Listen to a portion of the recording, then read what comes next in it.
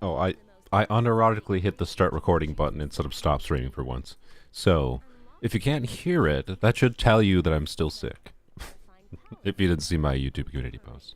Um, Also, my game audio is too quiet because it was reduced for various reasons. Bap. Okay. There we go. Have game audio back. Hello. Hello. Did I nom well? I think so. So anyways, I have a pinned message, by the way, in my live stream chat. Mr. Zajeff is doing a charity stream.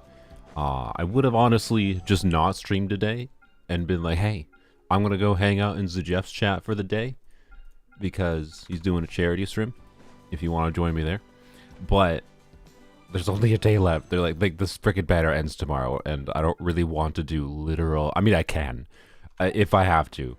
You know, we maybe will end this stream early. I don't know. We'll see what happens. The plan is to get to pity. Not in this account. Let's not do a poll on this account, Max, and that would be terrible. Terrible wishing mistake that could happen today. Is wishing my main account. Oh, by the way, actually, speaking of, so you know what? Go watch the Jeff. Honestly, like this stream is gonna be gross and full of the terrible things, like considering polling for constellations on polearms only, and me being sick and probably having random coughing that I will not be able to control or whatever. So you know what? Go watch the Jeff. He's doing a charity stream, okay? But if you are gonna hang out here, the plan is to do a 10 poll on polearms only, and then we'll go from there. I want to get a 5-star today, but at the same time, maybe I'll just end the stream after a 10 poll, and maybe we can do some very last minute polls tomorrow. maybe. So watching both, perfect. I haven't figured out what I'm gonna do. I think. Wait, does anyone know? Is the Jeff doing his charity stream only today, or is it because like lots of Twitch streamers do charity streams? So I don't watch many of them very often, but lots of Twitch streamers do their charity streams over multiple days, right? Is that incorrect? And if that's the case, I should probably decide during this stream how much, because I'm gonna donate something. I feel like that makes sense. Bribes? No. Sorry. I mean a donation.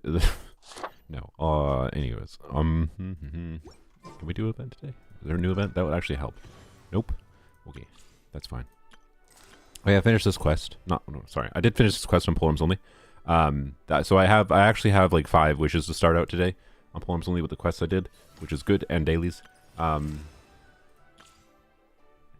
Today only. Okay, sounds good. Well, I was trying to figure out fanfare value. So awkward. I need to know how much fanfare Eva gets solo. Not much is the answer. But it shouldn't be that hard, Sylveon. Just whatever the team is. Add up the total instances of healing. It should be a pretty set amount, other than you can like multiply whatever healing Aoife gets for the total number of hits. Or does he heal more with C6? Because does he heal more when his C6 procs? That's kind of annoying. Just assume C6 doesn't proc. Anyways, it shouldn't be that hard. Is my point. Multiply whatever healing he would get before any healing bonus from Frina. So just add up whatever total healing he gets like on each individual character. And then whatever percentage of that character's HP. It's annoying, yes, but anyways. C6 does screw it up, then just ignore the C6. Assume worst case scenario. Or you can set it to 50%. Assuming it works the same. I don't remember. Anyways, so yeah, anywho's plan is to we're not pulling for polearms only. Not oh boy. Oh brain. My brain is still sick. It's fine. 140 resin, huh? We need to do various things. It's a new week with new fun things to do in gotcha games. So anywho's, have you tried the Mika versus Way Up in theater? I haven't tried yet. Not in polearms only. I should do that actually. If we get C1 to Scofier, sooner rather than later, remind me to do that this stream actually. Assuming I'm not dead inside because of energy draining 10 times faster rate due to being sick still. I'm functional, to be clear. I'm not like, I don't want to like overemphasize like, oh, I'm dying. I'm fine. But like, I should probably not be, you know, it's yapping for 4 hours straight. It's probably a bad idea technically, but you know, work. Are you on a guarantee? No, we are not. That's why I put 50. Did I not put 50-50 in the title? I think I did.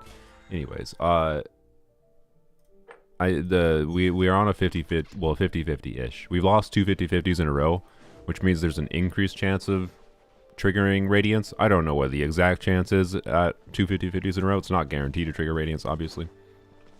Unless you've lost 3 beforehand, then it will. Okay, no. We don't need to get into that. Capture Radiance is weird. We have not lost 3 50-50s in a row. It is not guaranteed. But there is a higher chance of triggering Capture Radiance. That is somewhat known, at least. So, it's technically slightly higher than a 50-50. We'll see. Yep. I don't know. And by the way, again, the reason I want C1 Scofier and polearms only is because the account doesn't have Farina. And the specific Scofier team that I play is Rosaria, Shenhe, Scofier, Candice. And, like, already, to be clear, that team with Candice is, like, pretty good. The problem is that Xiangling is better. Xiangling is better than Candice in that team, because getting melts on a Scofier, getting melts on Rosaria is just stronger. But ultimately, the fact that there's different relevance for having Hydro in the team still makes there be a compelling reason. Like, I'm still going to play that team regardless of getting a Scofier C1 is my point. It's still one of the stronger teams on the account without a Scofier C1. I just kind of want it to be as good or better, and that's why I want a Scofier C1. I want there to be like, yes, in my situation, it is better to play this and not play Xiangling. Like, it feels annoying to me that this character is incentivized towards like doing full Hydro Cryo teams, and on polearms only Xiangling on paper and in practice is a more it depends is better, right? The reason in practice it depends is like if I go into Abyss, for example, and show you like Xiangling versus Candice, because this Abyss is so like favorable towards freeze and like how you can freeze the 2 Fatui ladies, for example, in the first chamber. Candice can, generally speaking, get more consistent clears against the 2 Fatui ladies than Xiangling. But if I go and like compare on a boss in Overworld, you can like very clearly see that like I'm doing more damage in a shorter amount of time, in the same time frame. I mean, sorry, compared to the freeze team. And yeah, anywho's. I like Candice. I don't think it actually makes sense to go for a Scofier C1. I honestly think it's way too niche, and I think the value long term is questionable for a normal account. Very questionable for a normal account with how they've been progressing character kits and making Abyss cycles more and more niche to particular characters being released. That I think more and more as time goes on, as they add more content to the game, it makes less and less sense to do hyper investment and more to just pull more characters.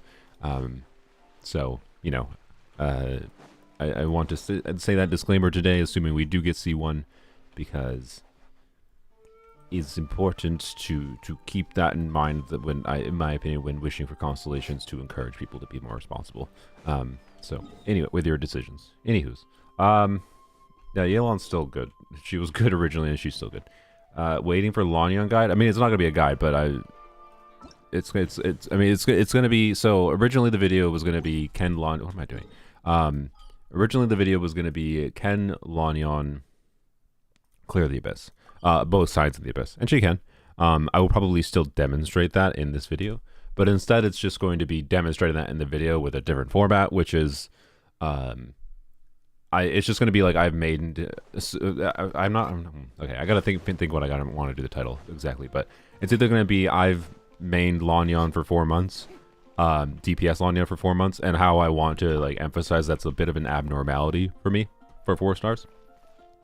In that, like, not that I never like play particular 4 stars a lot, but just when I do when I do my weird video ideas of playing a 4 star as a DPS that wasn't in their baseline kit intended to be a DPS, I normally don't play them all the time. But like I'm playing Lanyon all the time, and the more I play her, the more I enjoy her.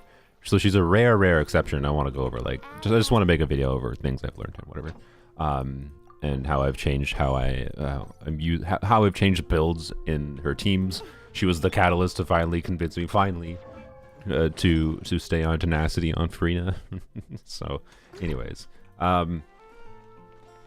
it's not like you have to DPS on you. That's not going to be the goal of the video, and it's not specifically going to be a guide saying you have to do things my way. But I just decided I do want to format the video a little bit differently. But anyways, so yeah. Anywho's, what are we doing? That's a good question. That is a good question. Clap. Oh yeah. So the event. I finished the event yesterday, and the event, the animation in particular, was pretty good. It was decent. I didn't hate it. The event itself, the quest lasted a while.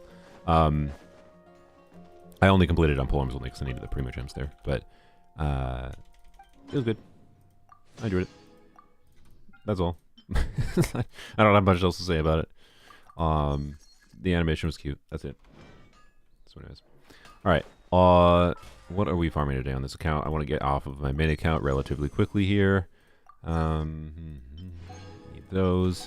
I did get a Scofier finished last week onto Skyward Spine. Again, I think like the main teams I will actually play regularly on this account are teams that Scofier does not necessarily need to burst on consistently, which is to say that 160 ER is probably unnecessary.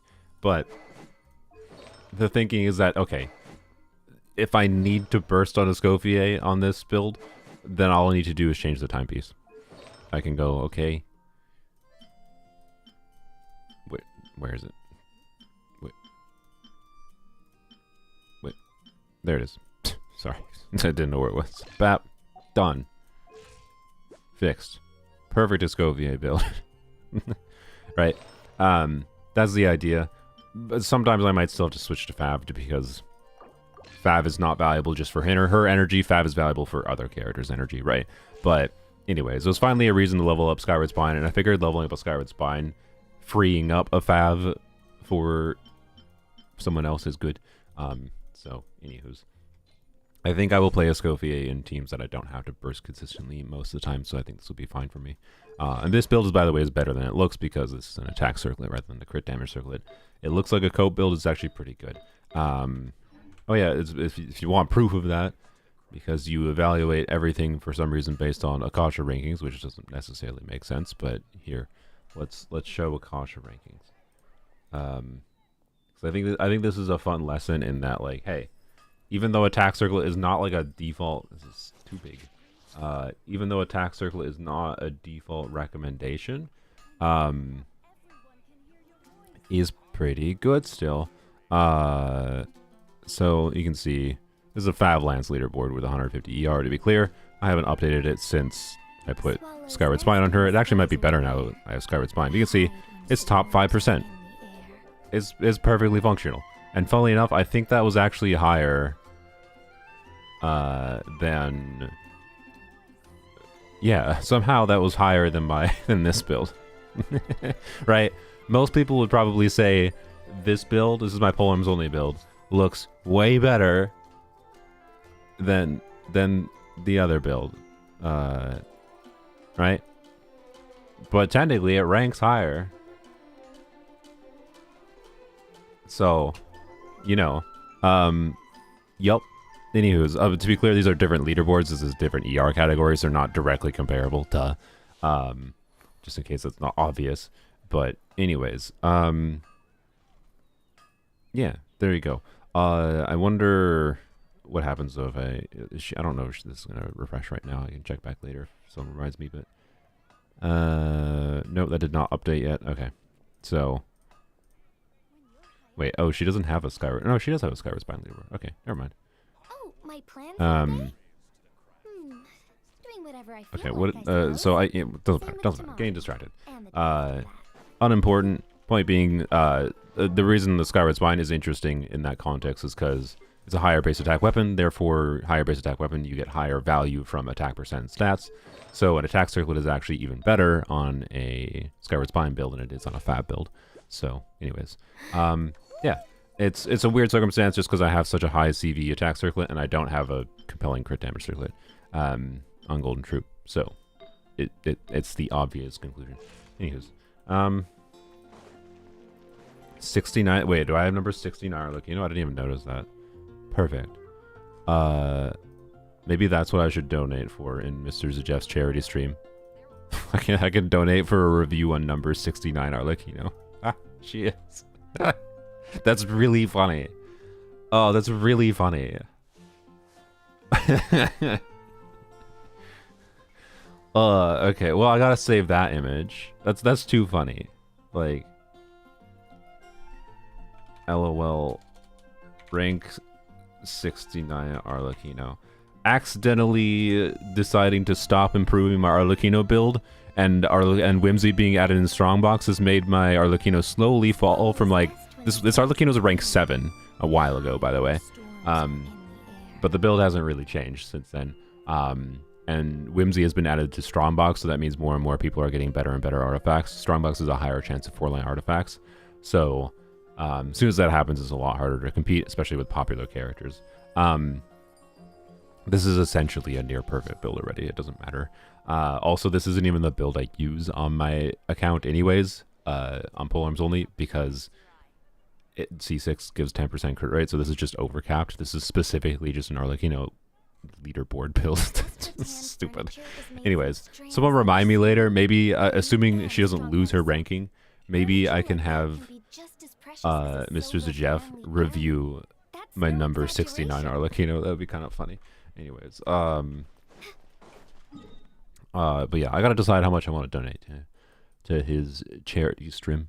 It's a weird question of like, I don't know. Charities are weird to me. I haven't personally vetted.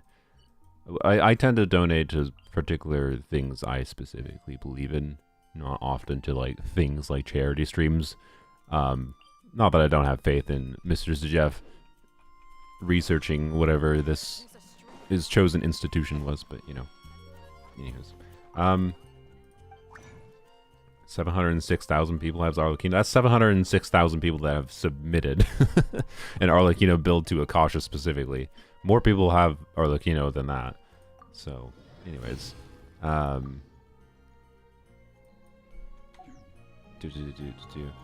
If C6 Farina when playing for Netland, come back to play again, mostly forgot everything. Any team you recommend? I don't know. I don't think C6 Farina's big damage teams have changed much other than Mawik is probably best in slot, theoretically. Is it even? I don't know. Has anything changed with DPI? I bet C6 Farina's best team is a plunge team still. It's probably like... It's probably C6 Bennett, isn't it still? I'm sorry, but it probably is. It's probably... Well, no. Maybe it's not. I don't know. I think you need Xiangling still, actually. It probably hasn't changed. It's probably there's like Xiangling, Farina, Bennett, Shan Yun, or something stupid, right? And then you can transition to Pyro Plunges after you do your Hydro attacks. I don't know. Anyways. Yeah, I know. Sorry, this isn't polearms only. You're distracting me. Freaking people distracting me from my goals. Anyways. Yeah, the donation, or the Jeff's stream is a Meriton... Heart Foundation. At the very least, if anyone wants to donate to me today, go donate to Mr. Zajeff instead. Okay. What did I come here for? What did I need to do? I need to continue my pre-farming is what I need to do. I farmed a little bit for Spork yesterday. Don't think I farmed these. Oh, you can farm these today. Okay, well, I guess that solves that problem. We're gonna go do that quick. And then we're gonna ignore weekly bosses right now. I can do weekly bosses whenever I dang well feel like. I want to get focused on actual the farming of this stream. Thank you for... Oh yeah, theater resets. When is theater reset? Is that next week or this week? That is that's Sunday. Okay. Well, that's interesting. We'll do the theater stream on Sunday. Farming plan for today is to do some questing. I don't think it'll take that long to get a temple. I'm starting with, I think, 6 wishes on polearms only. So I don't think it'll take that long. Alright, daily's done, whatever. Let's go do the talent farming, and then that's good for the day. How that? Yeah, there we go.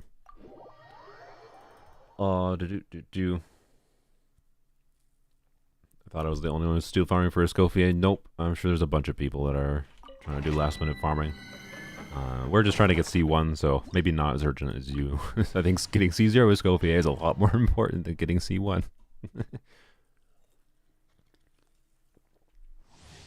I'd use Mawika with Plunge Trainer to not worry about ER, to be honest. Maybe, yeah. You can also just, like, time your C6 hits. But, anyway. Flap. Man, I'm so congested. I'm not that congested, but, like, I don't know, how do you, whatever, I'm trying to describe sickness. You know, if you've been sick before, you understand how, if you've been sick before, you probably have been sick before. If you haven't been sick before, you are either lucky,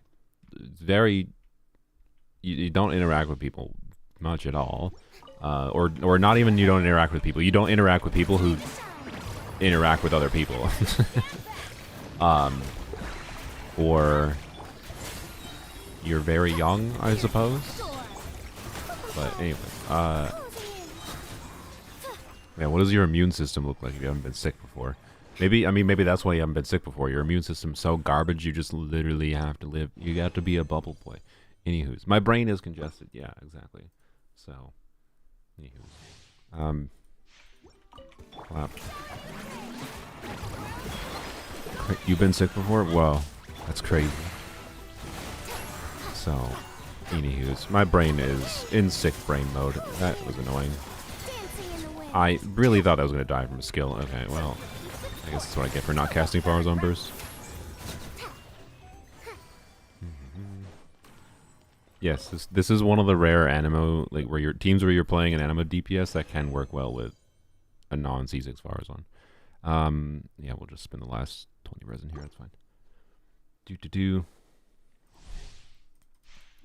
You can see Lanyon build. Sure, 2-piece, 2-piece EM, 2-piece animo damage bonus. There you go. She's on an animal goblet as well. That's not obvious. Yep.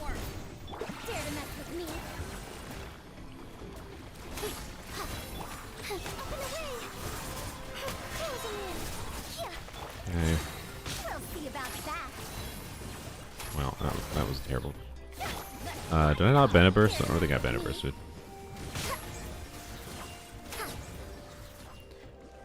What? I thought that you died. What was I saying? Yeah, Farazon Z0 can work in this team because you want to on-field her and do charge attacks anyways in normal rotations. So, yeah, her energy needs are not anywhere near as awful as they are normally, but her energy needs are still high. And not having C6 also increases Lanyon's energy needs. And whether or not you're bursting Lanyon consistently is a meaningful difference to the general experience and options you have for clearing content with DPS Lanyon. So, like, by all means, I think C6 Farazon is a meaningful improvement to how this team plays. But at the same time, it's one of the technically more functional teams with a non-C6 Farazon, right? So, it's 2-piece better than 4-piece VV for Lanyon's damage. Like, yes, meaningfully so. Not, well, I shouldn't say meaningfully so. It's not, like, that incredible. The reason I say meaningfully so is because when I'm doing 4-piece VV, I actually don't have the ability to do an Animo Goblet unless I use a much worse circlet. So, I don't know. It's not that much worse, really, for Lanyon's damage. And the fact that she can swirl Hydro, and she can swirl Pyro, which she is doing, remember, Hydro or Pyro damage as well in her skill.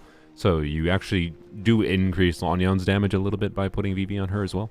But it's not, the majority of her damage contribution is mostly animo damage, right? So I have specifically configured Lanyon in a way that is maximizing her animo damage. But the overall experience doesn't feel much worse as far as the whole team's performance if you use VV on her. So you can definitely use VV. But anyways, the build I used before was with this off-piece circlet in the past, and then this attack goblet for 4-piece VV instead. But anyways, I could test that right now, but that's a distraction. Stop trying to distract me from Lanyon. I will hopefully remember to, you know, I'll jot a note down. Here, let's do that. Lanyon video things. Explain my choices for builds. Compare 4-piece VV to non-VV. Yap about how relevant that is. Depends on your Farina build and her damage contribution. There you go. That's yeah. So and technically, particularly because I have C6, not C6. Particularly because I have C2 Farina, like I could configure my Farina to do much more damage in this team than she actually is, as currently. But I have more personal enjoyment having my Farina not configured to do too much damage. So you know, I prefer the more buffing Lanyon focused build variation than buffing Farina, but Farina is obviously not an insignificant component of the team's damage in different ways, so, you know, anyways. Polearms only out? Yes. What if you run out of Mora? What? What are you talking about? The reason I'm farming, right, pre-farming for Spork is because I don't want to run out of Mora. Okie dokie, okay. Oh, oh yeah, the theater... Theater means I'll be able to craft my Skirk Circlet when theater resets. Oh boy. We'll get to see how sad I be. Surely I'll have an elixir piece that'll go well. I mean, I had an elixir piece go well in Polearms only recently, for what it's worth. Let's switch over to that account. But that was, you know, I don't know. I'm sick. Brain is struggling here. A Skirklet? Yeah, exactly. Why don't you make a DPS Lanyon guide? I mean, that's... I don't like making guides because I don't want to be an authority figure for information providing because I just operate on passive information rather than... I'm getting attacked as soon as I log into Polearms only. Leave me alone. This is where I... leave me alone. Fine. Okay. I want to yap. Bruh.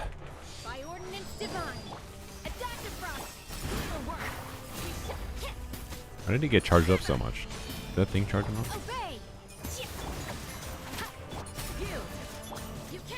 Okay, what was I saying? That dude completely distracted me. Aren't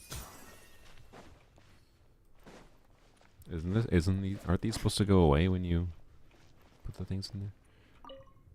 I stopped here because there's a puzzle. And I was like, I don't want to do this puzzle because I was doing... Yeah, anyway, so what are we at? We are at 582. I didn't do dailies yet, though. Okay, well... We're going to do dailies, but that's fine. We'll do dailies after we get out of this area, because I don't think we can directly teleport back down here, so... Anywho's. Oh, do we have to put in 2 things? Is that why? Yeah, I see. Okay, cool. I understand. Good. Can I walk through this right now? Is this charged? It is. Okay. What does it look like when it's not? Okay. It's very clear. All right, good.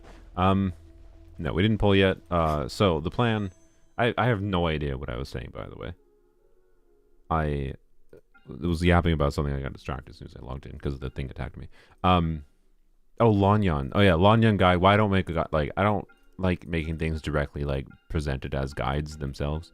I put informative content in my videos, but under usually the guise of some other format. This one, this video for Lanyon is going to be more guide-oriented. Like, that fundamentally was my change, in that rather than it being formatted around a challenge, let's format it around... Because it's not really a challenge, because Lanyon DPS is good enough that it's not. But let's format it with investment, to be clear. Like, I don't think Lanyon DPS is going to easily clear Abyss in the same way that Nervilet or Scofier teams do, right? Oh, can I clip through this? That'd be funny. But, you know, the point is, it's going to be, like, guide-ish anyways. But I don't want to directly present things as guides.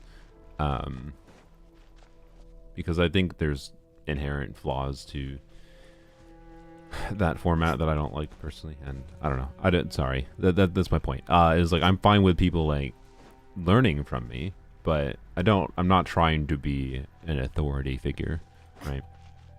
So the way you say newbie sounds funny. That's because I say it funny. Anywho's, let's yoink this. Wait, we only can grab one at a time? Okay, I see. That's fine.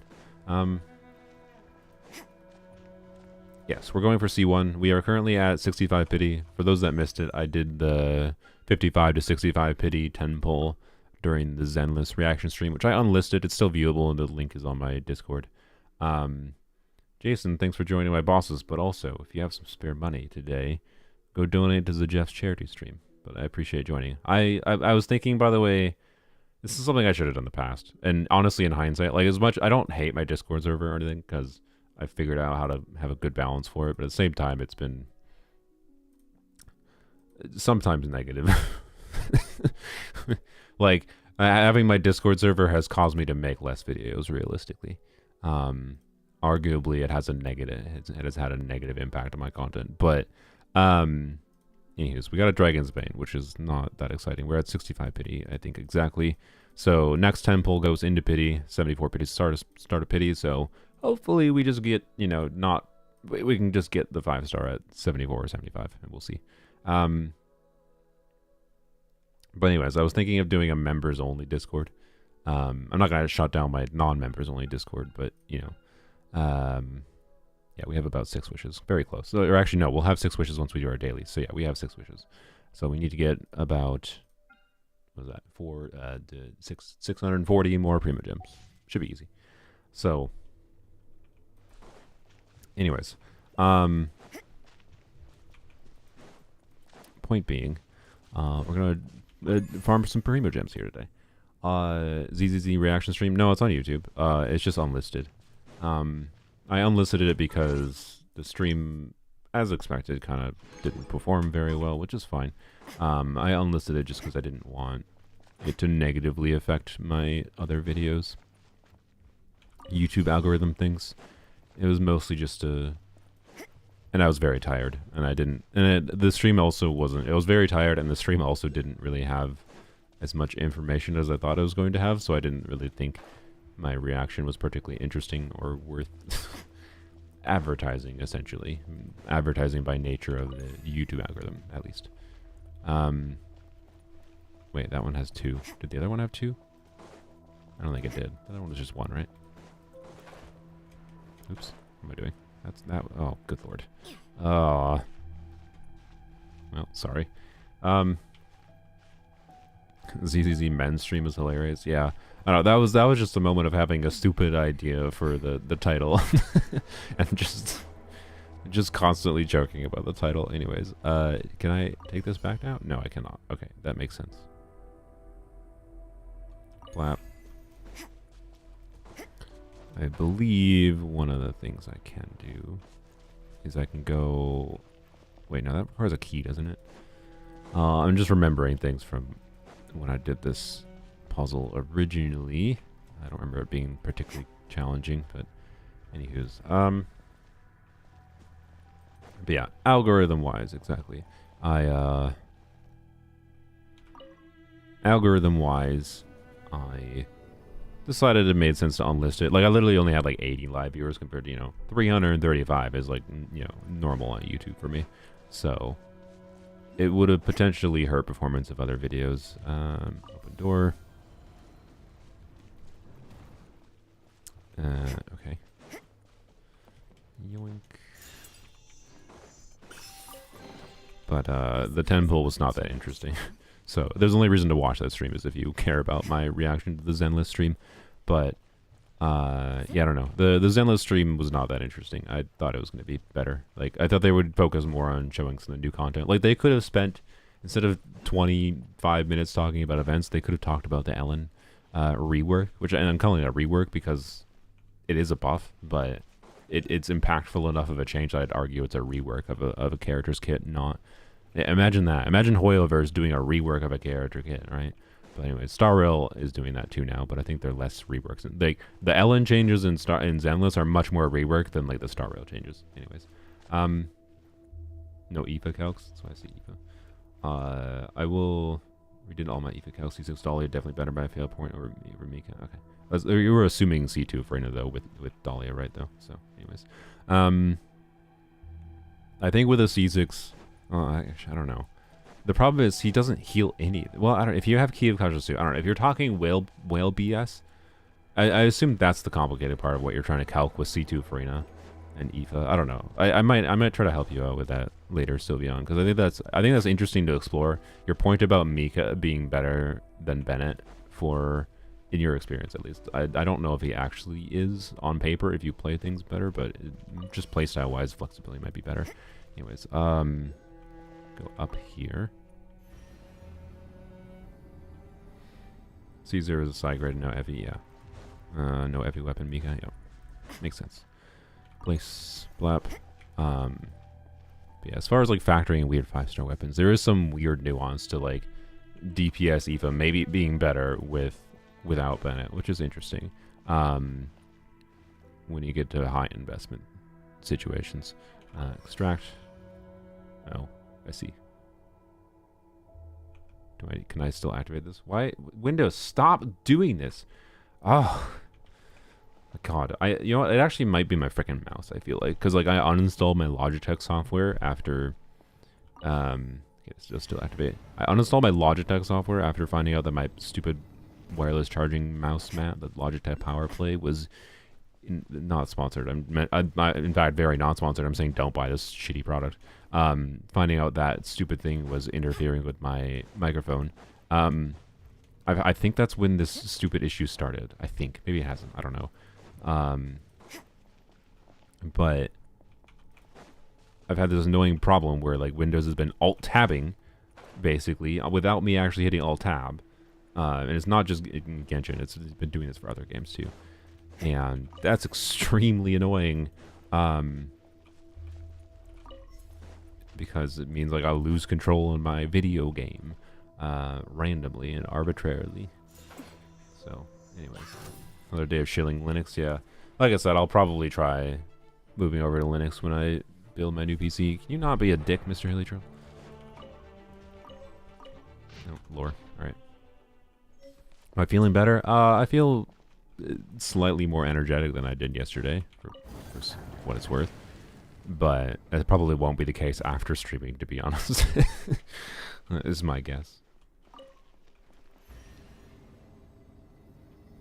I've had this issue too, but never considered it to be Logitech. So, well, okay, the thing is I uninstalled my Logitech software, was what I was saying.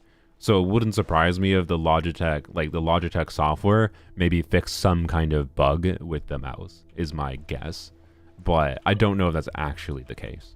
I could be ascribing something to be a Logitech issue that wasn't actually from Logitech, right? Okay. I had to take a drink though. What? Yeah, for any of my YouTube members, remind me in the future to co-op mode. Remind me in the future to continue or to consider again more seriously. I'm not going to commit to this 100%. To consider more seriously making a members only Discord server. Having a small number of people in a Discord server is a much easier, who specifically are basically paying to be there, is a much easier thing to manage than a public server. Public servers they're a whole mess. They're a whole mess. If you happen to have success as a content creator online, I strongly advise against creating a public server, at least before you're at a size where you can pay other people, like literally pay, not volunteer work, literally pay other people to manage it for you.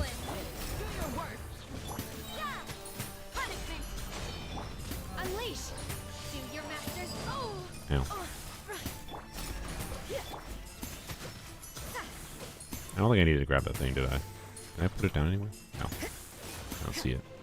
What is the point of being able to grab this extra thing? Did I miss something?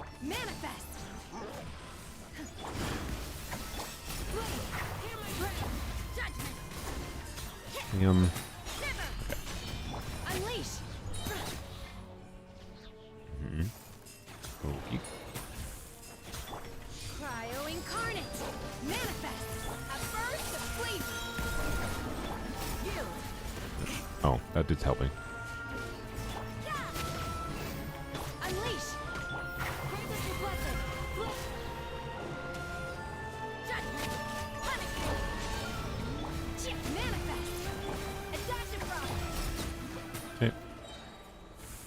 Okay, more. Oh, yay. More shield things. Guess we have some AoE damage.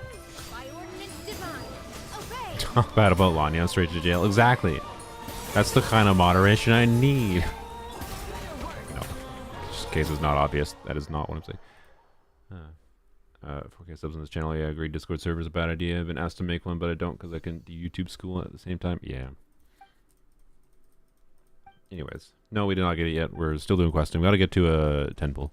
That's my main goal, to get to a temple. As long as it doesn't take too long, which I don't think it will, to get to a temple, my intention is to continue grinding and get to a 5-star today, but I don't know if I will. I'm still a little bit sick, so I don't know if I'll have the energy in me if I have to like grind to 81 pity today. Grinding to 82 pity tomorrow, that's fine, I guess. Again, not preferable. Especially if we lose the 50-50. I'm gonna feel real sad. But, I don't know. If we lose the 50-50, we just have to remember that there's upside. Okay, we can teleport down here now. Let's go do dailies quick. By do dailies, I mean consume our resin. We just have to remember the upside of a guarantee saved, ignoring the fact that Eonson is the most relevant character to wish on, because, other than upcoming characters. But a guarantee saved is an easier character to get in the future. It's fine. It's fine if we don't get it C1. It'd be fine, okay? Anyways, Aoife's greater than Lanyon, that's fake news. Or might be your personal preference. But, you know. Ultimately, both of them will require investment. So, anyways, you have a guaranteed Snake 6 ride. I would so much rather have C6 or C6 C1 Scofier for this team specifically than C6 Raiden. C6 Raiden benefits exactly one team as well, as far as I can realize. So, you know. Anyways, we're just gonna condense our resin because I don't feel like thinking about what I want to farm today. So the plan is to specifically go and complete. This should give us enough premium gems, right? Is the thinking. Not the quest rewards directly, but like all the quests or the chests we can get along the way. Finish this quest, Okinawan main quest, right? Which should give us enough primo gems from it. That in conjunction with then going and finishing the mountain quest, which you might be like, oh boy, that's a lot of questing. How are you going to finish that? Well, you might not have watched. If you think that you didn't watch the previous stream, I already finished this quest. Basically, I'm at the literal end of it. But I don't have the second golden entreaty. That's why we're doing the Okinawan quest. So I need the second golden entreaty to actually complete this quest. So this quest is basically done, and that gives us 150 primo gems, because we have the FOMO gems here, and then the 50 from the quest completion. So like I think once we do that, like I think once we complete these two quests, we're gonna be basically out of temple, is my assumption. But we'll see. We can definitely get to one more level in the statue still, and we can turn in some sigils as well through this, so I think we're good. I think we're good to get to a temple relatively quickly, but we'll find out. Flap. It's funny to have the most useless C6. I mean, it would be funny, but it's also, I think, objectively funnier to stay at C5. So, you know, but yeah, the one team that I think it benefits is it technically benefits C6 Arlecchino. Because C6 Arlecchino with C6 Raiden could do some weird BS. But honestly, technically I think it makes Hyperbloom Raiden a little bit better too. Why? Because it it lets you get a better gender application from Yao Yao. Anyways, it's such a useless constellation on this account, honestly.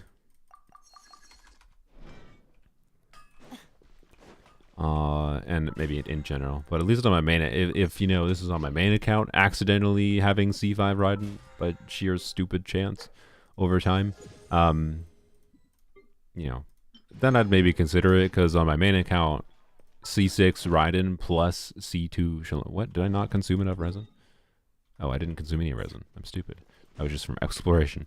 C6 Raiden would be interesting in conjunction with the C2 Shalonen, because more cooldown reduction, right? You get the cooldown reduction from Shalonen for Raiden, and then Raiden's burst turns into cooldown reduction for other characters, right?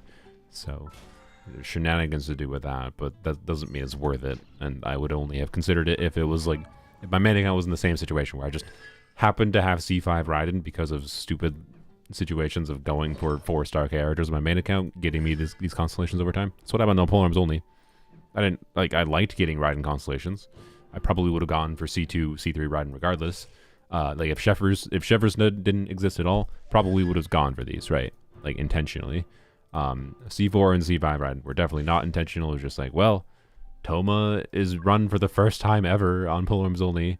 I want Toma constellations, and he's on a polearm 5-star banner. May as well. And then LOL game gave me 4 copies, or 2 copies. So, and I tried for C6. I gave a chance for C6 Raiden, and the game said no. So what am I to do? All right, there we go. So this is basically our starting point. Let's go back to the quest. Let's try to keep a bit focused today. What is it targeting? Why? Okay, can anyone tell me why this quest keeps on taking over? Like, there's something coded in this quest. It keeps on being like, hey, hey. I shouldn't do weird voices. It's going to murder my throat. But hey, did you think of doing this quest? And that, like, it makes me really stubborn and never want to complete this quest. It's really bothering me. Maybe it just does this for any new quest, like new side quest for a new, but like why?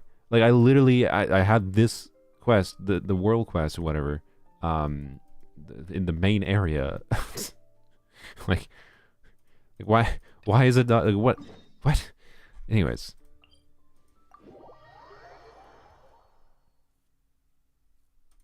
Yeah, Genshin spaghetti code. Guarantee Eons will rerun on a Raiden banner just to spite you. I mean, that would be fine. It would be fine. If I inevitably get like if I get every single Raiden constellation due to wishing for 4 stars, that would be funny. So, you know, it's fine. Acceptable circumstance. Meet up with Bona. Oh, I have to go to the surface? But didn't we just unlock this area? Okay, sure. How do I get up here?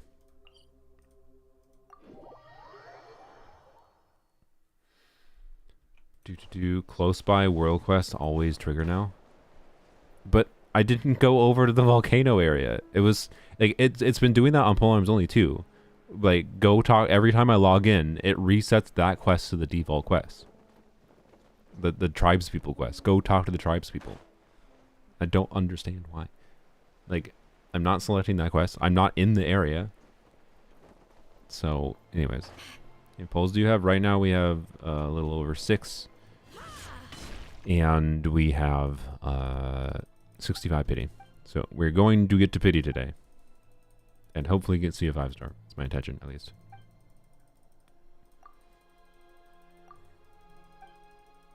But anyways. What should I donate? What's Mr. Zajev's donate stream at? Donation wise. He's taking a boat ride again. Look at him taking a boat ride. I'm not gonna unmute right now because no. Oh my. Okay. I had the thought of like maybe I can donate. I should put on autoplay. Maybe I can donate the highest amount, but that's a lot of money. Someone donated $300 reduce. That is a lot of money. I'm not against donating a pretty chunk of change, but $300 reduce is a lot.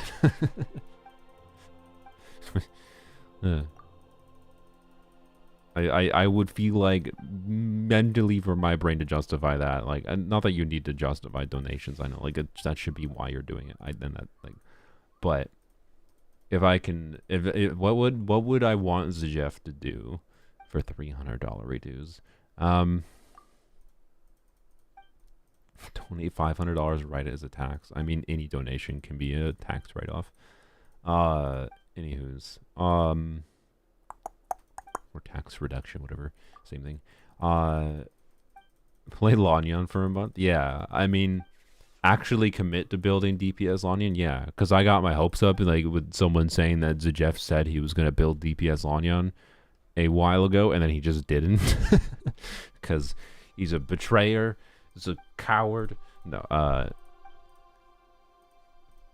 maybe forcing him to try Zenless. No, I wouldn't do that to him. He'd realize how much better the game is. I don't want to do that to him.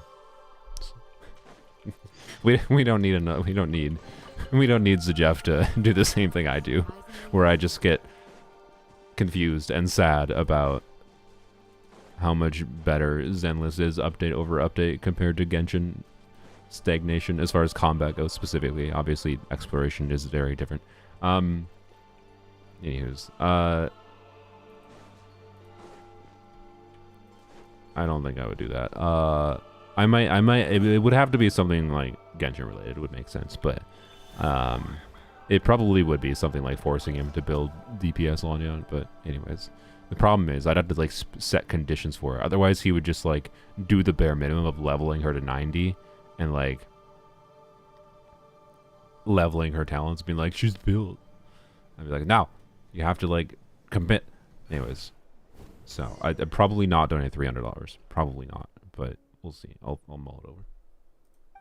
Make him say Sethos is the greatest 4-star. Don't think he's going to. But yeah. Anywho's. Usually donation stream means all donated money goes God knows where. I mean, yeah, that's true. That's fair. That is fair. I like Zjef enough that I trust him to not be doing any nefarious things with donation stream money. And I believe his donation link is linked not to him. It's linked directly to, I'd have to double check. I thought it was linked directly to not him and instead something else, but well, actually, I don't know. That's something else, presumably. I don't know. I'm not 100% confident, obviously, is my point, that Zjef isn't stealing the monies. Hopefully, he's not stealing the monies, because my impression of him is he's a good enough boy that he wouldn't do such a thing, right? But to some degree, when you believe that of others, that is a projection you put onto them, not necessarily something that is a truth. Right. So, you know. Ask Zjef to cosplay. Which Genshin character would Zjef be the best at cosplaying?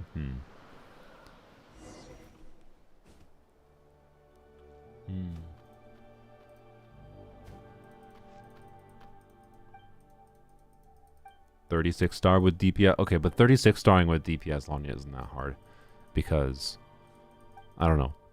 There's I can't like force him to become a Lanyan main, obviously, but I don't know. I don't think I'm gonna donate $300 with the intent of requiring him to do something like that. Is my point. Because no matter what I would say, it'd either be overly rude to presumptuously say he has to do more than is necessary. It's also just silly to try to force him to spend a bunch of resources in this game where your ability to do anything is extremely resource balanced, and like, you know, same reason people say, hey, I'd like to see you insert this character here, and I'd be like, I love to, but I need to like stop leveling new characters. So my current intention, right, is to like get done with Skirk and then pull back a little bit on pulling new characters. But I don't know, if they keep on releasing characters I like, then I'm gonna keep on pulling the characters that I like, right? So I don't know. Anyways, so calling Zjef a good boy was not, I said good enough boy for what it's worth. Should cosplay Bennett? Yeah, I think Zjef could do a good Bennett cosplay. He might struggle with Raiden. He might struggle with Raiden. I don't think he'd be able to do Yai or Candace.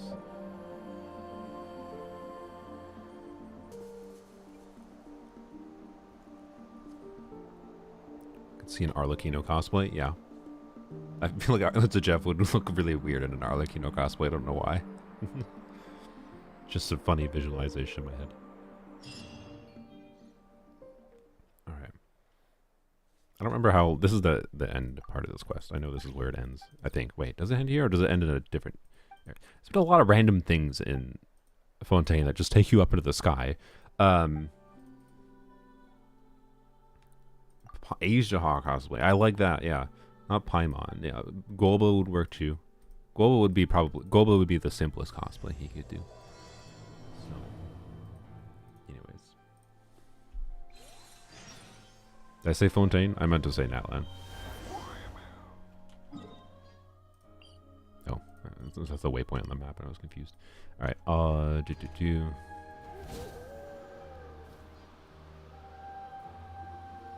Best thing would be to save up as many primos for no Christmas Naya. I mean, I want Skirk. Like, I know a lot of people are negative on Skirk's kit right now, but like, I think she looks enjoyable. Like, I know she's, oh yeah, she's really bad outside of freeze, but that's unironically one of the things I like about her. Because I don't think she's going to be so bad that she's unplayable, and I like this character having such a giant gulf. I like that this character has such a giant gulf between whatever, like that she can, on demand, become like a character much closer to Dia than she is to Muika. Which is hilarious to me. Like, it's just funny. So, I don't know. Like, Skirk allows enough control over her different kinds of teams and has like interesting Bennett-less team options too. I don't know. Anyways, you gonna see Skirk? No. No. My intention right now is to get C0 and probably her weapon. Not because I think I need her weapon that badly or anything, but simply be... Oh, I should actually... if I am going to get her weapon, I should check what my build looks like with her weapon. Is it even relevant to make a crit damage circlet if I get her weapon? It might not be. I don't know. I think it will be. I don't know. Anyways, because her weapon is... Oh, crap.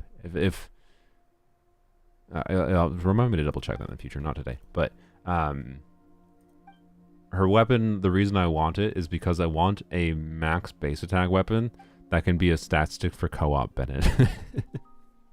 Unironically, I want to have the ability to more flexibly min-max a co-op Bennett build. So, you know, like it's not going to be fundamentally that different from Mistsplitter, but the idea is, okay, I can get value from it for Skirk because I also will get more value from her weapon than I think maybe some people will, because I don't know why I did that. I will... Oh, crap. God dang it. No, don't... It just dropped me. Okay. Okay.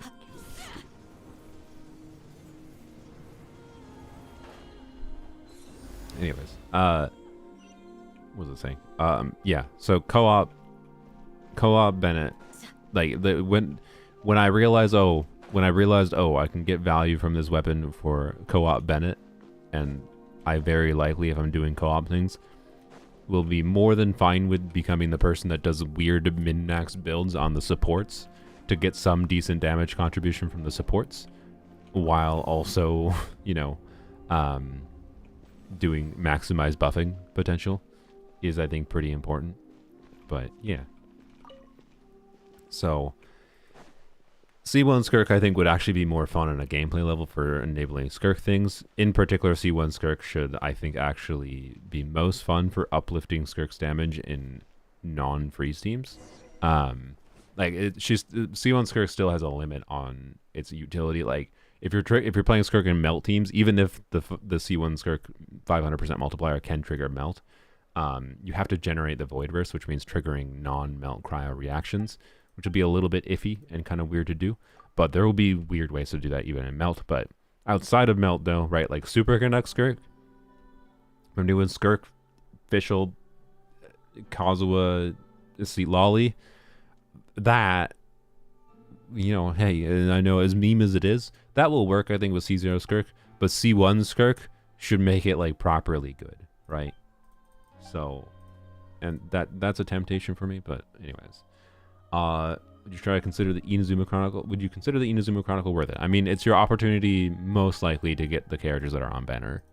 Like if you were waiting for one of those characters reruns, it's probably your main opportunity for it, right?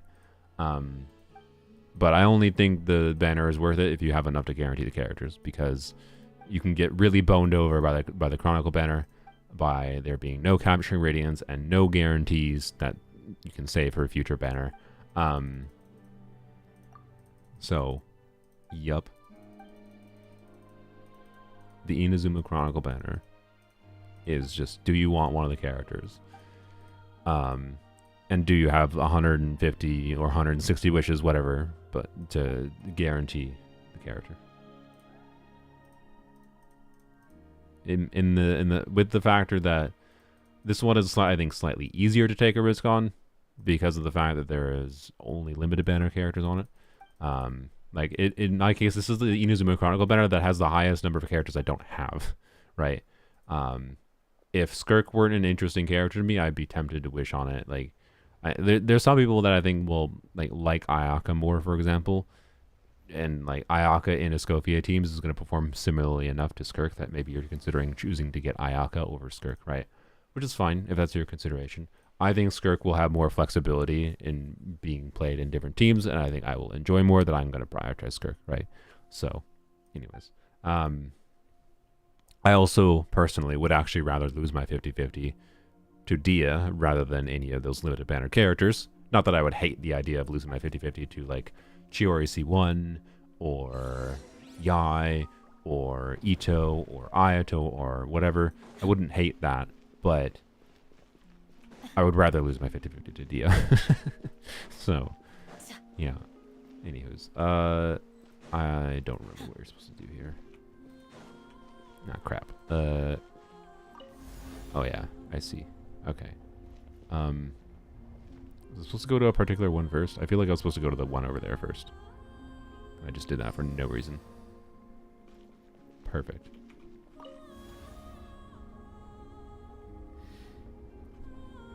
Hint on Snezhnaya, probably not next year. Or if it is next year, it's whatever, I don't know. Oh. Ooh, that.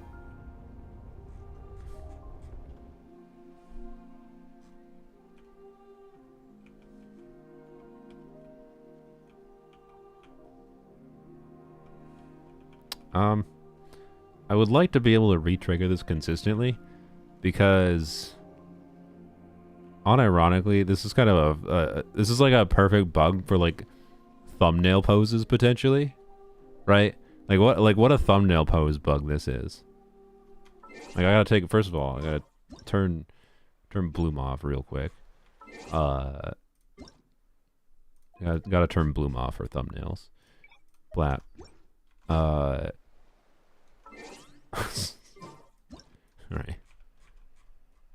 Alright, let's see. Like the blinking is really funny. It's just like help. Help. This will be good enough. And take a secondary screenshot with the Windows screenshot thing, just so it's saved in 2 locations. I don't trust the Genshin screenshots. Anyways, this is funny. I would like to be able to. Obviously, she's just stuck in the climbing pose, right? Because normally, right? But perfect. All right. Anyways, let's put Bloom back on. And my point is, I want to be able to trigger this bug consistently. Now I think about it, because it could be quite useful for different poses to be able to just have characters raise their hands in one air spot and whatever. With different kinds of characters, that is. So, I don't know. I don't know if I can come back here and consistently do that, though. Sorry. Got distracted by chat for a second. Alright, okay, real question. How do I get free? Oh, well, there you go. Wait.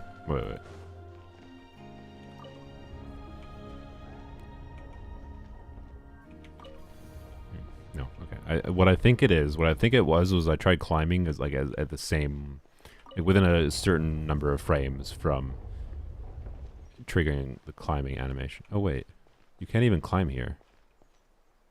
Oh, oh, this is very easy to trigger. Ah. Okay. We should go. We should go. Okay. So it's just this specific spot. Oh.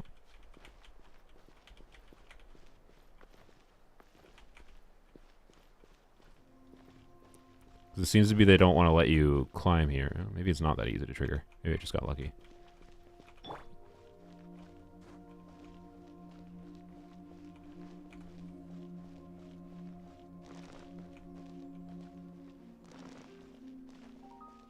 Shoot, I should have taken a screenshot of Shenhe while I was at it. Yeah, I'm not sure whether you can do this at the quest stands, because I don't know if you can change this thing. And it might change whether or not it has climbing property.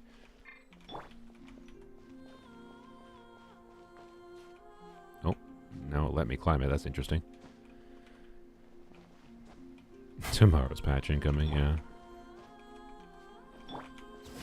Oops. Shoot. Okay, I just thought by the... Ooh. I just thought by how easy I triggered it with Shenhe there that it must be easy to trigger. That does not seem to be the case. Yeah, that's why I was switching to Scofier, actually. I wanted to see if it was a different... If it was a character model thing. Which it might be. It might be character model specific. But Candace and Shenhe, I believe, have the same model, base model.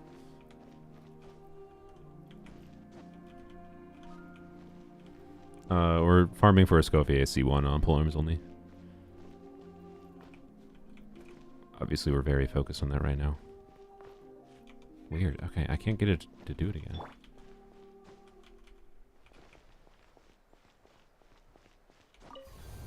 No, that didn't help. Okay. All right, we can look at that later, maybe. But interesting. Anyways,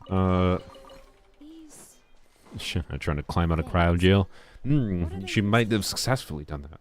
Kind of, not really. You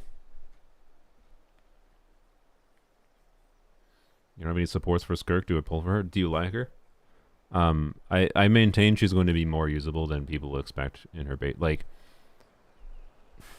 she performs not amazingly at low investment levels, but she performs similarly at low investment levels as other characters do. And better than many characters do, arguably. Wait, is this in here or is this something up there? It's in here. So, anyways, like, she's an attack scaling unit. Like, understand how reliant attack scaling units are on the likes of Bennett or Eon's on. Oh, it's right there. To be able to do damage. And then realize that Skirk's kit has like low investment teams that get like 60k DPS, 50 to 60k, we'll say. I'll just give it a range to keep things simpler. And 50 to 60k is like enough to give you more than enough to give you headroom for clearing an abyss, right? So her lowest investment teams reach a DPS threshold to clear.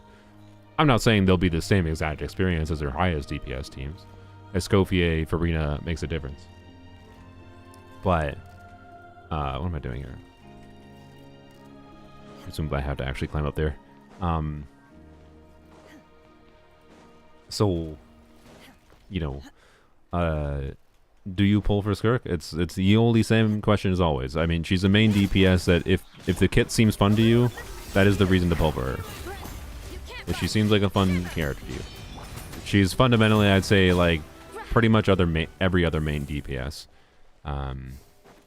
With her main nuance of additional value over other main DPS characters is really only in that she's a non-Bennett reliant character. Which can give you more team options potentially down the line. I cough quick and mute.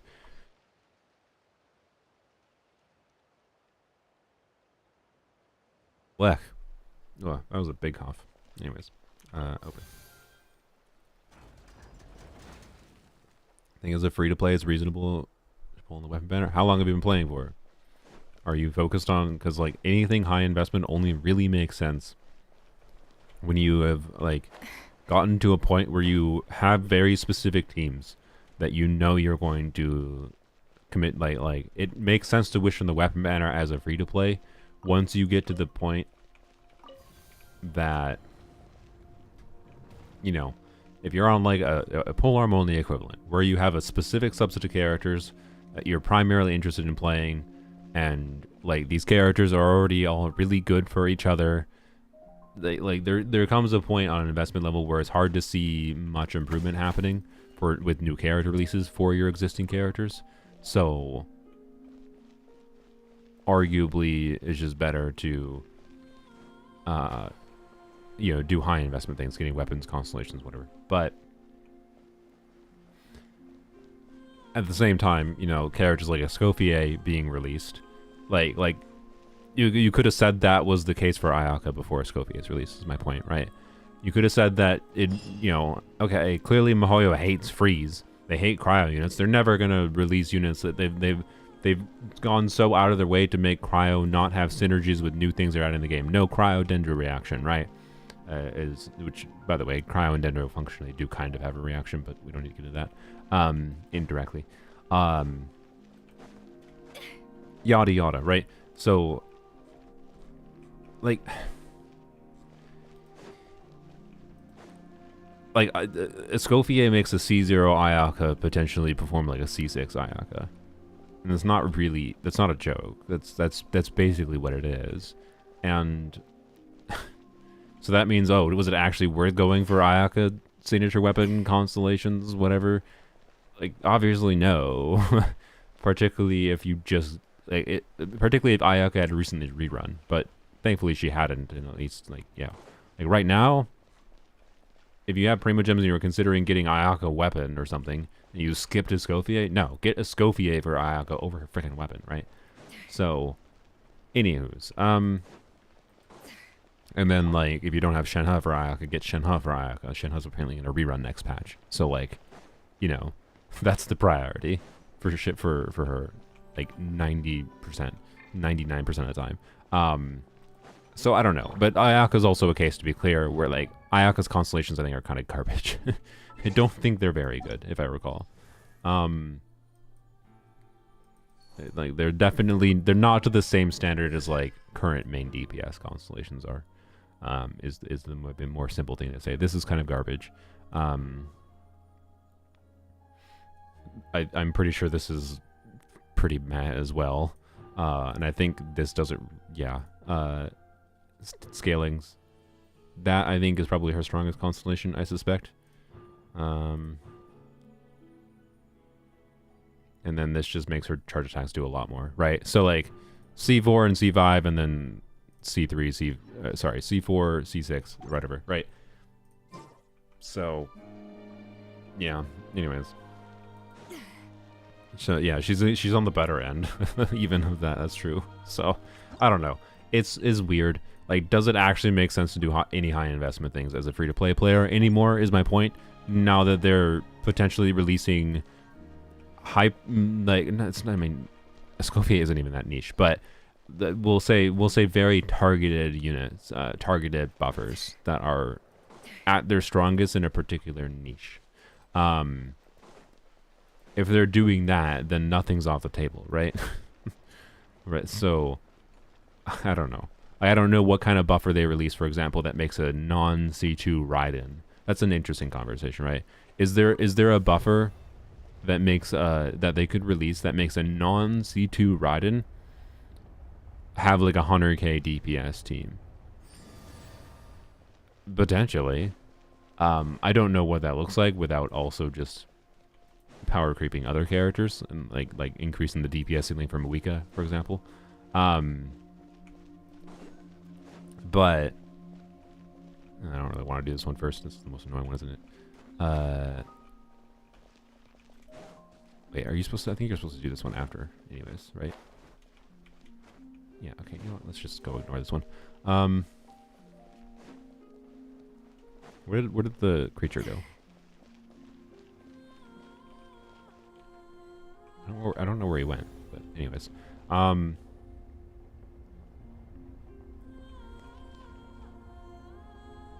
So it depends. It depends is the point. If you really, really like a character, and you know you're going to play them all the dang time, there can be a point where it can make sense. This is the one that gets stolen, right? There can be a point where it makes sense. Yeah. To do high investment things. But you got to be really hyper-focused on those specific characters. And even then, it might not make sense into the future. But it's also a question of, like, okay, for how long? If they release a buffer that is going to be better for Raiden than Raiden C2, how long is that going to take? And I think, by the way, I'm relatively confident because of how strong Raiden C2 is. I don't think they're going to release a buffer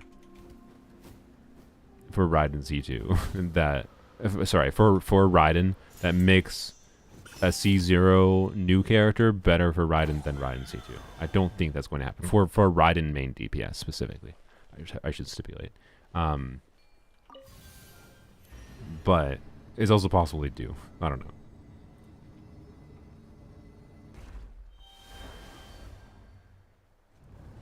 Yeah, Aggravate, honestly, yeah. Aggravate and Spread I could very easily see.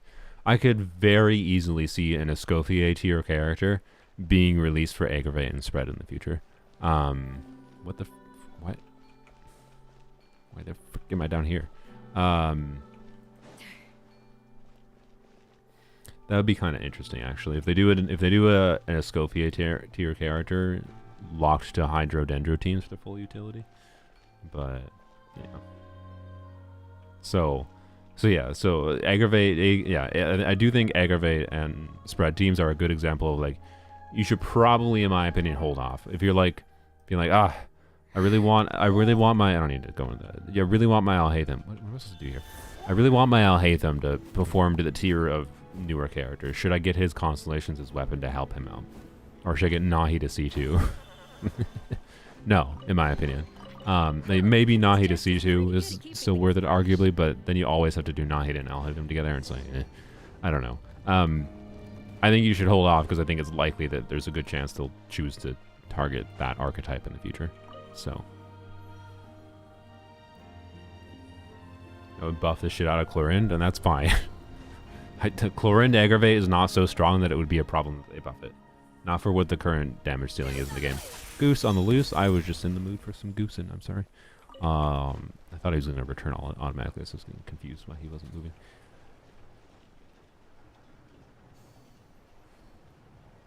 Expect Durin's element to be Auric Hydro. There you go. What's Auric Hydro, you ask? Well, it's Hydro, but yellow. Sorry, I'm just... I'm sorry. I'm complaining about Yixuan and Zenless things. To be clear, I think Zenless is progressing in a way I'm still very optimistic about. I don't really like how they have done... I don't think there's a real justification for Yixuan having a same element, but not the same element mechanic. Anywho's, Miyabi did a very good, like, Miyabi's mechanic of doing, like, I want to emphasize, like, Miyabi and Zenless having frost instead of ice, so being ice but not ice, because of how Miyabi's kit worked, made it so that Miyabi is, like, Miyabi mono ice is the strongest team in the game when played well. It's a very high skill ceiling team. It is not the strongest team in the game for, like, ease of play by any means. But, like, technically it is, when piloted well, the strongest team in the game.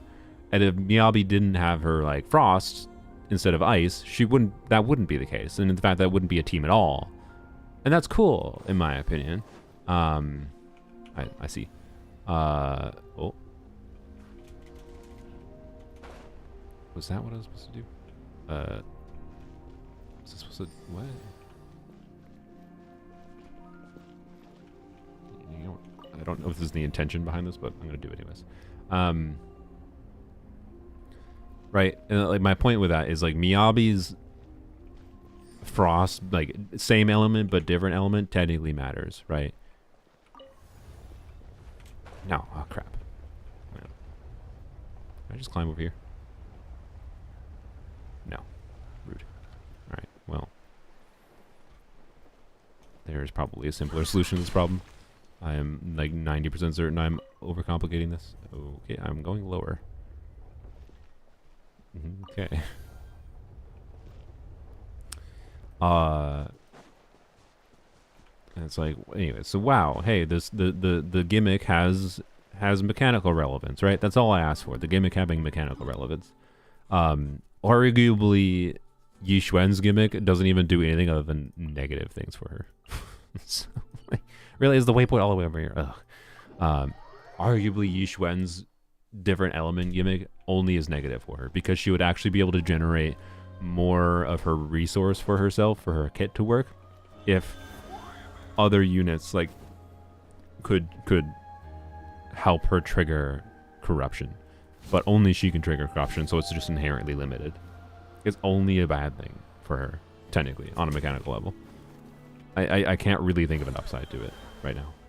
Anyways. Yeah, it's a way to emphasize her Void Hunter level, exactly. Like, it's a gimmick and nothing else, and that annoys me. And it also annoys me in conjunction with the fact that I'm not convinced that Rupture units are anything more than them just trying to design new enemies that force you to pull for a new class of things right now. But we'll see. There's other things I don't like. I'm biased against Yi Xuan for other reasons too, so, you know, take this as a Yi Xuan tater take? Take it as a Yi Xuan tater take. There you go, exactly. Can I go back up, please? I just jumped off again. Good job.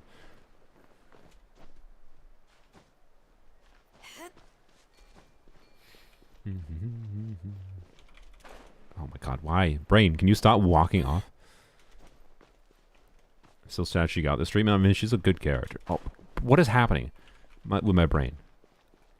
Okay, can I get... how do I get up there? how do I get back up? Oh my god. I made a mistake. Oh, there's a bird. I forgot about the birds. That's... Okay.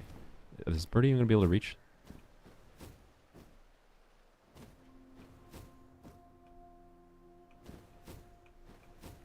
Please. Okay.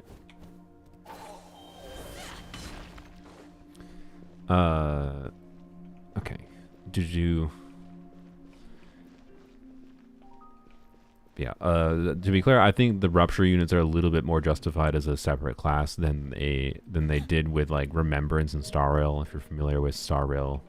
The Remembrance path, my understanding, is the main gimmick of that path is that they have summons. And you might be like, oh, okay, that's cool. Except until you realize or learn, if you haven't played Star Rail, that they had many other characters in the game that existed that had summons. And did they change those old characters to be the new path? And that way that, like, addresses the issue of, like, hey, they updated some old light cones, or old weapons, that is, to be on the new weapon category. And didn't force you to use the new version. Like, you could either switch between the old version of the kit and the new version. But then, like, that means, like, these old characters that, you know, obviously have the same identity as the new character type have the option, at least, for being played. You think they did that? Nope. Like, so, anyways, it's nowhere near as bad as, like, Remembrance is. It's my point. Is my impression. I don't think it's anywhere near as bad as they did with as Hoyoverse, as by they. It's separate teams in general, but I don't know. How am I supposed to get up here? What am I missing? I don't remember this being that problematic. Righto, check this out.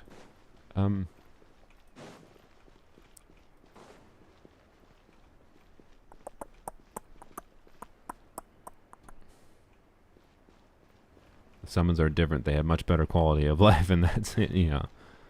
Anywho's, I have to turn the thing, but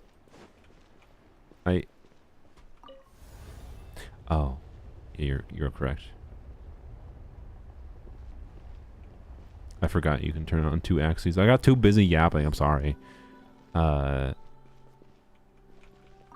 what happens now? Wait, maybe I have to do that first, I think, and then because it does a full revolution or half revolution. No, we didn't get the 5-star yet.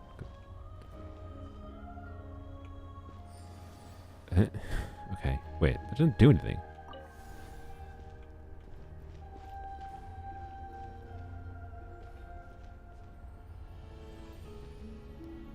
Get your mind out of Zenless. I mean, I don't know. Anyways, it's a problem with the format of gacha games. It's like why I can't just be positive about them. It's the same thing that would happen in Genshin, right? If they're adding a new weapon type in Genshin, I would struggle to be positive about it because it'd be like, okay, why couldn't this character just be a catalyst unit and then they can use the existing catalyst weapons? Well, it's because they want to chill a new weapon type and restrict the character kit to the more degree. Like, it wouldn't surprise me if they added a new weapon type in Genshin, and it's not going to be of any benefit to the players. It's only going to be a benefit to Hoyoverse if they add a new weapon type. Like, they've already made catalysts the weapon type of do whatever the frick they want in the character kit. So adding a new weapon type in Genshin would have no benefit because there's basically no meaningful like synergistic identity between different weapon types of character kits, and it only, at this point at least, there used to be more in the past. Like, there used to be more core similarities between the same classes of weapon types of characters in Genshin, right? So now it only exists to restrict character kits in certain ways, right? Like, Dahlia is a character you have to evaluate from the context that he is not a catalyst unit. Duh, right? He doesn't have TTDS available. The same thing with polearms don't have sack polearm available, right? Yada yada. Anywho's, what the frick? I don't remember struggling with this before. Rotating the thing didn't do anything.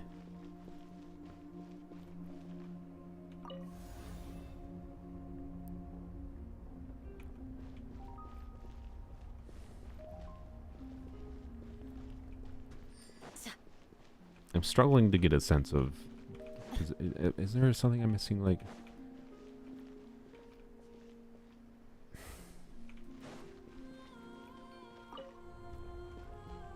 And that's just going to do the same thing as activating this one does, right? Call Bona and jump when it's highest? I mean, that's what I did before, but... Oh, don't fall.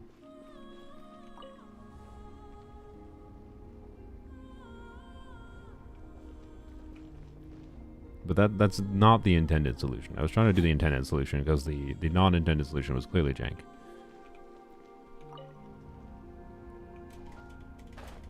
Is that actually that is the intended solution? Oh, never mind. Okay, I was doing it the literal first time. I thought there was another solution. My bad. Okay, it was just janky before. It was janky before, so I thought that wasn't the solution. My bad. Okay.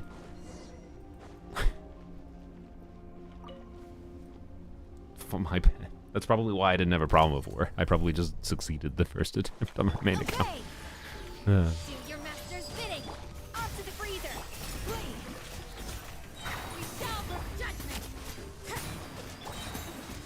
Do. I did not expect the janky solution. That's fine. What do you think? To be the intended solution. Okay. Can you go, sir? Why are you waiting? All right.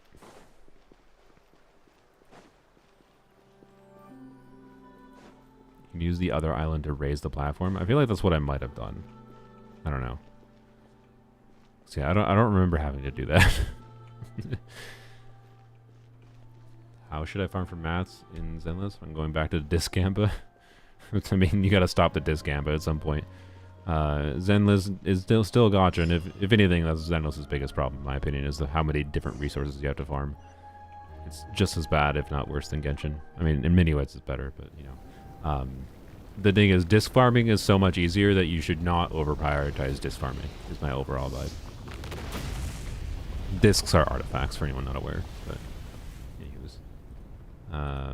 Why are you doing the Volcano World Quest? The Volcano World Quest is basically done. I need to get the Golden Entreaty from this quest, which I think we're getting right now, to be able to finish the Volcano Quest.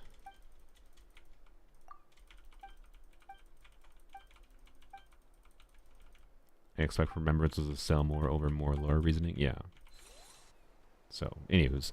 And if they do it in Genshin, it's going to be the same thing, right? Like, there's not enough identity to different weapon types that the only reason for them to do a new weapon type, hello, Mr. Dragon, is to... I forgot this whole sequence. is to sell more things. So I got Hugo today and just want to stop farming. Okay, Hugo is, I guess that's one of the biggest downsides of Hugo. He's one of the more annoying characters to build. That's for sure.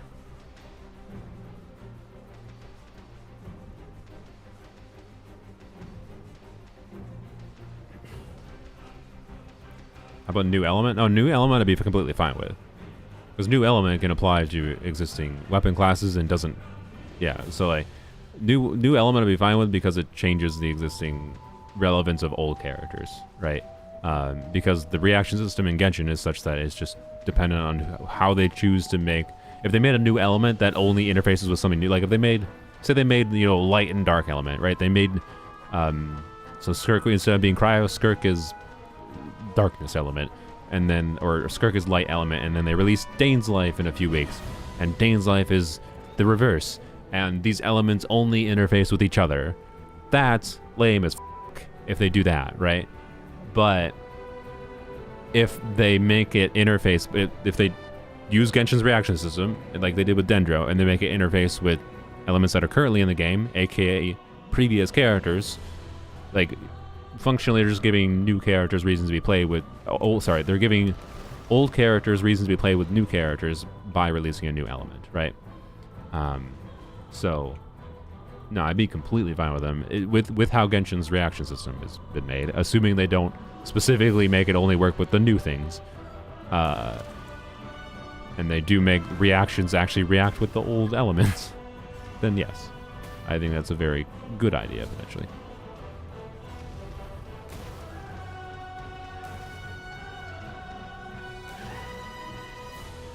There's no more chests up in this quest area, right? I don't think there's anything I missed there.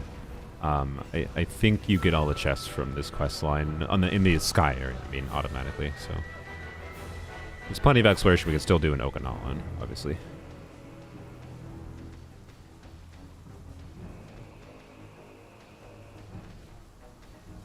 It's getting kind of crazy when you think about how much work they'd have to do to expand the reaction system that way. Yep. It might be why they don't do it. Because you know what they can do instead if they need to sell characters? Rather than the hard thing, they can just make a new weapon class. I'm sorry.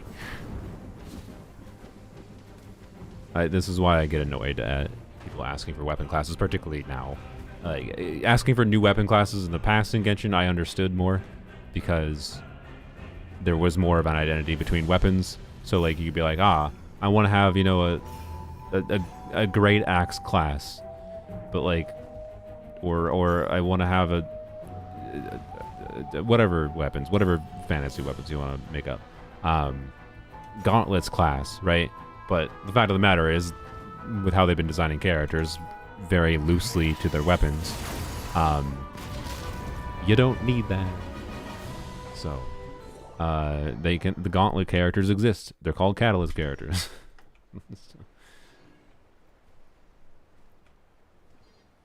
Double checking. There's a chest here. Couldn't remember.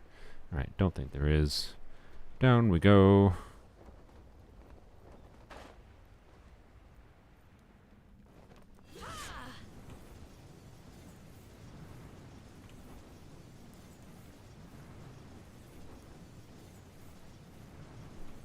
This is this spinning plunge animation from polearms is one of the weirdest things in the game, and it's just funny. I like it, to be clear. It's a very video gamey thing for this to be a thing.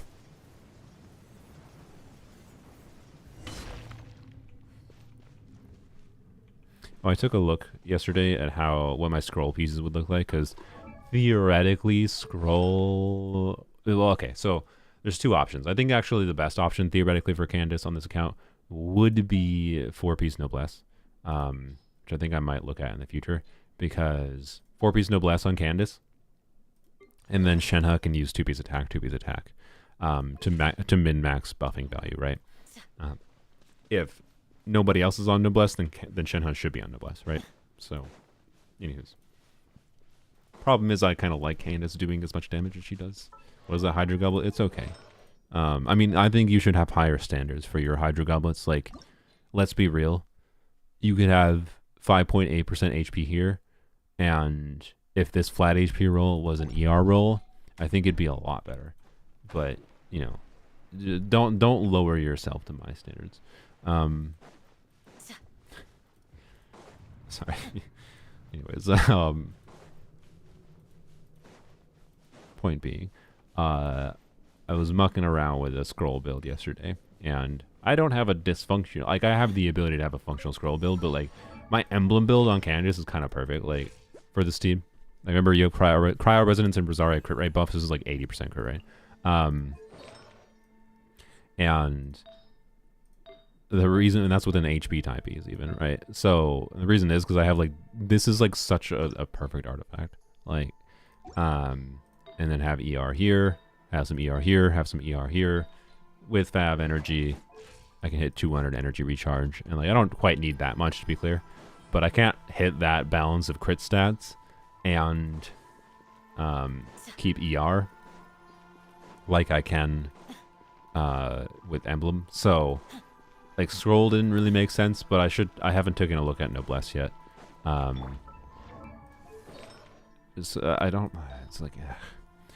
have such a good Noblesse build on it's like, I don't even know what I don't know. I gotta take a look at it.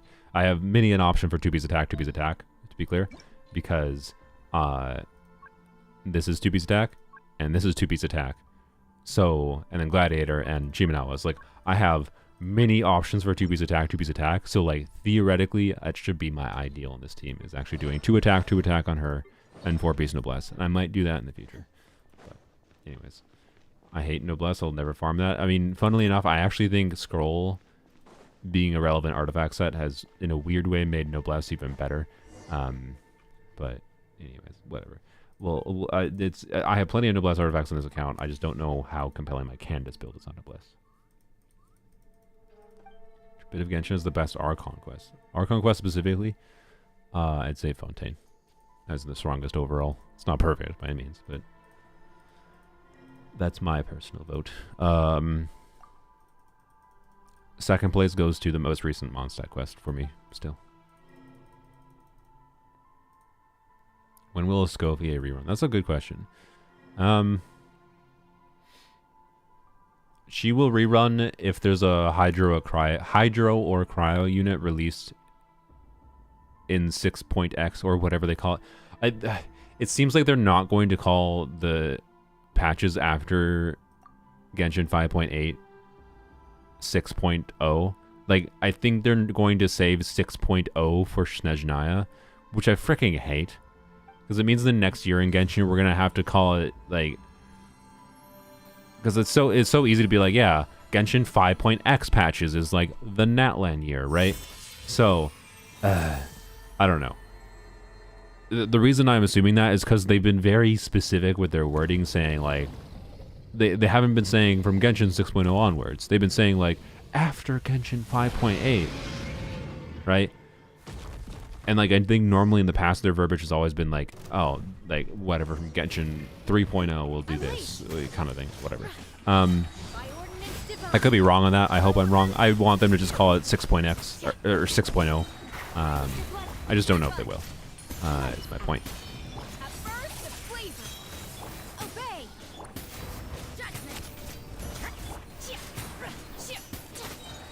Have we gotten their C1? Nope. That's why we're questioning.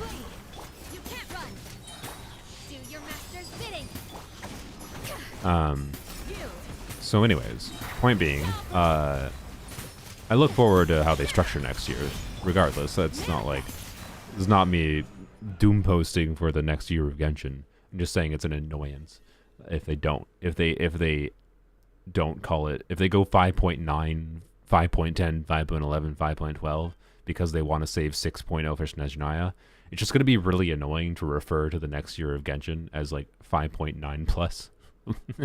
But not 5.9 plus, 5.9 through 5 point whatever it ends with. Ugh. So, anywho's, we'll see. Yeah, they might just call it 5.8 interlude 1, 5.8 interlude 2, 5.8 interlude 3. I don't know. Anyways, a letter convention. Yeah, so I don't know. I hope they change it to something that's not like continuing 5.x is my at least as I will agree. If they want to return to 6.0, they want to save 6.0 or they just want to change the naming scheme for the versions completely, fine. But I hope that the next year of Genshin has a consistent naming scheme that isn't the same as like 5.x patches, like Natlan patches, right? But we'll see.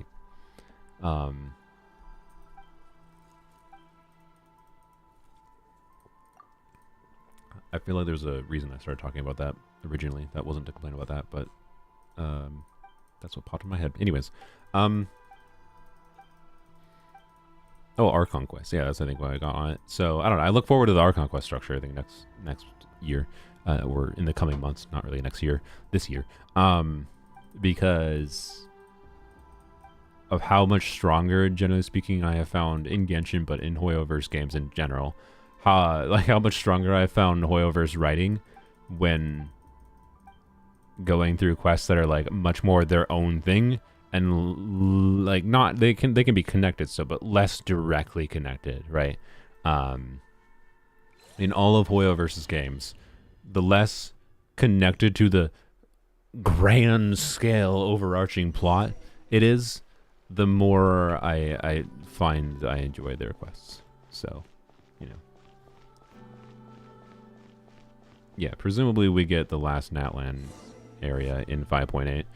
My prediction for 5.8, by the way, is there's no characters. I don't think they would have shown off. Like, I think the reason they did the silhouettes is not because they wanted to do a, hey, surprise, because I know there's people that are assuming that think there might be a 17th character, so a character released in 5.8 for 5.x patches, because they normally do 17 characters per year.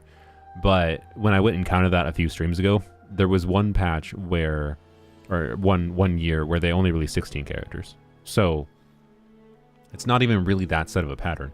And a summer event. I mean, I hope they do summer event and the permanent region. I think that's a lot of exploration to add in one patch, but adding no new characters, just doing a rerun patch for like Mualani, Chaska, Seatlali, for example, I think are probably the main priority ones. I don't know. If there's no summer event, I will be sad. I will definitely be sad. So, well, I don't know. We'll see. Durin is coming. I mean, yeah, maybe Durin is a surprise. Maybe it's very possible there is a surprise 17th character and it's Durin. I guess it really wouldn't be that surprising. They tend to do that fairly often where they will tease a character and then they obviously tease Durin. Like Durin's 100% playable, right? So honestly, you know what? That does kind of make sense that Durin might be a 5.8 character. Capitano coping. Capitano does not happen. I'm not going to say it's not ever happening, but I don't think Capitano is happening in 5.8. Durin actually could be a surprise 17th character. But anyways, my prediction is there's no character in 5.8. Because I think they wouldn't. I think their intention with the silhouettes thing was like, hey, bozos, here are the upcoming characters. You can stop hypothesizing. Here they are. Here's the silhouettes. But anyways, and all of those characters are out as of next patch, including the 100th character, the best character in the game, Dahlia. By the way, I think Dahlia got nerfed. Let me double check that. I think Dahlia got nerfed today. Skirk did get minorly changed, by the way. Mostly, this was a quality of life change because Skirk before had a Garbage Arse kit. Or Garbage Arse kit, not Garbage Arse kit. Garbage Arse passive that made it so her multiplier damage fell down significantly if you were like fighting the Tulpa with Farina, because Farina wasn't dealing hydro damage. So now it says hydro characters have to hit, not hydro characters have to deal damage, for example. So she gets her full multipliers in her best teams against the Tulpa, which is good. And she also like gets her full multiplier damage against the Weab shields, which also matters. But also her teams like would constantly, most of the time, would freeze the Weab, so that wasn't that important. It's mostly the Tulpa context or any other hydro enemies. So, point is, Skirk had a quality of life change that is good, but it's minor. And then she had minor constellation changes that don't matter. But let me look up real quick the Dahlia changes so I don't misquote this.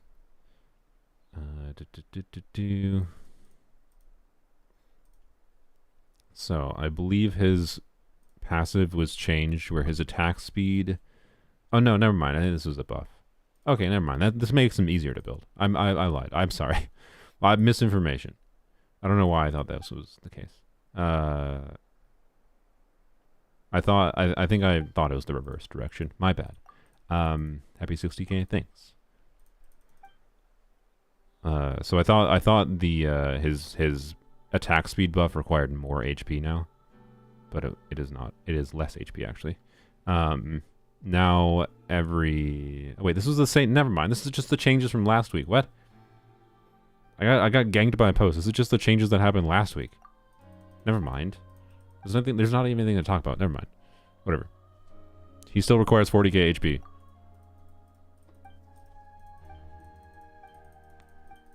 Nothing changed. He's the same character. He is a perfectly fine last slot unit to put in Spork teams. He is mostly a Calamity of Eshu enabler. Hello, Mr. Dragon. Is this the same dude we talked to in the Volcano quest, by the way? I can't remember. If this is the same dude we talked to in the Volcano, it is? Okay. Because we're literally going to go talk to him here, and then we're going to immediately go to the Volcano and talk to him there. Which is really funny. Bro's just like, wow, you're busy today. Oh, God. Okay. You're supposed to wait like 3 months. But we did things in a different order.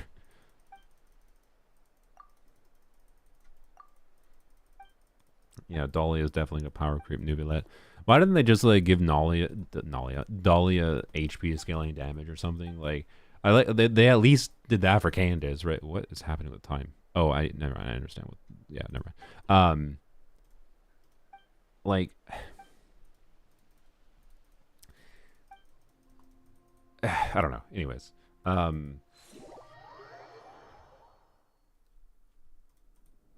say HP goal is C0 for Farina. It's not that bad. I mean, I think you are forgetting that. I think you're forgetting that he's a 4-star. To be clear, he is not. If Candace had like a 40k HP requirement to have her kit be properly functional, Candace is like as low base HP, right? I believe Dahlia's base HP is meaningfully higher than Candace. I actually think it's not that bad. So, anyways, but the baseline assumption of, oh, 40k HP isn't that bad because Farina is not that bad to hit 40k HP on, is a bad assumption to make because the base HP of the character significantly affects how hard that will be. And also, yeah, Farina doesn't have an HP requirement. There's that too. Whereas Dahlia has an HP requirement to get his full buffing utility from him because the only buff he gives it to any relevance is attack speed, and therefore you want to max that out. You don't max out his HP for his shield because his shield doesn't exist. You max out his HP to 40k for the attack speed buff. So, anyways. Yes, and attack speed is very breakpoint dependent as well. That's true. And important. Hey, look at that. We still have more dialogue here, apparently. Or is this the... No, we still have more here. Okay, that's fine. What?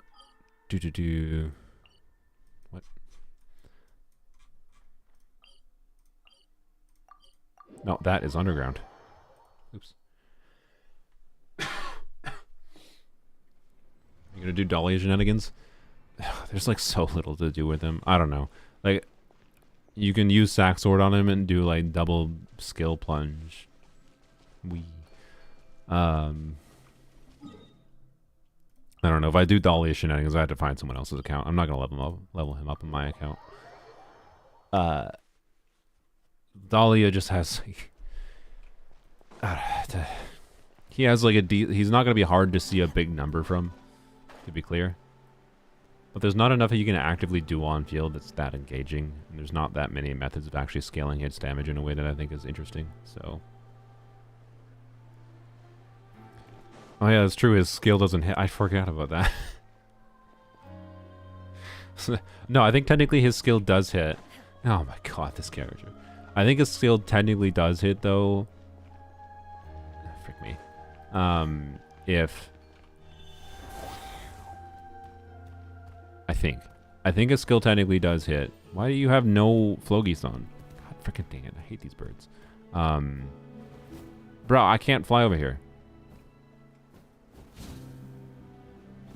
Oh my god, I barely made it. Holy crap. Okay. Because his skill, yes, has to generate particles. It has to hit enemies to generate particles. And if you trampoline on it, it disappears. But I haven't seen confirmation specifically of whether or not you can put his skill down, jump on it at the same time as enemies. Like I don't know, if you put a skill down where enemies are, like if you and two enemies, right? Like once I can be free from dialogue, I can try to illustrate this better. But if you put his skill down like right at your feet, and there's enemies right by you as well, will it bounce you up and hit the enemies at the same time? I'm assuming it will, but it might not. It might like prioritize hitting enemies and not bouncing you up, right?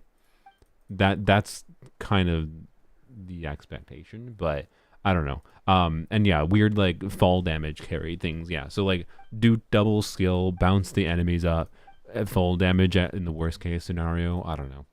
So how good is I'm gonna do a video? How good is fall damage? How fall damage DPS Dahlia? Not very good, I can tell you. But anywho's, if you want to do fall damage shenanigans, use Gene. Anywho's, straight to the volcano we go. Actually, where? Well, first we can go claim our expeditions. Surely he can summon more than one. Nope.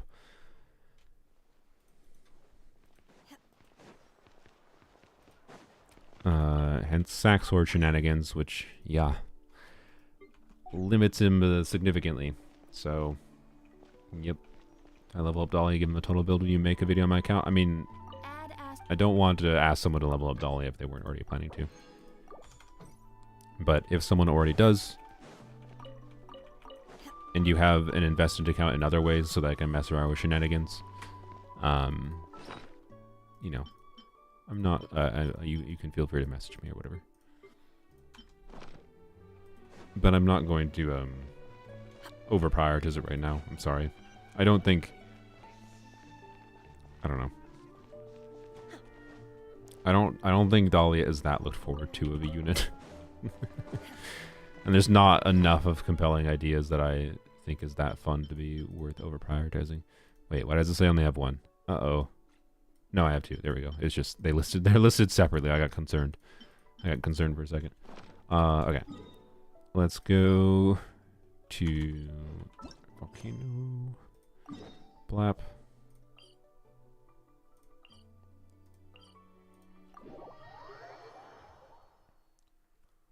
Dahlia mains is in shambles. Dahlia or Hydro main character? I think I'd enjoy Hydro main character more. Hydro Traveler. Yeah. There you go. So we are... how much is that going to put us at?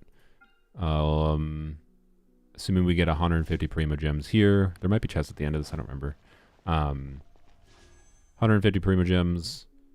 We're like 200 Prima Gems away-ish. After that, right? No, we're not too far. We'll have to do some exploration. Alright.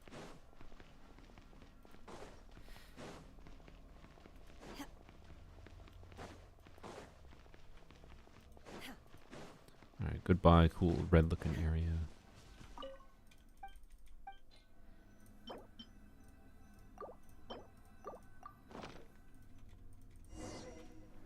Dahlia support for Hydro Traveler on Eshu, yeah.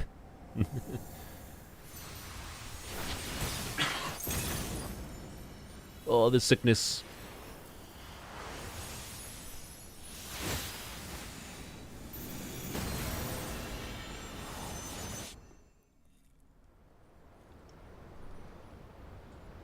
Yeah, to be fair, I do think Dahlia is a better character than Hydro Traveler. I just think Hydro Traveler has more fun potential ways to be utilized. Like, I think I would enjoy the jank of Hydro Traveler more. Dahlia's place is in niche scenarios being better than some other alternatives. Like, for Skirk, Calamity of Eshu enabling. So, you know. But he could have been so much more. All he needed to do was have, like, the equivalent of a TTDS buff, attack buff in his kit. I forgot we had to fight this. Well, fight is a word, but...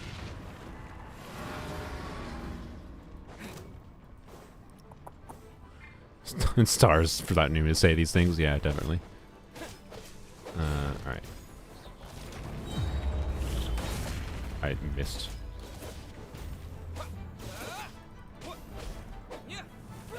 You also... Wait, should I black this out? This is a non-polearm fight. I don't know. Anyways, no. Obviously, it's not against the rules. This was decided long ago. It is not against the rules to use a non-polearm character when the game literally forces me to not use a polearm. So, you know. Anywhere I have a choice to not use a polearm, though, I don't use a polearm.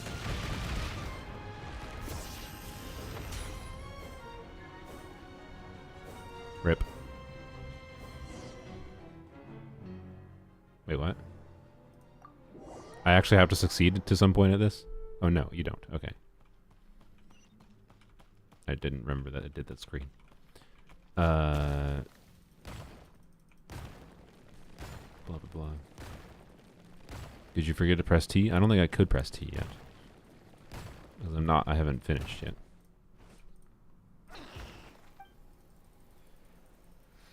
Technically, you don't have to do normal or charge attacks. That's true. I could have just stood still there.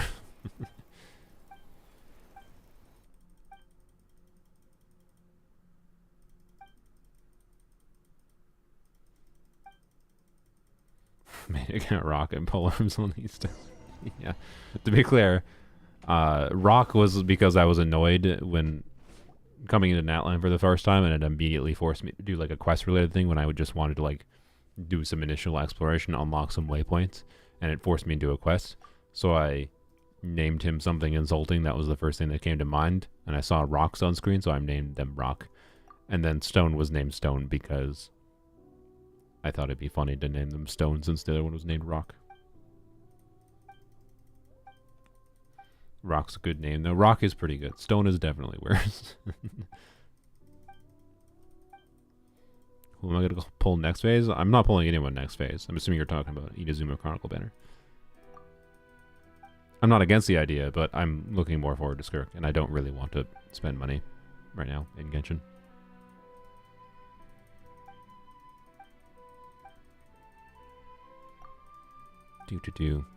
Alright, so...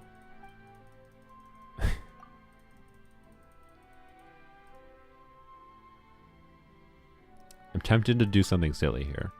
I've already done something silly with this quest before, right? But... Oh, I'm very tempted to do this, but I might regret saying it. I will...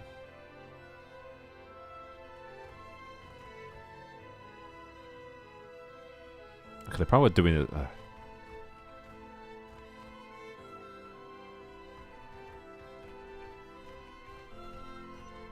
I'm trying to muddle a way to like phrase this in a very specific way to not trap ourselves here for 14 hours.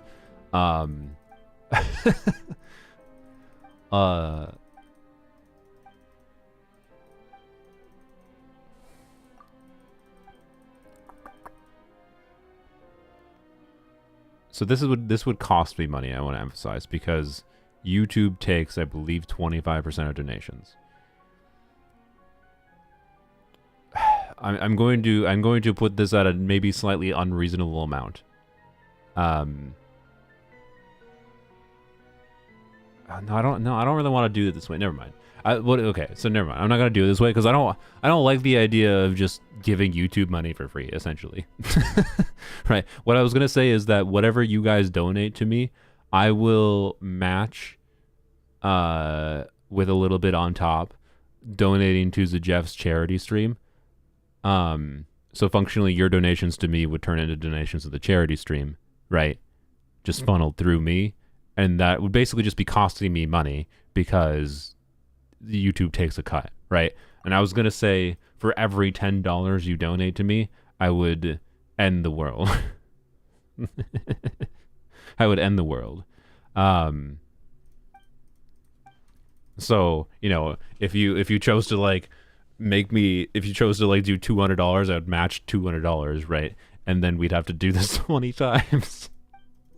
But I both don't want to get stuck here for 20 hours, and I don't really want to do this, or I don't want to just give YouTube money for no reason, right? That's functionally all that would happen. Is I'd be trying to incentivize. Like, I'm not against the idea of incentivizing you guys to donate to charity, but I don't want to donate to charity with the primary profit randomly. Like, you just donate to charity directly, right?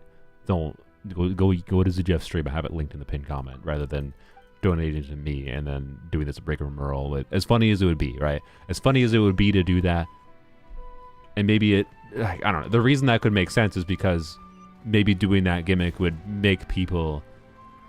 This is why I'm a bad streamer, right? Because I get caught in these details of like, I don't want to give YouTube benefit for this, but maybe more people would donate than would otherwise donate, right? If I do a gimmick like that. That's the idea. So, I don't know. Yes, it would work if my stream was a charity stream. If my stream was the charity stream, I'd probably do that. But I'm not going to do that because, yeah, my stream is not the charity stream. Go donate to Zajeff's charity stream directly. I don't want to try to, like, funnel money from you guys into his charity stream through me, which then benefits YouTube primarily, and then also makes it look like I did more than I'm actually yeah, anyways. So, clip the phase, I don't. Clip the phrase, I don't want to donate to charity. Yeah, if you do that and take that out of context, great, wonderful. Anywho's. Well, I'll do some kind of donation to Mr. Zajeff here, but anyways, how much money donated in money for you to delete the 50 CV goblet? That's actually a good thing. I'll keep that in mind if I do a charity stream in the future. Like, because like I'm not against the idea of having like a high tier donation. Like, what, by the way, one of the funny things I saw that Zajeff did for a donation tier was banning a character for a month on his account. And this includes for his ability to record videos. Like, he can't use this character in videos. He can't use the character at all. And they chose to ban Varessa, and Scofier was closely behind Varessa. And that's a really funny idea, right? Especially for him as a guide creator. But not banning Scofier was such a mistake on his chat's part. Like, come on. I was trying to convince the chat to ban Scofier because it's so much funnier to have to, like, force Zajeff not to use a Scofier for Skirk, and he himself was like, I'm not, for me it would actually increase my enjoyment probably. So anyways, they voted for Varessa because, like, Zajeff's favorite character right now is Varessa. So I don't know, it would have been so funny though to, like, force Zajeff to make Skirk content, like make a analysis video on Skirk, be like, well, I did a charity stream where I'm not allowed to use a Scofier, so, you know, Zajeff is forced to do the kind of thing I do, where I do all kinds of testing with characters non-ideal teams, right? Like, maybe Zajeff would have had to embrace not boring teams for once. Anyways, whatever. Sorry, such a missed opportunity. Like, it's funny to ban Varessa because he likes Varessa, right? It's the equivalent of, like, if you guys voted to ban Lanyan for me for a month, and it's like, okay, fine, you made it so I can't play Lanyan for a month. It's a little bit annoying, because I enjoy playing Lanyan, but I'll just really enjoy coming back to Lanyan after a month. It doesn't really matter. Whereas, like, there's an outward impact that's, like, actively really annoying if you ban someone that's a compelling support. So, especially for Skirk upcoming. Anywho's. Missed opportunity. L on all of Zajeff's viewers, just saying. You should have voted for Scofier. It was the funnier pick.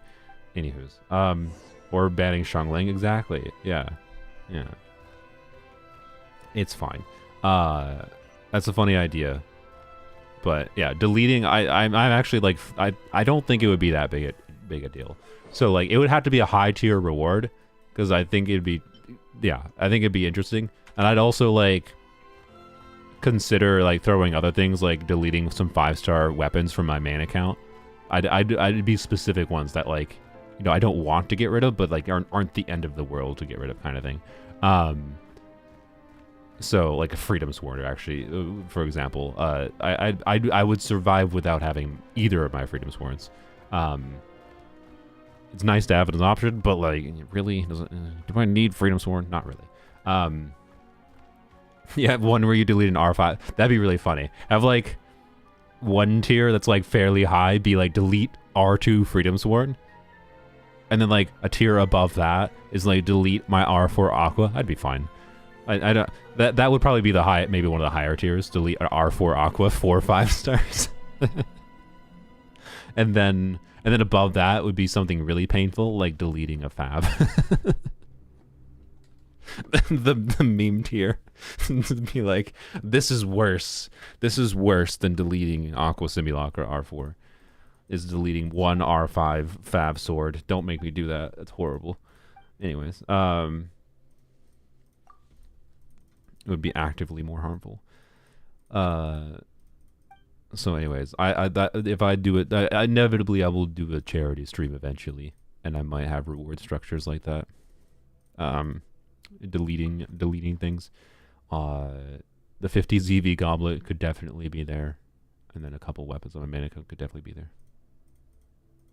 R5 Zyphos deleted before R5 Fab. Oh my god. I don't know if I could stomach deleting R5 Zyphos, I'll be honest. I could stomach deleting Jade Cutter. To what charity? That would be that's fair. That's a hard problem to solve actually, because I'd have to do meaningful investigation into what charity I'd want to do. Wouldn't be that hard, I think, but yeah. Anyways,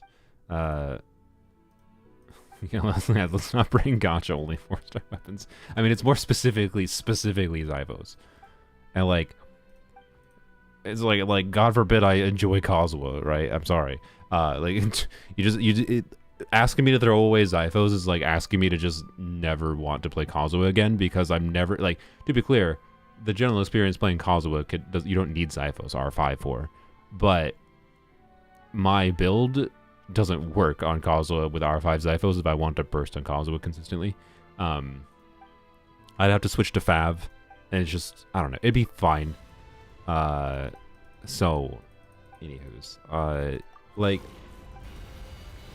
it's fine. Oh, I just realized, I wasn't even doing that on purpose, by the way. I was just clicking the buttons. But I will do at least one. Of course. Polearms only is over. RIP. We have to know. You see, we have to. The reason we did this is because we have to delete the reality in which we've lost all of our 50/50s on polearms only this year, so that we can win a 50/50 or trigger Radiance on Scofier C1, right? That's what we had to do. We had to do that to delete the existing reality that had gone so poorly this last year and get a new reality. There you go. Need the extra primos too, though. Wait, does this give you an achievement if you do that? I didn't even notice that. I knew the world 4 times before I realized it's a loop. Nice. Alright. But I already did my gimmick when I did this quest the first time. I don't remember how many times I did it. I think like 10-ish. You're gonna get double. That would be... Yeah. I mean, you know, if a double happens, the ideal would be getting a Scofier C1 and then guarantee for a future character. So I'd be fine with that. Then we're gonna go through this again. Only lost 2 50/50s this year for me. I've lost more, but I also spent like half of my resources on the stupid Chronicle banner. I've technically lost... Wait, no, technically I've only lost 2. Yeah, I only lost 2. on the limited banner, but then I lost two 50/50s in the Chronicle banner. I won the only 50/50s I've won this year were the Raiden 50/50 wins for C4 and C5 Raiden. When wishing for Toma. The ones I didn't want. Rip. How much pity we at? 65. So this next temple will be into pity. And hopefully we'll have a 5-star. Hopefully.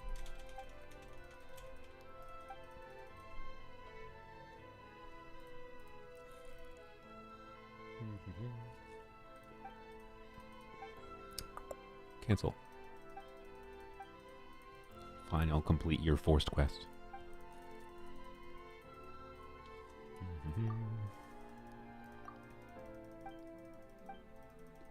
Boo, indeed. Yeah, surely polearms only can win a 50/50 for a character we want. Surely.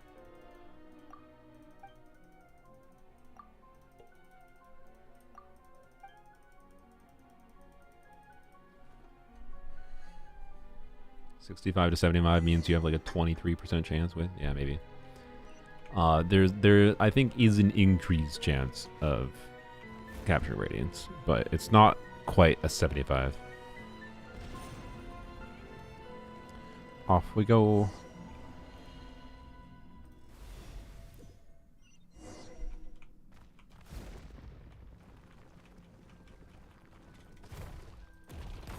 Oh yeah, forgot I had to break it. What is jank? We're janking out on the stairs a little bit. All right. 65 to 70. Oh, sorry. Yeah, 65 to 75. Yeah. Sorry, I understand what you mean. Yeah. Yep. I did misunderstand that comment. We're not talking about radiance. They were talking about just the chance of getting a 5-star. There's a decent chance. I would. Can I break all these? Nope. Sad.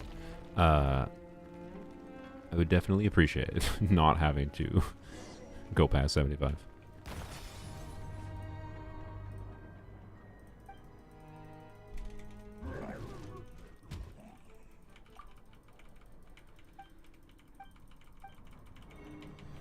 I'll go back to watching your 6 hours of live account fix and be right back. I should actually go double check. What is the... Well, hopefully when Cosmos comes back, or if you're still here, Cosmos, what is the views on that at? That's a VOD I should really check what the views are at. Because that's definitely, like, most of my live streams I think are, you know, that interesting or that compelling of content necessarily to go back and watch. But I do think the content... I do think the content for account fixing VODs could be more compelling to watch over time. I'm here. All right, yeah, Cosmos. Yeah, let me know if you have it open. What's the views on it? I'm curious. Because that, like, not that I have to do everything for views, but like I do this for a living, you know, is my job. And getting views on live streams over time is like a compelling reason to maybe motivate me to do more live stream account fixings. So, and I do need some more motivation to do those. Actually, that a little bit late. 26K part 1? Really? Wow, okay, that's a lot of views for a live stream for me. I should definitely do more.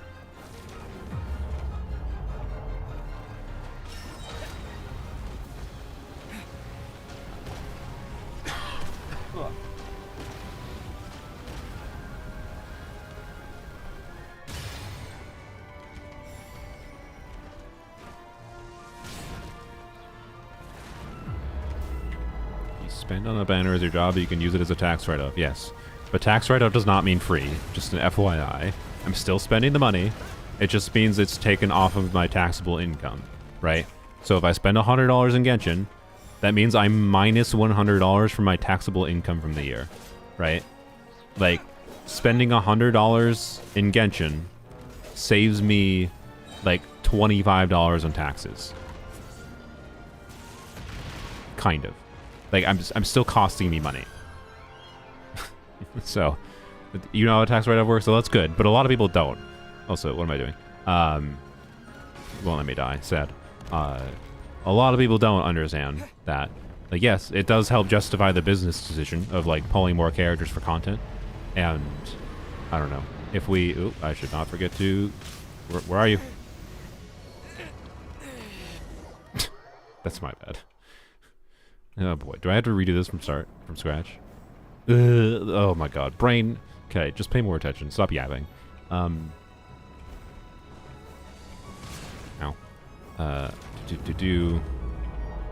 Where did the creature go? There he is. Okay. What was it saying? Point being, it's a justification. That's all it is, right? If it makes business sense for me to spend money for content, that's fine.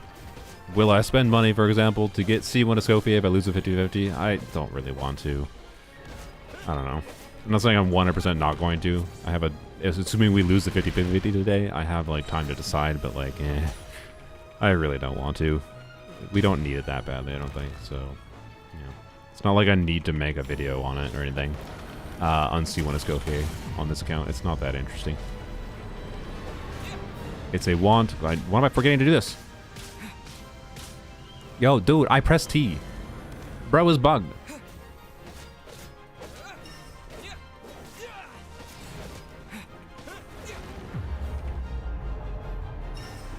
Okay, that time.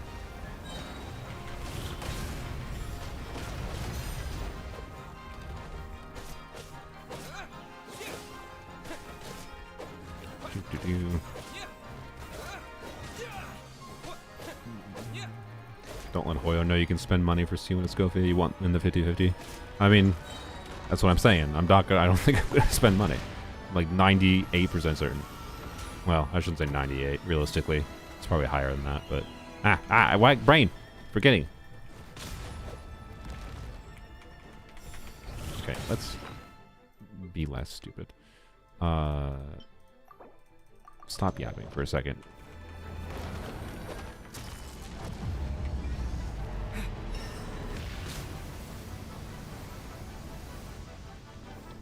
Thankfully, you're not allowed to die while you're trapped in that thing.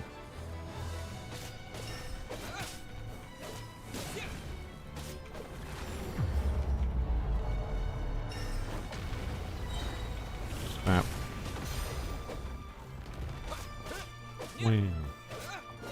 Done. Alright.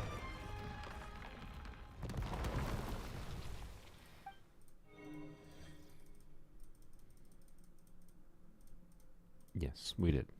So amazing. Anywho's, yeah. C1 to Scofier is just a want to have. That's why we're grinding for it. It's just a want to have to make the Candace team slightly better. It doesn't even really need to be that much better, right? Like, assuming we get it, I'll do some comparisons to C1 versus non-C1 to Scofier, right? On this account, because it'll be fairly simple to do that, since there's only really one team to test that in. Well, technically two, if we count Mika. But, you know. Scofier C2.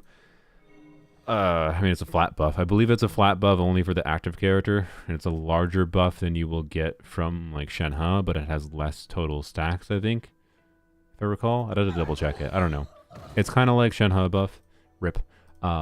It's kind of like Shenhe buff, but only for the active character, if I recall. So, it doesn't have the same kind of value. Will make you get bigger numbers in your on-field character. For someone like a Scofier, for a Skirk, she has such big multipliers. Meh. The relative value you will get from flat buffs depends on what the character's baseline multipliers are, right? So, I don't know. Does it require... Does her C2 require a full Hydro Cryo team, like her C1? Or does her C2 just work without a full Hydro Cryo team? I had to double check it.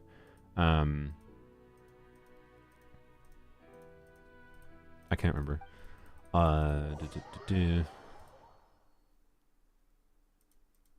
Because if it does just work, that makes it a little bit more valuable, because that means, for example, you could mitigate, like, the downside, for example, of Skirk, you know, having way lower multipliers when, isn't saying it would be better, just mitigating the downside, of having way lower multipliers when you don't do a full Hydro Cryo team, right? So you could do Skirk, Scofier, official Kazuha. Skirk, Scofier, official Kazuha. But is that better than like getting C1 Skirk for that team context? Almost surely not, right? So, yeah. It's 5 hits per 15 seconds. Yeah, that's what I thought. So, I don't know. I would not over prioritize going for Skirk or a Scofier C2. It's interesting because flat buffs are fun. But if you want a versatile flat buffer, go for Seat Lolly over Seat Lolly C1 over Skirk. God dang it, brain. Seat Lolly C1 over C2 Escoffier.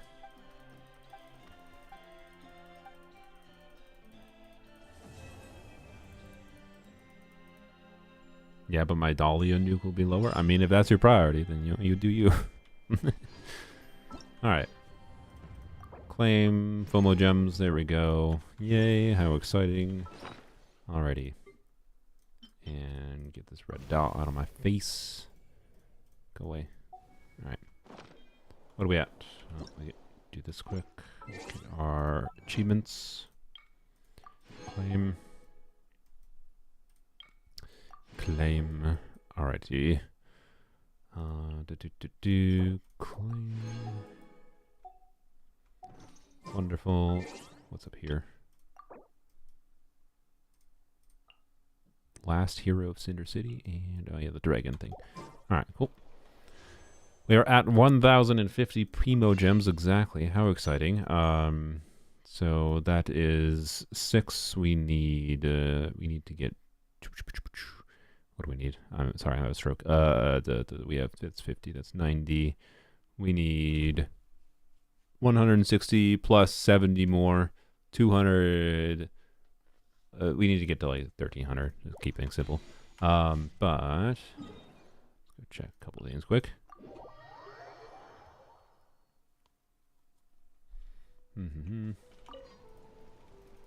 Slightly under 1,300 to be clear. Okay, not quite there. I don't know if that's. I don't. Wait, can I make them? I don't know. We should go. Oh, sorry. Sudden coughing. I'm still sick, as I mentioned before. I don't know. Remember if I can make the Oculus Resonance Stone. I should maybe do that, but also I should just explore around Okanagan. I'm kind of tempted to do a little bit of volcano exploration quick, though. Simply because, yeah, getting these 2 teleport waypoints is an achievement. Getting this is 10 Primo Gems. And then, well, that one might not be worth chasing, but, you know. Almost done with, like, the main primary achievements kind of thing, right? So. Wait, C2 is just cryo? Oh, is it really? Oh, it's ass, then. Oh, yeah. It's only cryo damage. That's fucking shit. Garbage. Don't know. Frick that constellation. That's so lame. That's so lame. I don't know. To be clear, is this might be better for your Ayaka than getting freaking whatever, but screw that constellation. It's like 5 stacks limited and only 5 stacks limited, and it's active characters. And also, like, this also restricts your rotation. So if you want to use this for your Ayaka, and you're playing, say you're considering this because you don't have Shenhe, right? You want your flat buff for Ayaka, but you don't have Shenhe. So you're gonna do Escoffier, you know, Farina, Seat Lolly or whatever. I mean, you don't have Seat Lolly C1. Seat Lolly C1 would be better. No, just. But my point is, if you use it because you want to, like, say, pass TTDS buff, right? You want to give TTDS buff to your Ayaka. Well, if you go from Escoffier into Farina into, you probably do Farina into Escoffier into Seat Lolly. By the way, I don't know how consistently Seat Lolly will trigger scroll buff, but if you do that, right, because you're doing that for TTDS rotation, Seat Lolly's cryo damage will consume almost all of the stacks of this. Like, Sitlali will consume almost all the stacks of it. So my point is this actually restricts your rotation. And that's awful. That's awful.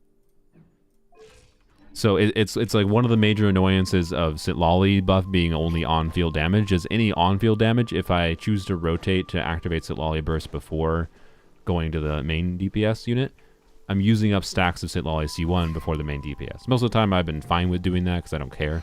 It's a high investment enough thing in the... Stop! It's a high investment enough thing in the first place that I'm fine with it, right? But as Scofier C2 is so limited of stacks that you have to basically do that to get any value from it. It's garbage. I hate it. I actually think you're yeah, sorry. Limited to cryo damage, only 5 stacks, and restricting your rotation is awful. Frick that constellation. This I think should complete the oh wait, I have to okay, I have instantly changed my mind. I want to go to Okinawa.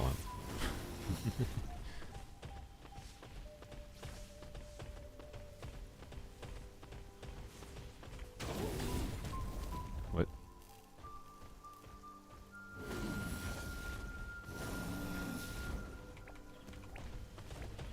Really? Okay. I'm not gonna try to sprint off of the freaking cliff with that thing. We will use Eons on. Yeah, we have enough for 50 Prima Gems for Pyro Sigils, which is something.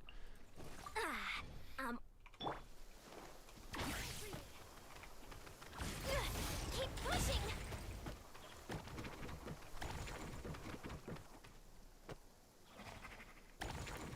What? Oh, god dang it, why did I hit it? Look at the flash. Okay. We deserve a reward for our Wait, that hard didn't work. count? Oh wait, it did. It just didn't. Did it not pop up? Okay. Weird. Alright. Oh, there's still another one? Oh, okay. That's fine. That makes sense. So anyways, these achievements maybe make it, like, kind of worth finishing off. I think we will go get the waypoints at least. Stay out of my way. Real quick in the other area. In here. Right, get these two.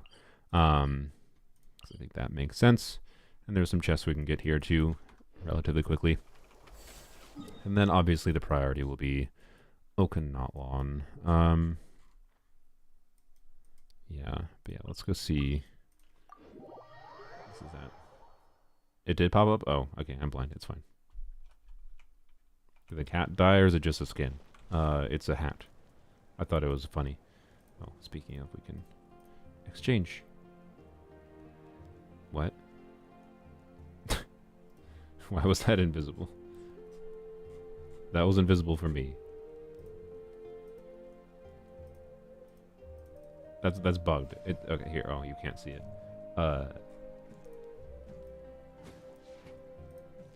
I can't equip this.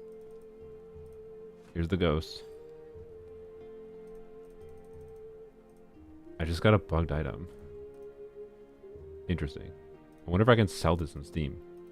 Did I just get super lucky and get a bugged item that's worth infinite money? Summon the wizard hat? Sure, we can put on a wizard hat. Where's the wizard hat? This?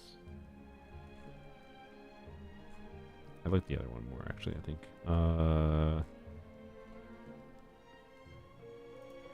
That's not a wizard hat. Where is it? There's another one I like more. This one. Yeah, there we go. With the ears poking through. Perfect. Let's switch the cat too. Here we go. Black cat. Bam. Oh wait, that's invisible cat. I forgot the chroma key. I mean, a wizard is likely to be invisible, to be fair. But there we go. What's it doing? Oh, why am I over here? I know what I was doing, but I just don't know why I'm over here.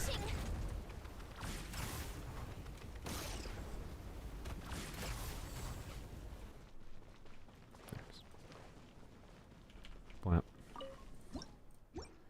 What?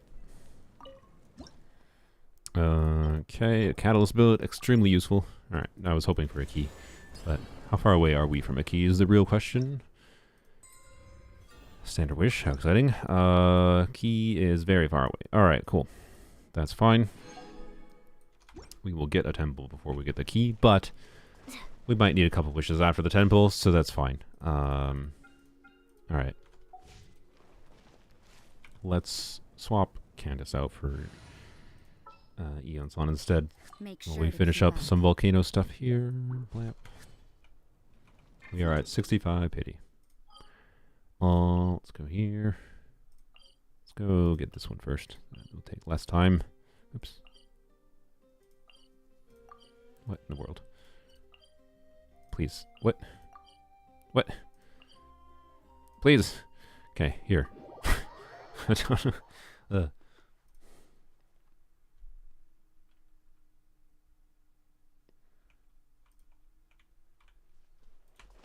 Quick as a flash.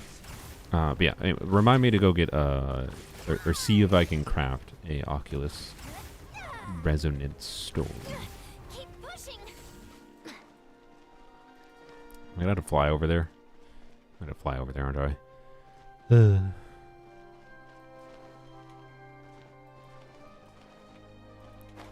I should try to get there another way.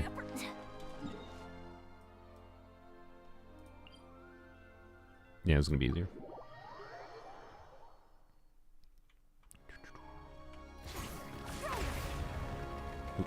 I should come back here, actually. There is, I think, things to do on this that can give me chests quickly.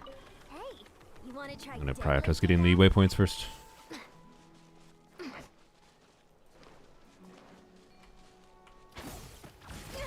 Keep pushing. Can each team for free to play without Farina, Emily, Shalonen? Eonson, Pyro Traveler, Bennett? Oh, why is it shifting? Oh, this is the intended way to get down here even. Don't even have to muck around with things. Okay. In my defense, it was moving. Well. This thing happened to me in co-op when they came in and asked, I'm looking for a Genshin girlfriend. Are you single? I said I'm a male, and they said, oh, you're straight, and then left. What? Alright, oh, it put me over here. Good. Do. Hello. Control breathing. Okay. Oh. Didn't expect that. What was the point of that? Is it going to move again? Pushing. What's the point of that lifting me up? Also, now I lost track of the monitor too. Crap. Alright. Oh, it's just over here. No, that's the waypoint. Never mind. Where's the Mono 2? Oh, it's right here. Okay. Keep pushing. Good. Hey, you want to try Well, deadlifting find now? the other thing quick. I don't remember where it was. Was it up here?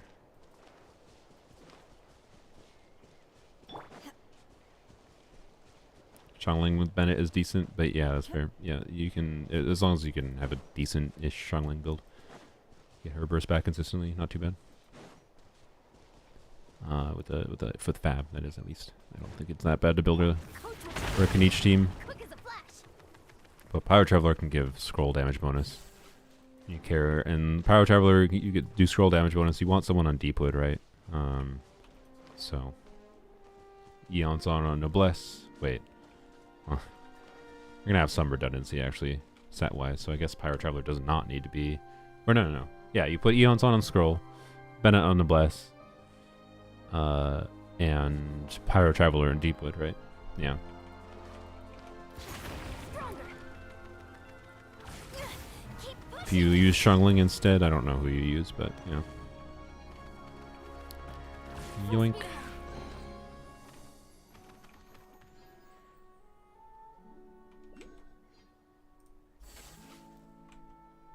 You're gonna go PMC Deepwood, go Toma? What? What do you mean? Toma Deepwood is better? Wouldn't running be faster? Okay. If you want a shield, I guess, yeah.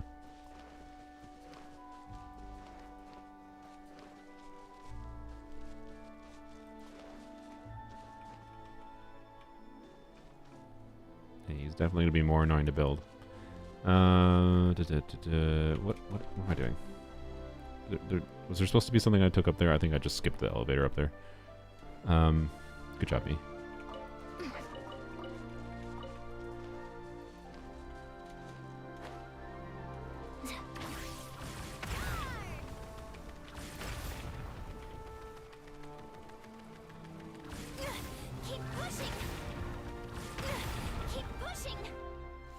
How far from Bloomington Salona is to enjoy ZZZ Beard Papa collab? What the frick?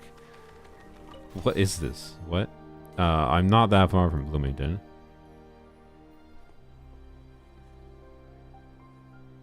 Is the Jeff done streaming? Why is there someone else on the Jeff stream? I just popped. Oh, Jeff did raid someone else. Okay.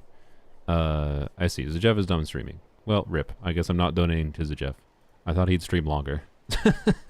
I just assumed that Jeff would stream longer. Oops. Well, it's over. My bad. I'm used to seeing Twitch streams and charity streams going longer. I was gonna look up. Oh, ZZZ Beard Papa. Beard Papa's fresh baked Japanese cream puffs. No, I don't need to order online right now. Oh, okay.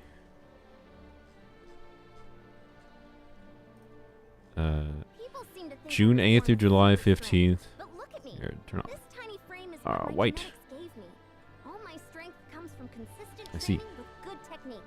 Put in the same work and you can absolutely get the same results. I didn't realize this was in the United States. Okay. Maybe I'll go. Oh, it's in Mall America. Okay. Yeah, it's been a while since I went to the MOA. Okay. I don't really care about food, but I'm not against the idea of trying them. So, you know. What do I know about Sitlali's feet? Nothing. And I don't really wish to know anything. Because I don't care. She's a fictional character. You like sweets, though? I do. But my brain's dumb. And it's very possible I won't like those. It's very possible I do like them.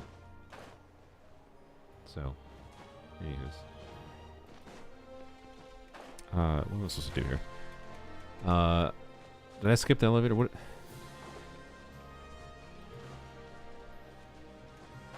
Was I supposed to go up here? I don't think I have to. But, wait, there's an Oculus up there. Is that an Oculus? Or is that something else? Or not an Oculus, or is the Oculus somewhere else, specifically?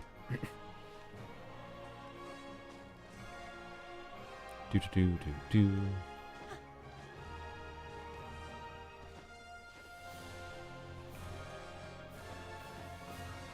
She barely does anything for cryo, SMH. I don't feel like having that rant. Yeah, let's say that Sitlali does nothing for cryo when she single-handedly made people realize that, oh, many of the existing cryo units we had, actually maybe, particularly Rosaria at least, weren't that bad of characters and actually could enable some strong teams, which in niche circles people realized already. But, you know, Sitlali did a lot for cryo on the entire community level, and made there be a lot more relevance to consider thinking about using cryo again, in general. But she doesn't give cryo red. Okay, but she gives cryo damage bonus. And there's more sources of freaking, at this point, there are more sources of cryo, of ability to do cryo red shred than there is sources of cryo damage bonus. I could actually make an argument for, I said I wasn't going to do on this rant. God dang it. I could make an argument for damage bonus for cryo being more important of a source of options for cryo buffs than red shred. So, Also, where's this Oculus?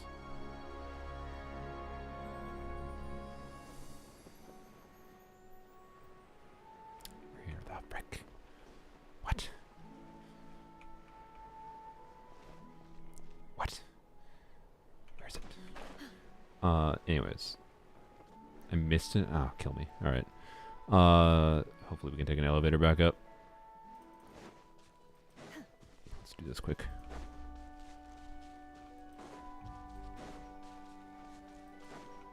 Coach will take it from here. What? Please? What? What? Quick as a flash. Okay.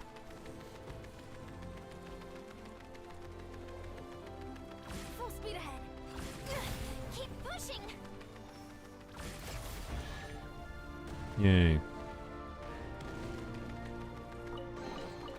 I'd have put this on top of a mountain to motivate the rock climbers.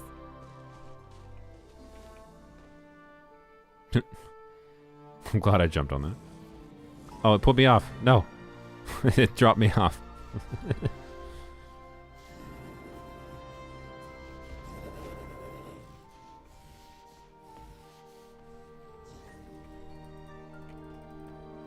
Alright. We good. You haven't quite. I think I'll need one more Monotoo thing for another 20 Primo Gems, by the way, from that achievement. Yoink. We deserve a reward for our hard work. Okay. I think this might take me up to be able to get the Oculus Knight. Do.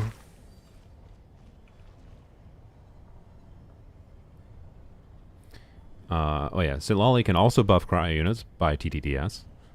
Like, let's not ignore that. She can give a 48% attack to cryo units. There's no reason she can't.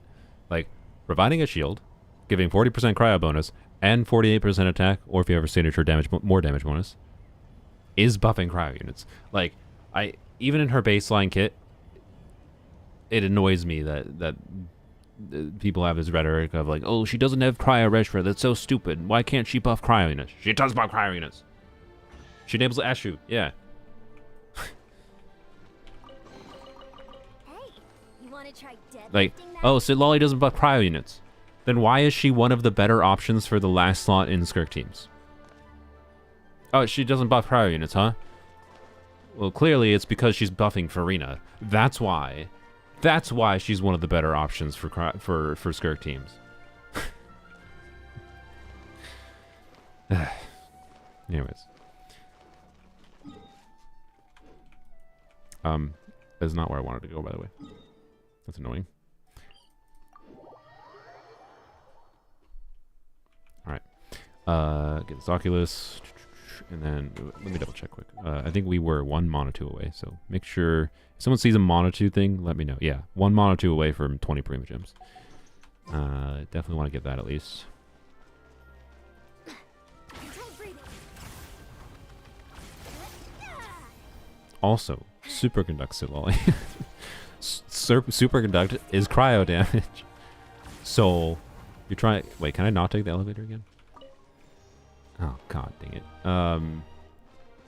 Is there really no way to take the elevator again? No. No. Superconduct is cryo damage, and Silali is a cryo unit that's intended to be built for EM already. So, unironically, as niche and stupid as it is, I could say that's a cryo buff too. Time to test my upper arm strength. Anyways. See if I can jump on here. Does this let me activate the elevator again? Probably not. No. Ugh. No. No. Okay. Well, wherever that Oculus is officially one of the most awful Oculus to accidentally miss when you glide down. Where is it?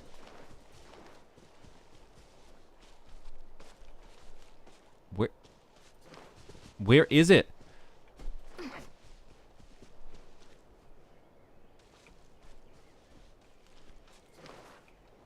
Bruh, it's invisible. It's on the cliff? Oh, okay, well that's not that hard to get to then. Wouldn't running be faster? There is an easy way to go back up? Okay, well, if it's just on the cliff though, I don't need to. This cliff didn't seem like it was under where the thing was positioned, though.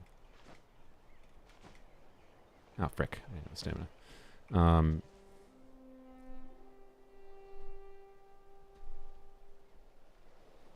Okay. Favorite nuke time character? What does nuke time mean? Nuke time. This is nuke time a mood, like when you get in the mood to see big numbers, you mean, or something? I guess Mualani.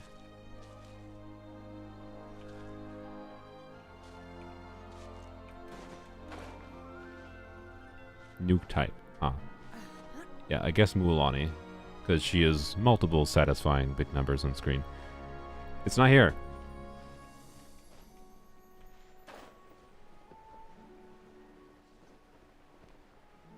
Where is this? Bruh, I want, before I go up there, I want to know where it is.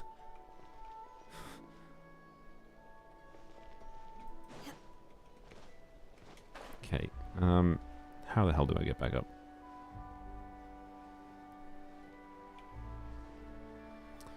Oh boy. I think over there I missed. Coach will take it from here. Full speed ahead. Charge! Where the secret source agent was? Wasn't I just there?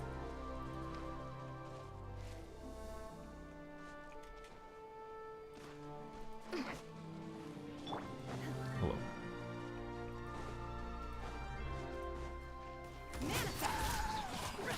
By ordinance divine. Off to the freezer. Juice on the loose. Quick as a flash. On my staff. Go to the east side. Will do in a second. Unleash. Okay. These All right. things, what are they used for?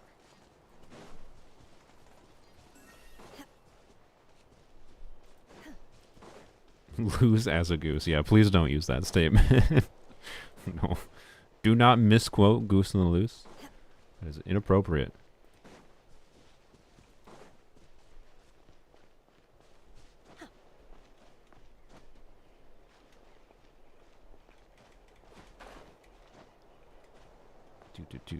Do. Okay. Is this where I'm supposed to go up? Or is it over there? Because, like, I don't know how to activate the elevator. Oh. There's just a freaking invisible prompt in the middle. Okay. Oh. Alright. Cool. Very intuitive, Mahoyo. You could have put a switch here. There it is. It was literally just on the ground. Perfect. Alright. That was a lot of time for one Oculus.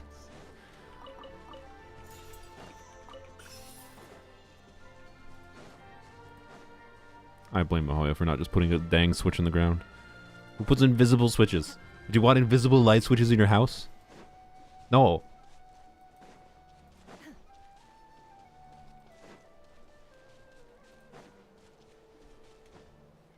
Oh, I never picked up those drops. Yes? Why? What is... Why? Why do you want invisible light switches? Go buy a clap-on, then. Go buy a clap-on.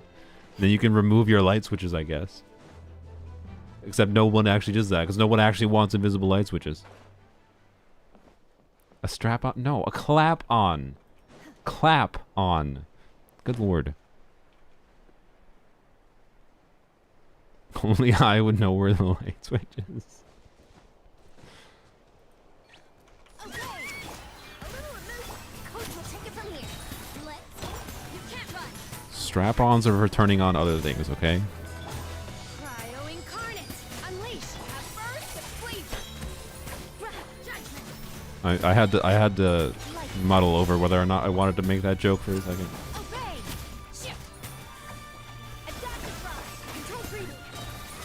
On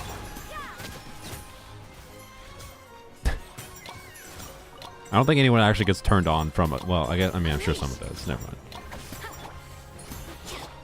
Chat is wild today. I mean, at this point, it's my fault.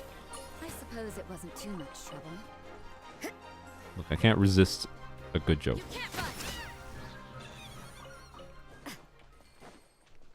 Alright. Anything else this direction? More bird. Why is that spot glowing? Scofier can snapshot? I don't think she can, no. They're just stealing her I goods. suppose it wasn't too much trouble. As far as I'm aware, Scofier does not snapshot.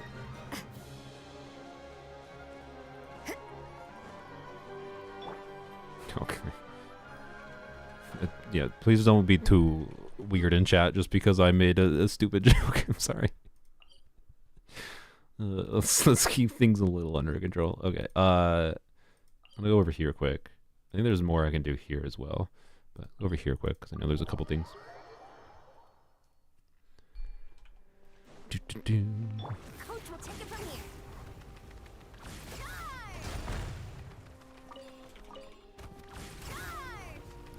Ciao. Keep pushing. Hello. Missed.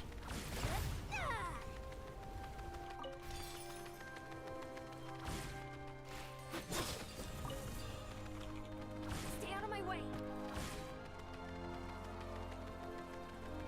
Is it Lolly X Capitano Wild? Why though? Because they're both immortal? There's a chest over there. Okay, we'll come back here in a second. This is what I came over here for, but guess we'll do this first. Quick as a flash. This is gonna take me on a ride though, isn't it? I'm gonna have to go all the way back. Whatever.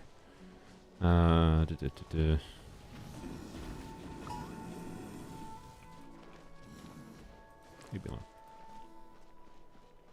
Both are Oberon grandpas. Okay. Yeah, I could be down with it. I don't really. I'm not going to obviously seriously start shipping anything. I'm well past my shipping characters in media phase, but I can still entertain the thought. Okay, I guess I didn't have to. I thought this was gonna turn into a snake and go on a road trip, but that's fine.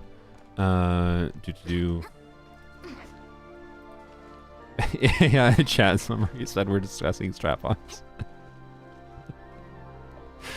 Oh god, okay. Hey, the AI chat summary is good for something. That's exactly what my stream is about. Anywho's, Genshin ships never go anywhere. Yeah, obviously they leave everything ambiguous to the end of time. But I'm down with the Capitano ship. With Sea Lolly. Alright, double check up here quick before I go down there. First 18 plus Luna stream. I mean, I think that belongs maybe to the men's stream. Realistically, the ZZZ men's stream.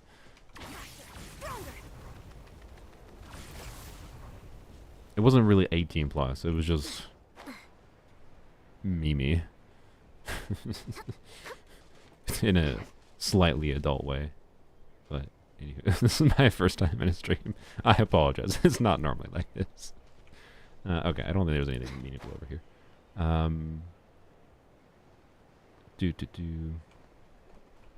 Yeah, the men's stream was just men, exactly.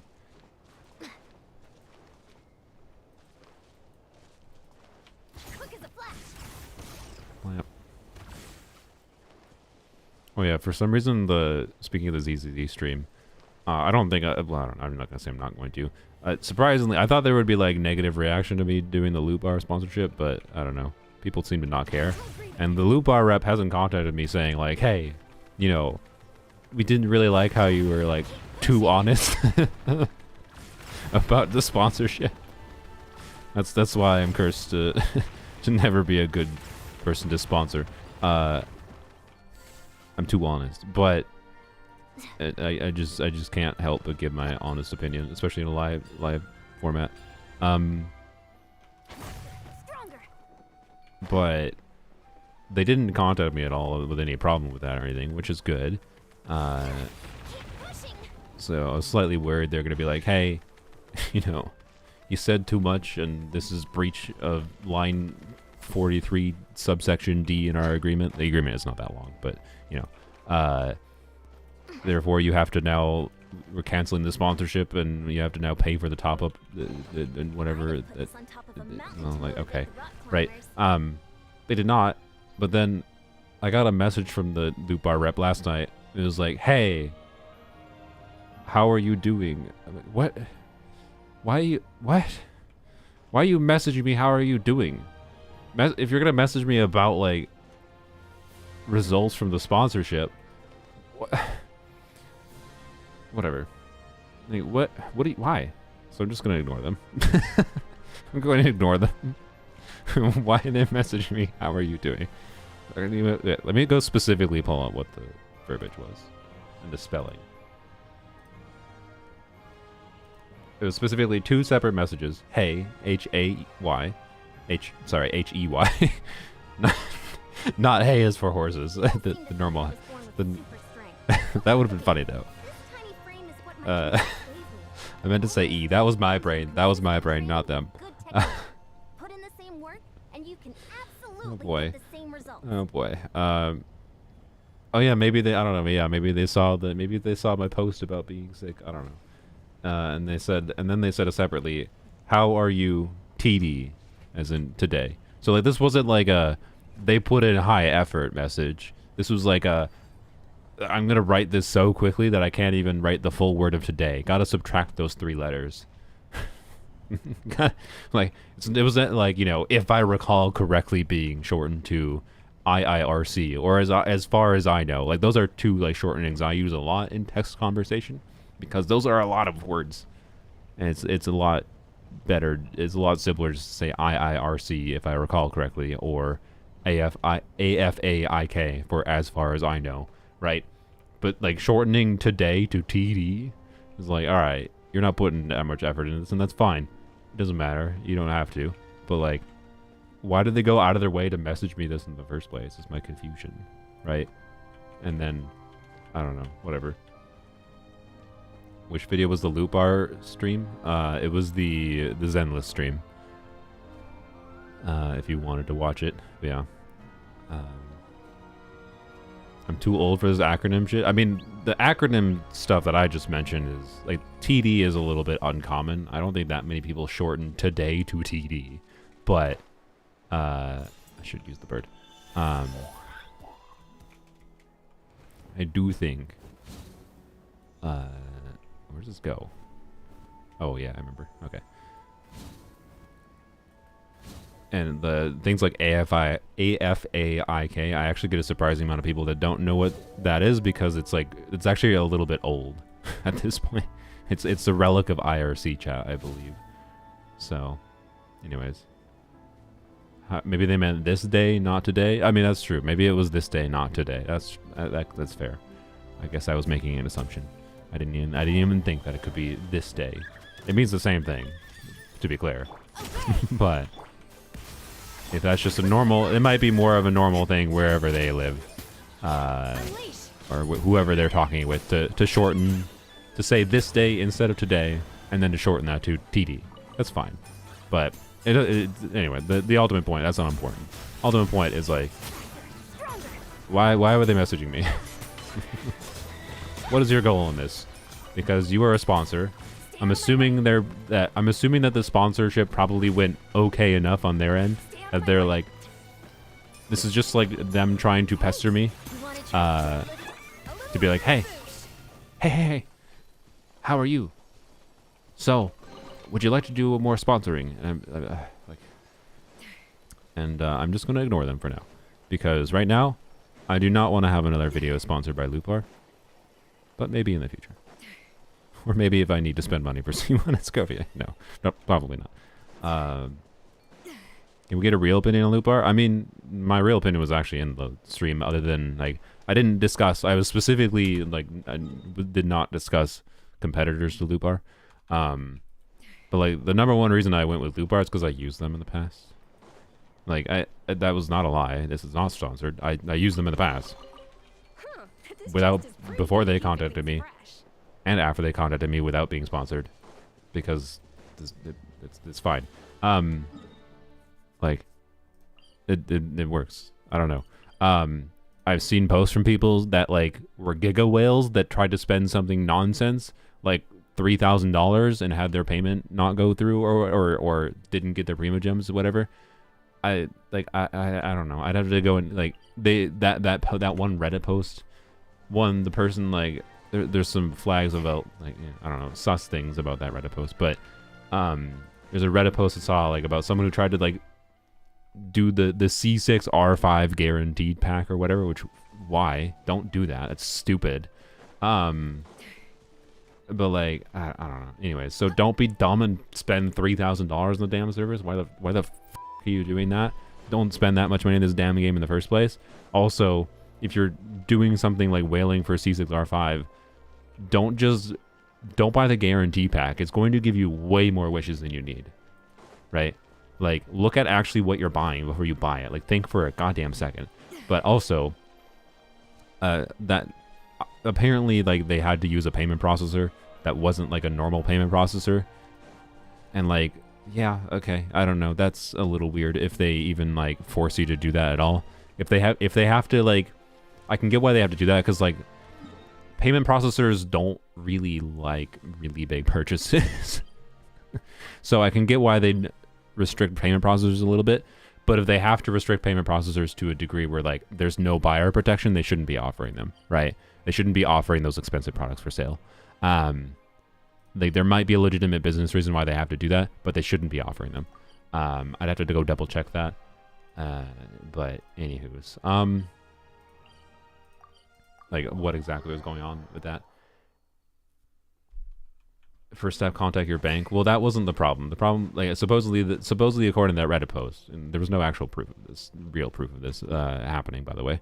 But like one sus thing is like this person that made this complaint post about spending $4,000 on loot bar and then not getting their primo gems, blurred their UID, but didn't blur like their order information from loot bar.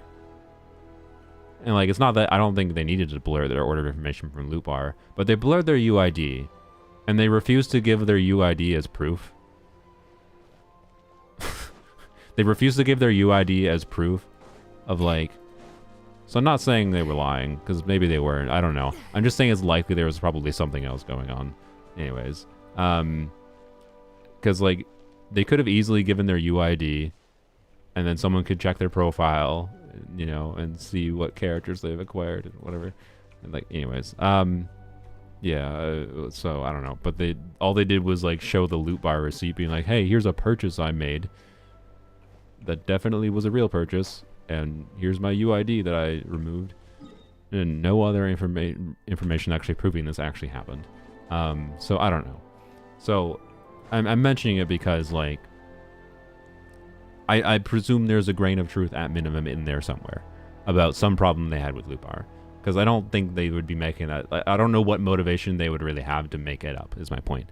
So I don't know what exactly actually happened with that order. I don't know if they even contacted loot bar properly outside of like the stupid chat bot, and I don't know, right? I don't think you should make stupid purchases on loot bar, and I encourage that when in the sponsored stream. Be smart with your money.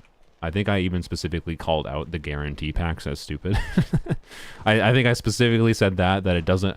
I don't think I said stupid, but those loot bar guarantee packs are dumb. Because the loot bar guarantee packs are based on, yes, theoretically it could take you 180 if you're starting from 0 pity, no capture meridians factoring in. It could theoretically take you 180 pulls to get a Scofier. So that's what the guaranteed Scofier pack does, is 180 pulls, right? Oh, I did? Okay, well, yeah. Well, that's fine. They are stupid. Like, theoretically, it takes 180. But, like, it doesn't actually make sense to buy them. Because, on average, you're spending less. Like, don't spend more money than you actually need to. So especially in the context of a C6R5, the C6R5 guaranteed pack that this Reddit post says they bought and didn't get the primo gems for, like, why? Like, did you not stop to think for a second about how the system works? Like, the C6R5 guaranteed pack is C6R5 guaranteed in the literal worst case scenario, which is so impossible to happen. We're talking like 180, so double pity, all 50-50 losses, whatever, 180 7 times in a row, And same situation, worst case scenario for weapons. So like weapon now would be like 100 and, what is the pity technically? Technically it's 73, it's 74 or 73 is the worst case. So it's technically about 150 is theoretically what it's worth. But I'm guessing they were using 80, not 100, not 73.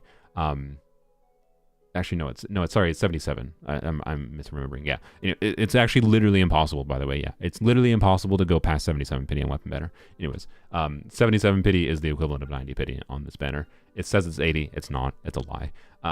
Why? I don't know. It's fine. It's only technically to player benefit that it's lower than it actually is, but whatever. Point is, like, the C6 R5 guarantee pack is stupid. It's really, really stupid. And like, so stupid I don't even think I specifically commented on the C6 R5 pack in the video, right? Oh, I see. Flat. Wing. Wing. That was a cute one. Alright. Oh, I didn't expect that. Okay.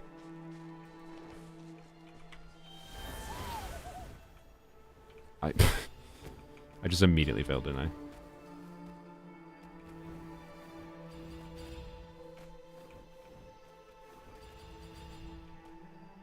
So, anywho's, what was I saying? Maybe I didn't fail.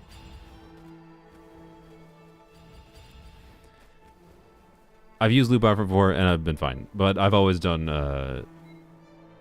6480 top-ups. And usually my end payment, like, and I'm going to talk about Paimon's Bargains because, you know, I've had them as a, yeah, I did miss the one, so, okay. Paimon's Bargains, right, is the same situation where, like, they're able to offer cheaper top-ups because of the fact that top-ups are priced differently in different parts of the world. So they're using that as well as the fact that different payment processors will give different amounts of money back for using them. I have to use the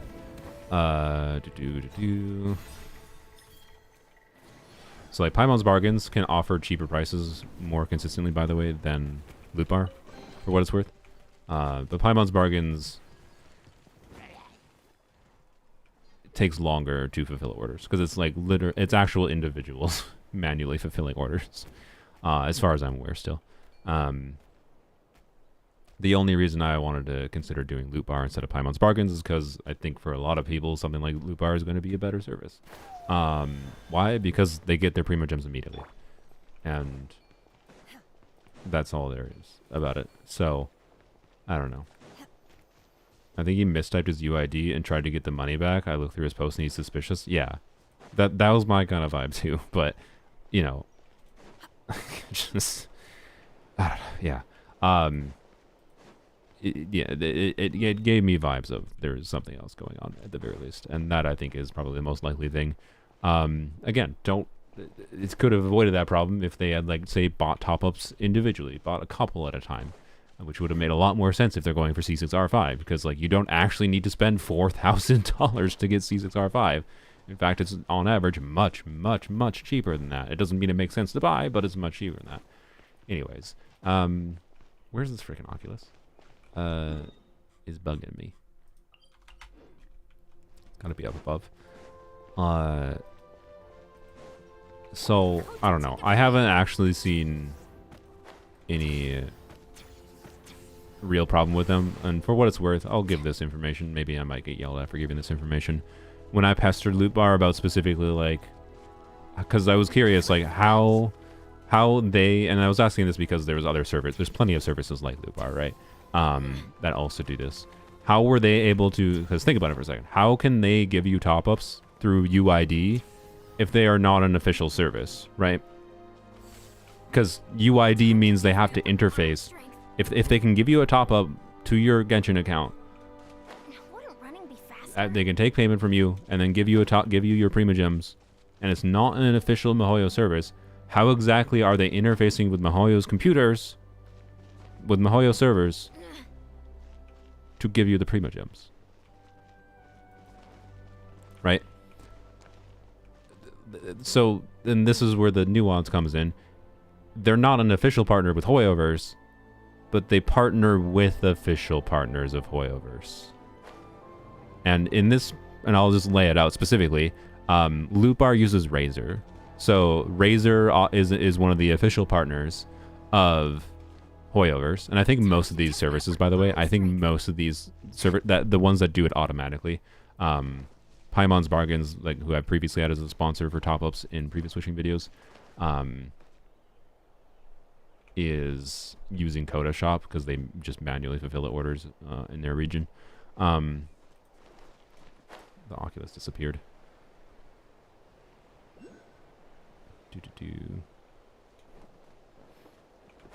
What? Oh, I thought it was like definitely right there. Where is it? What? What? What?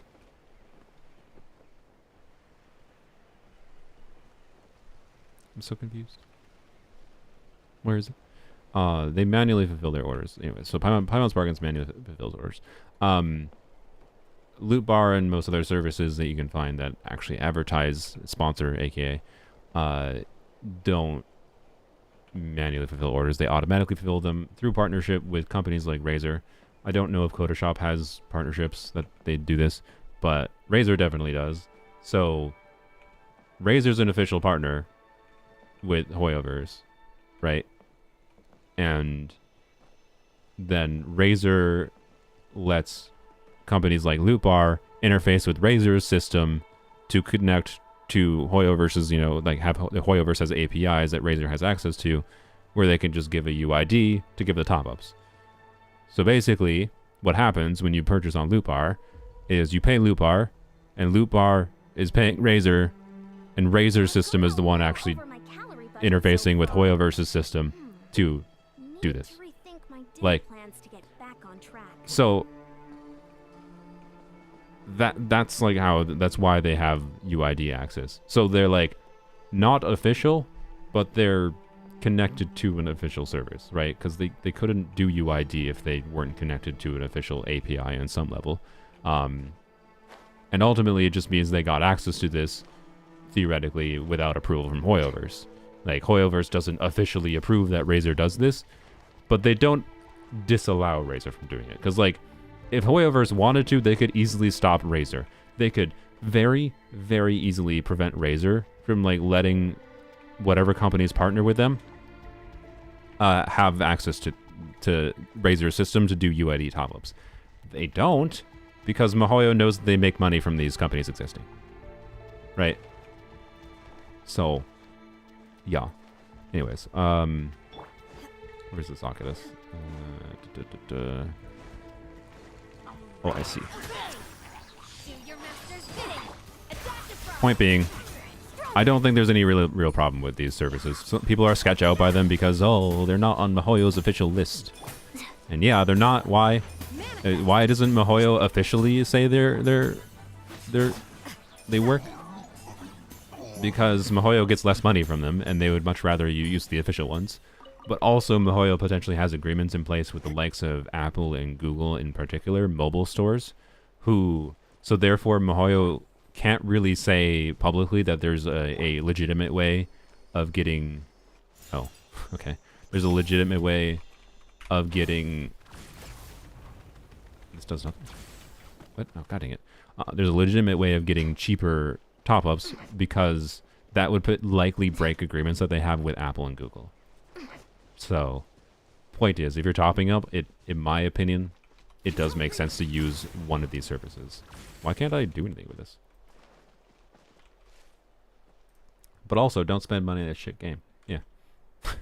But anyways, there's my long yap about whether or not you can actually trust Loot Bar or similar services. My general experience with them has been yes, you can. The business model is relatively simple, in that they take a little bit of money off of the top of top-up cost, but are able to offer cheaper top-ups because of different pricing in different regions, different kinds of payment processors in different regions also that change things.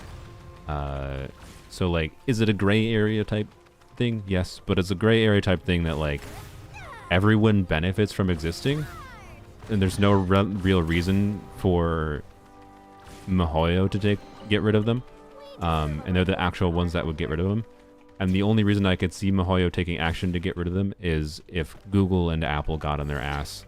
Like if Google and Apple are the main ones that actually lose from these services existing, because that's the reason top-ups are as expensive as they are, right?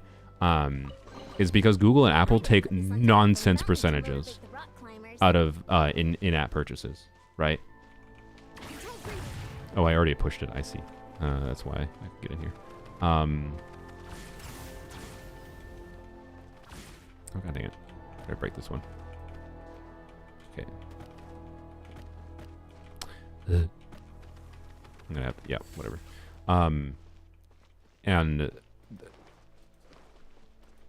yeah, so services that get around Apple and Google's payment like cut is why like MiHoYo is getting the same amount of money if you buy on Loot Bar, for example. Even though you're paying less money, MiHoYo is making the same amount of money. And again, this is one of the reasons they don't care. They're actually fine and benefit from this existing because more people are likely to buy top-ups if these services exist, that otherwise might not have because, you know, whatever. So, yeah. Anyways, you can solve all your problems by just staying free to play. How am I supposed to get this? There we go. Okay. I'd have put this on top of a mountain to What motivate the rock am I climbers. supposed to do with this? I'm stuck. Oop, there we go. I feel like I'm supposed to do something else here.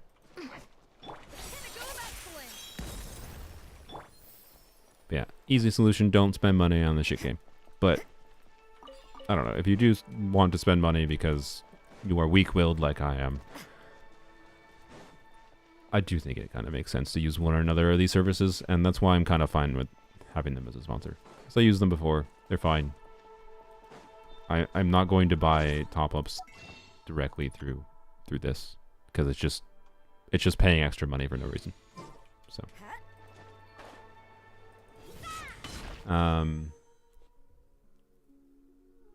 we are at how many do we need? I forgot to check what we need. Check the. Oh, okay. So I have 50 more Primo Gems functionally. 1193 plus 320 plus 50. We need literally like 40 more Primo Gems. Okay. Cool. Is there any achievements we're close to? Have you killed the fox? What fox? 9 open world mechanisms. Okay. It'd be nice to get that. It'd also be nice to get this. Let's explore a little bit around for this, because that's like all the Primo Gems we need for a 10 pull. Just those two achievements alone. Go do that. I thought there was something else nearby I saw as well. Was there? Come on, Genshin's not a shit game. I'm parroting the Jeff. The shit game is sarcastic. Like, it's an overly aggressive statement in order to emphasize the point. Oh wait, there's a thing that's over there, wasn't there? Emphasize the point of like, you can enjoy the game without spending money, right? How come you don't have the treasure compass? Because I don't have it. I haven't done the stupid reputation quests. Yeah. So, in my opinion, if you want to spend money responsibly in these gacha games, you gotta figure out the balance for skipping characters. Ah, I'm assuming this is the fox they're referring to. You gotta figure out the balance for skipping characters. Willy Wolverine's big bro. Okay. You gotta figure out your healthy balance for skipping characters. Yeah, oh, okay. Nice. Oh, that's a lot of rewards. Figure out your balance for skipping characters. Whatever that looks like for you. And once you know the kinds of characters you can skip in gacha games, you know the kinds of things you like, you can balance around whatever the resources they give for free. Plus, if you want to spend money, the battle pass, which is beneficial because not just because it gives you wishes, but more importantly because it gives you more resources to level more characters, presumably lets you have more fun in the game if you can level more characters. And then the Welkin login equivalent, if you are logging in daily anyways. I want to emphasize that the Welkins are very much designed in a way to try to get you to log in constantly. One thing I'm really disappointed by with like the FCC, the FCC changes for Genshin. Like we're talking, that's why like in the US, this is required now with the dollar amount and whatever, and why like the wishing screen says it costs up to $400 or something stupid, which is a good thing. It really kind of upsets me. They didn't realize the problem with these. Like I really strongly feel the fact that like if I don't log in tomorrow, I just lose part of what I paid for, right? I think it's fine if I don't log in, I don't get it, but it should just delay it, right? It means I get it the next time I log in, right? Losing the 90 Primogems because you don't log in and claim it is dickish. And that's kind of hyper predatory because it's trying to, this is like the whole part of the thing of they try to use this as a barrier breaker. That's why they're so valuable. Is they try to use it as a barrier breaker, and then it keeps you logging in constantly, which makes you integrate the gacha game as like a daily habit in your life. And once you integrate it as a daily habit in your life, you start rationalizing like it's like yada yada, right? Like this, unironically, these are one of the most insidious things. So that's why I'm saying if you're already logging in daily anyways, but I want to encourage, these things are kind of crafted to try to get you to log in and create it into like get the gacha addiction like rooted in you kind of thing, right? So anyways, I really wish there was like the United States FCC ruling also had something about the daily login things, in that like if you bought this, you had to get the full value. They had to give you the full value for it, even if you skip a like login day. The fact that you can choose to, if you have Welkins going, like I have 102 Welkins going. If I stop playing on this account today and start playing 3 months from now, I lose all of the Welkin value, right? So, anywho's, it's just $5. Yeah, it's not that big a deal. I can get why it wasn't targeted that directly, but I also think I strongly feel that it's one of the most sneaky things that gacha games do to try to like get people addicted to the formula, and to, can I get my chest? Oh, I see. Nice. To get people addicted to the formula, and to I suppose it wasn't too come much on, trouble. try to transition people into spending more money in general. But if you make good decisions, obviously they're the most valuable thing to get, right? And like I'm someone who's logging in every day anyways, because it's my job. Basically, I don't have to be clear, but you know, buying Welkins for me is just like more resources to pull for more things to enjoy the game more. I think I did some estimate the other day, by the way, that like with the battle pass resources and Welkins, like how many like extra characters I've been able to level, like how many years ahead am I resin wise compared to an account that was like free to play starting at the same time. And it's like, in particular the battle pass like resin equivalent, I'm like 2 years ahead or a year and a half ahead. Like it's like 50% more resin equivalent if you buy battle passes. So anywho's, yeah, battle passes and Welkins are the responsible thing. If you're playing the game daily or mostly daily anyways, like we're talking battle passes and Welkins alone are $60 a year. Add battle passes on top of that, that's $10 per patch. So what is that? $80 plus 60, 140 per year USD, not factoring any whatever discounts you might get. But by the way, usually you can't get the battle pass discounted through like whatever services, because they don't let you, because you can't. Mihoyo doesn't offer them like battle pass through UID purchase.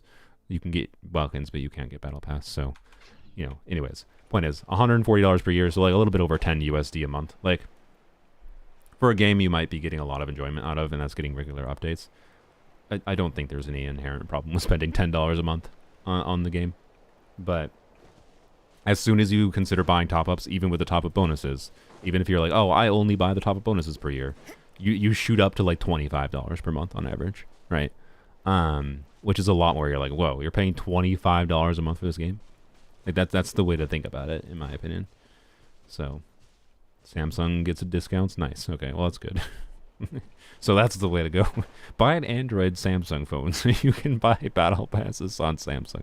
No, that's a joke. I mean, it's a side benefit to having a Samsung device, I suppose. Anywho's, it's only 2 coffees, yeah.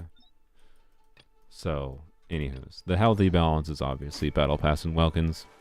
But what the healthy balance is for you depends on where you live, because different amounts of money might be different amounts of impactful on your life. Don't spend any dang money. It's just a video game that actually is going to impact your life if you can spend that money better elsewhere to like improve your life, such as say saving it. So, anyways, good charities for gotcha gambling addiction. Yeah, true.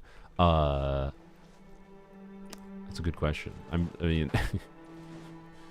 Probably just any kind of charity that's trying to like expand mental health awareness and access, probably.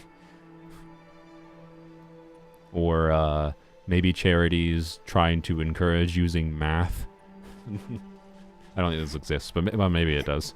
But wait, I don't know. I'd have to like probably email him if he's fine with this.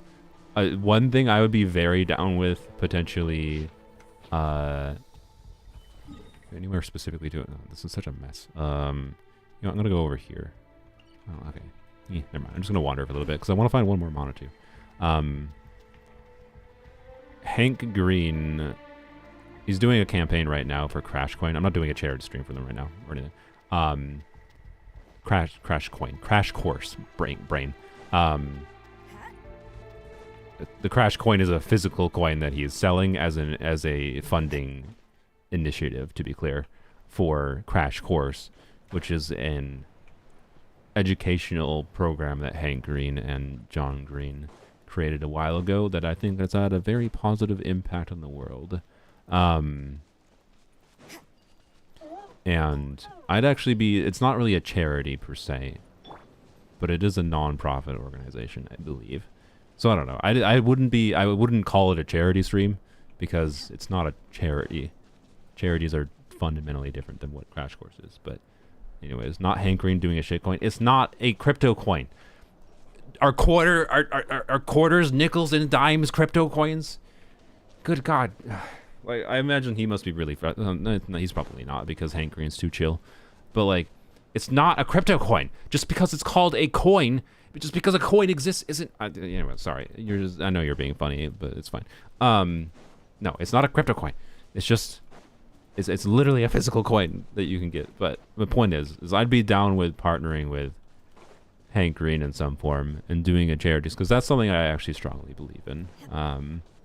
Is something like what he's doing. Because Crash Course is basically just something that helps people learn. And it can help teachers, it can help students. It's an effort from a small number of people that has the ability to make a lot of people's lives better, essentially. So, anyways, I'd have to contact him though to see if he'd want to do that kind of thing. Ultimately, I don't think I'd end up. I'm not such a big streamer that I'm going to concern myself with that at my point. At this point, sorry. But in particular, if I get bigger, I will consider doing that kind of thing more.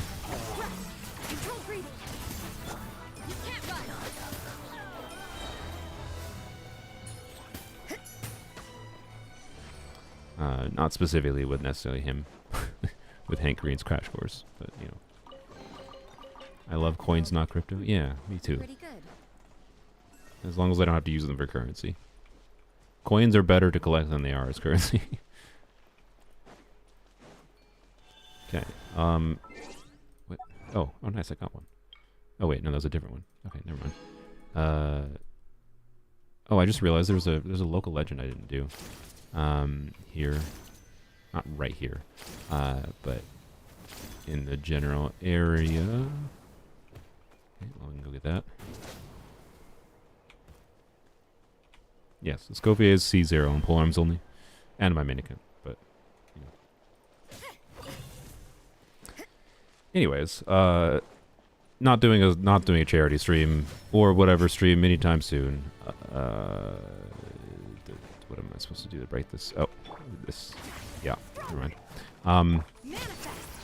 Cryo incarnate. I'm not big enough to the point where I think I could do that. Not that I don't think I'd be unsuccessful doing it. Maybe I should just try to do it.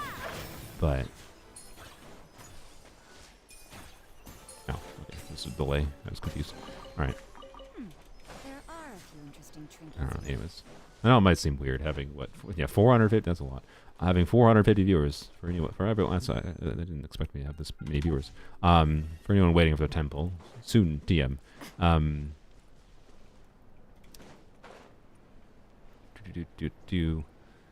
That's where the quest went. I don't think anything's down there. Let's go here. Wait, no. Let's go to the local legend.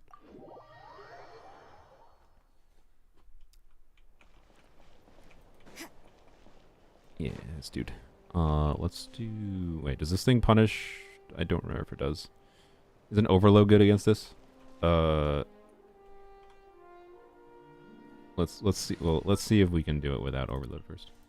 What's wrong? Yeah, we're pulling for a Scofier C1. That's the hope. That's the hope. Not guaranteed. Trying to get a Scofier C1 on polearms only for anyone that missed that part of the stream. Not because it's a need. Not at all.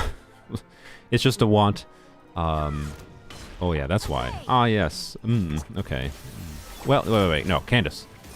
Bam. Look at Candace. Yeah. All right, we can do this. I believe. Question is, how quickly does it get its shield back? Manifest. Too easy. You know what, shield. Doing this might actually help a little bit. Ow.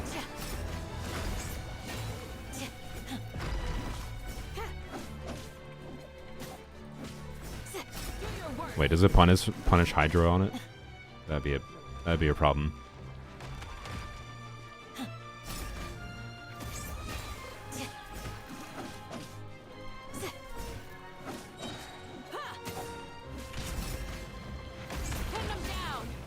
Okay, one more. Means we can do setups. Do your master's bidding. A little move boost. Oh, got through it. Nice. You can't run. Lights out. Yield. Obey.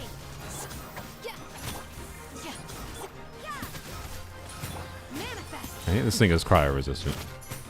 Cryo incarnate. Adaptive frosting. Pinnacle of excellence. Greatness is left judgment. Shiver. Yield.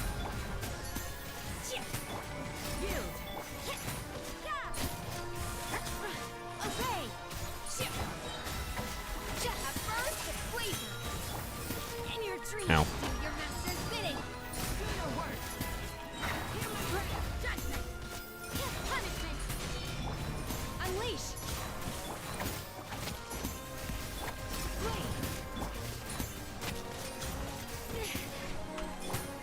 Manifest. This might be my new favorite team in Overworld for polearms only. You can't run. Lights out. Obey. It's so it like gives value to bursting, but doesn't like require bursting. Yield. It's nice and comfortable for dealing with different things. It's satisfying to fight. Ugh. Unleash. Let's not die. A burst of flavor. It's satisfying to fight Do your work. different enemies, but also just like relatively simple. Most of the time, don't have to worry about living too much. Bidding. But it's not completely brain dead, obviously, against local legends, which is a good thing. Oh boy, I got scared a little bit. Here's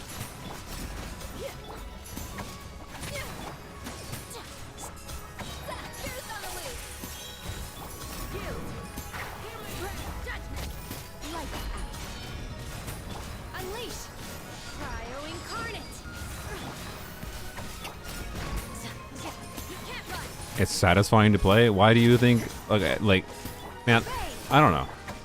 I don't understand why so many Genshin players are like ungodly afraid of dying. Like, as if dying in a video game isn't like intended to be the main thing in 90% of video games that where you can die. Like, you're so way too used to way overpowered teams or too pilled on Zhongli. Like, being able to die is a good thing, and it makes it more fun. I don't know. Anyways, yeah, I know you just thought it was funny. It's just like you were making, even if you're just making a joke, right? It's just like still a joke in line with the weird vibe I get from Genshin players, and that like they can't handle the idea of a team dying possibly against an enemy that is dealing 20,000 damage.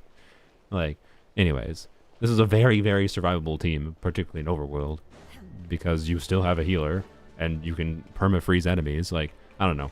The fact that this team could deal with an enemy that was annoying with its mechanics, but still feel satisfying and not be completely trivial to do that. Like, and it takes a lot of, like, I don't know. This team is just very satisfying for its quick swappiness, where it gets value from bursting, but doesn't need to burst that consistently on most of its units. Like, the 5-stars don't really need to burst. It gets enough damage value from just skilling. So it just feels very good to use all the time. I don't know. I expect this to be my team in Overworld for polearms only for quite some time. That's my point. Anyways. Do we get a 5-star? Not yet. We're getting very close to getting enough wishes. In fact, I think we need specifically barely anymore. Actually, we might have... No, we need we need literally 9 more Primo Gems. So, you know, which would be very easy if we could just find one more Monotoo.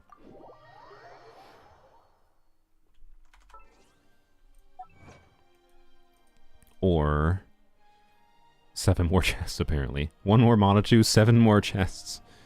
Or 1 more open world mechanism thing. Which I think we might have over here. I think.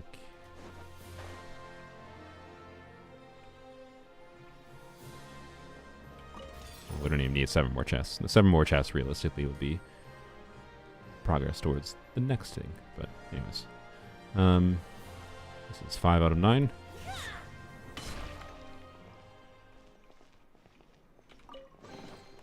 Adepti treasures have Okay. special powers. Alright, I thought I was going to have to fight something. What about mortal ones? Can't you do the sigils? Yes, I was counting the sigils. Wait, was I counting the sigils? Yeah, I was. Yes, I was counting the sigils. Because we need to get to 1280.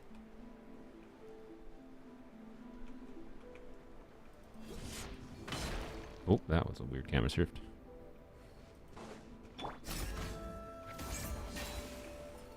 I didn't hold. Actually, I haven't checked if Candace can do this. No. Okay, interesting. Oh my god, that put me a different direction. I still hit it though.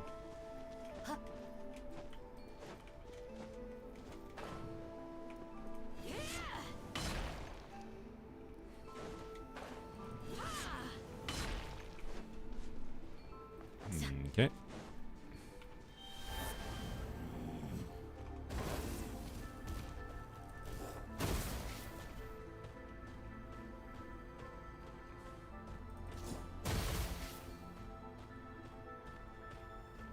Plat. Why? What is the puzzle here? Wait, is it just a time thing? Oh my god. What? There. Well, oh, good. Great. Perfect. Love this animal.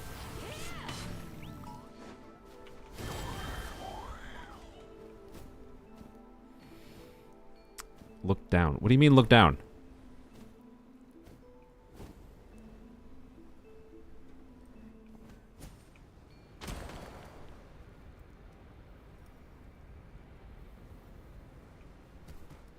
Oh, is this one of those stupid lava ones? Oh my god, that's... What am I...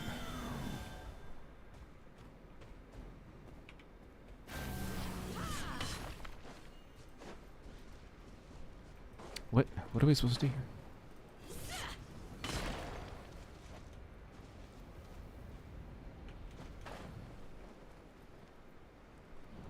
What? Why?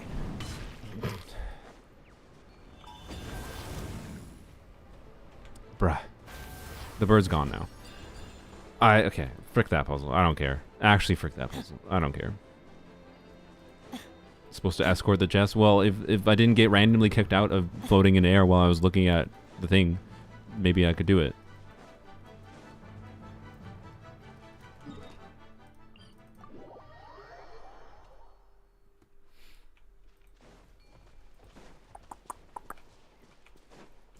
Alright, surely we can find one more.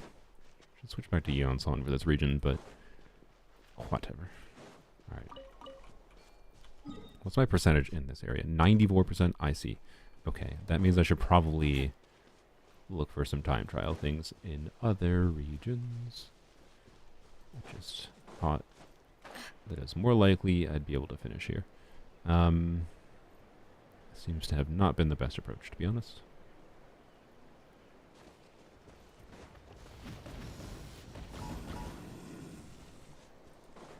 It's trying to force me to go back to the crane game. If that's what it is, according to you guys.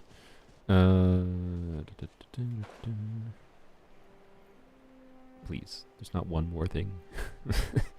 Darn it. Alright.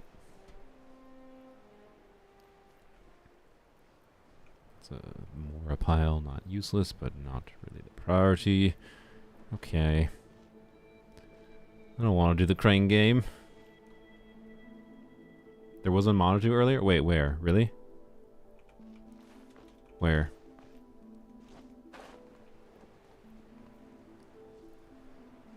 Was it on this island? And they're just blind?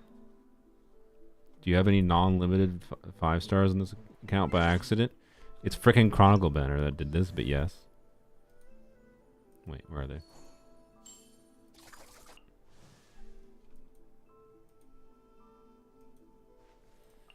They're both level 1, don't worry. They'll stay level 1.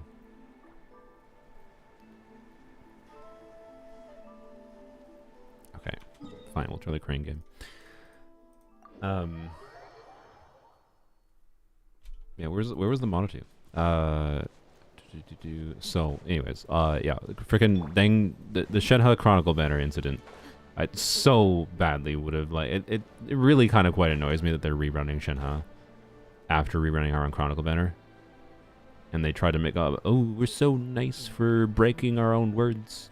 Like, it's so hard to take them seriously, the fact that they went against their own word.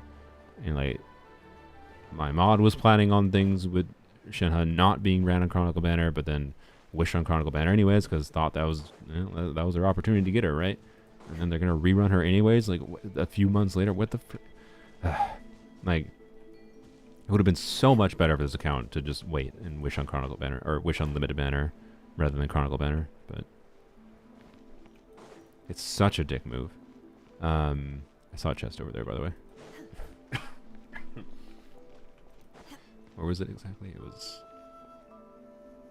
all the way over there. Okay, I kind of want to get that one first. Okay, you know what? Here. Put a sticker here. Crane game. Because our 10 pull here is only going to 75 pity. I hope we don't have to farm anymore, but there's a very good chance we might have to do a little bit more single pulls. Get a couple more single pulls, right? So... also proves they can unchronicle any unit whenever they feel like it benefits them. Yeah, pretty much. Oh, we winky-dinkily didn't know that we were going to make a Scofier and try to push cryo units, and therefore making the cryo buffer even better. The niche cryo buffer is a better unit. To be clear, I don't necessarily think Shenhe is strongly worth pulling. She's not the most compelling. I mean, she's one of the compelling options for Skirk teams, but my god, if you're playing Skirk, even a triple cryo team, Skirk, Scofier, with Shenhe and Farina, we're gonna get that chest too because I see it. I'm sorry. I'm gonna make you wait a second. Like, the ER needs in that team are still not low because you don't do 2 skills per rotation on Shenhe, and you only do 4 particles from Skirk. Like, ugh. Anyways, I got another blank item from Bongo Cat. Okay, is Bongo Cat just broken? Has it been giving me blank items like the whole stream or something?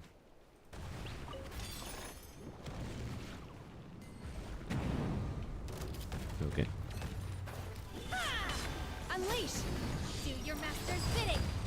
A little amuse-bouche! A burst of sleep!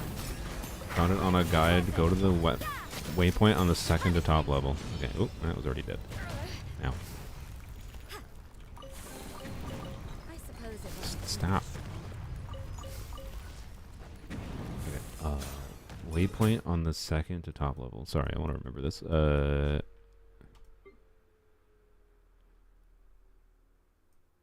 I don't know what waypoint second to top level means. I'll be honest. Oh, I don't know. We'll look it up. Actually, if we need to. Let's go to the temple. Sorry.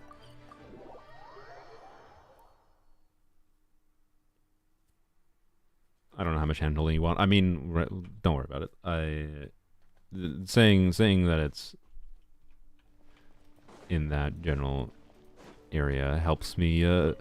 Will help me find it. I'll look a little bit for it on my own. No, you don't need to put anything in the Discord. It's fine. I'll look it up if I need to. I hate this. This is the stupidest, worst sparkle in the game. My God. I come over here to do whatever, and I see the sparkle in my brain, like, pick up the sparkle. Ugh. Whatever. Anyways. What? Offer. Okay. That should be a 10 pull. Yay. Alrighty. Do the single pull first. Wow. Alright. Alright. Take a stretch. So, this is pity. After a lot of grinding. Good lord. We're at 65 pity. Exactly. So, soft pity started at 74 and 75. So, there's, I'll use the number that someone in chat gave me earlier. 23% chance of getting a 5-star in this pull would be quite nice. Because don't want to grind anymore. But, if I have to, oh well. Yeah, I don't know. Anyway, let's see. Don't need to give a speech to mean that meaningfully. Let's see. C1 is Scofier and polearms only, mostly because I want to make the Candace team even stronger. Rip. Alright, frick you too, game. Oh, Layla. That's good. Layla is a wish refund. Alright, we can do one more wish.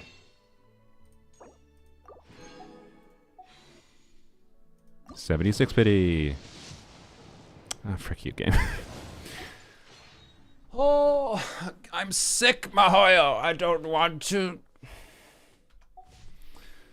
Okay, it's fine.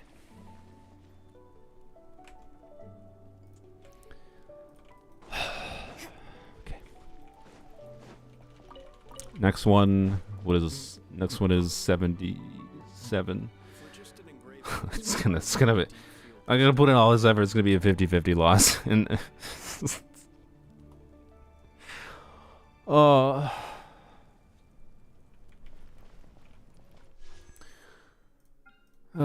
Anyways, okay, so what was the plan? We got 22 of these. We'll get 50 more primo gems from that. It shouldn't take long to get another pull. Oh god dang it. Oh, it was. I can't wait till we're gonna go to 80 pity. Take 10 years to get to 80. I need 13 more. Okay. 10 years to get to 80 pity. And the end result will be something that does nothing on this account. Oh, do Imaginarium? I can't. I have to level like 4 more characters to do the next mode. I don't know why I came here, but okay. Just do single pulls from here. Oh no, that's the plan. I do another freaking 10 pull. We did our 10 pulls. Oh yeah, so the chance of 77 pity should be like it's like 7, I think it's like 30% chance for a 5-star ish. At 77 pity. Surely we don't have to go to like 80. I will lose my sanity if I have to stream for like 4 more hours of grinding single balls. Oh, okay. We should. I think we should try to finish the volcano. We like we're so close to these achievements that like that's just 60 primo gems like quite quickly, right? I do want to check what. Oh yeah, that's what I went here for. Can I craft the Oculus stone? Wait, do you even craft it here? Where do you craft the Oculus stone?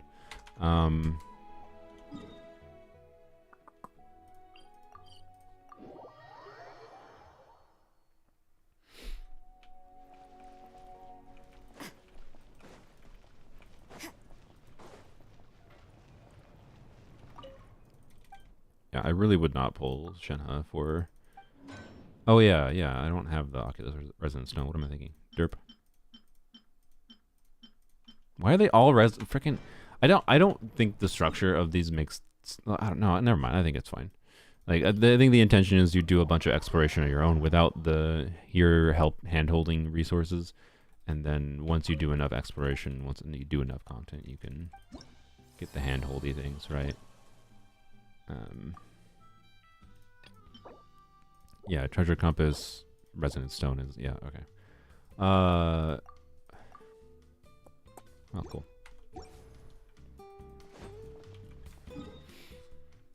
Okay,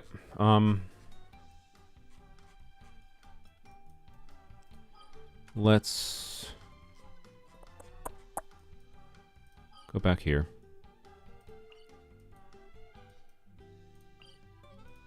We're gonna wander around a little bit, see what we find. There's a monitor here, supposedly. Your trees maxed in other areas? No. Well, wait, is Inazuma's? I don't remember if Inazuma's is or not. I think it is. I'm not 100% on that. But I did some Fontaine farming in previous streams to get to the 2 wishes, because I was close to the 2 wishes in Fontaine. So Fontaine would take a while to get meaningful wishes from. It's going to be fastest to do in Outland still, for sure. We can do quests, to be clear. Particularly... we could do this as stupid quests. Particularly some of these side quests.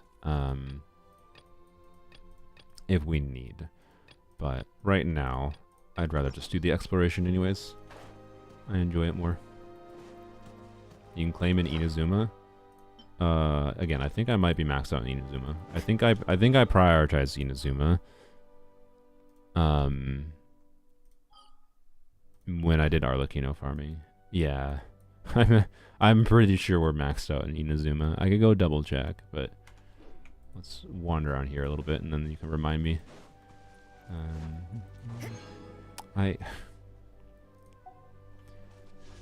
See, this is the problem with doing wishing streams or doing grinding streams. I appreciate that, but like, see, Jeff, this is your fault. This is your fault, Jeff.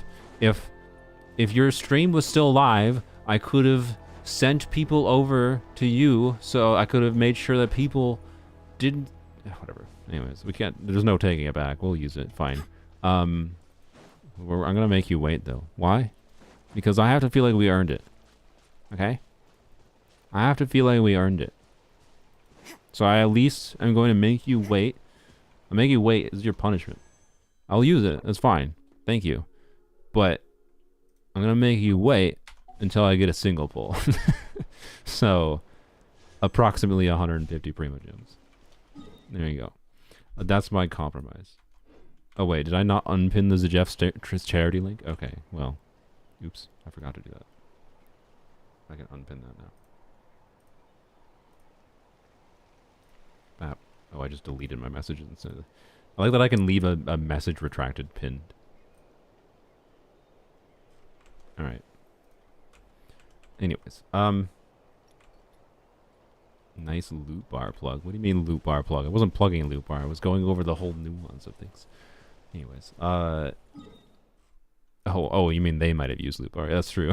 I guess they might have used loot bar. Wait. Okay. Okay, but now I'm impatient. I don't know. I don't know if I'm gonna be able to hold out. No, I can hold out because we can get that. Or there's other super quick ones. This thing requires a quest, right?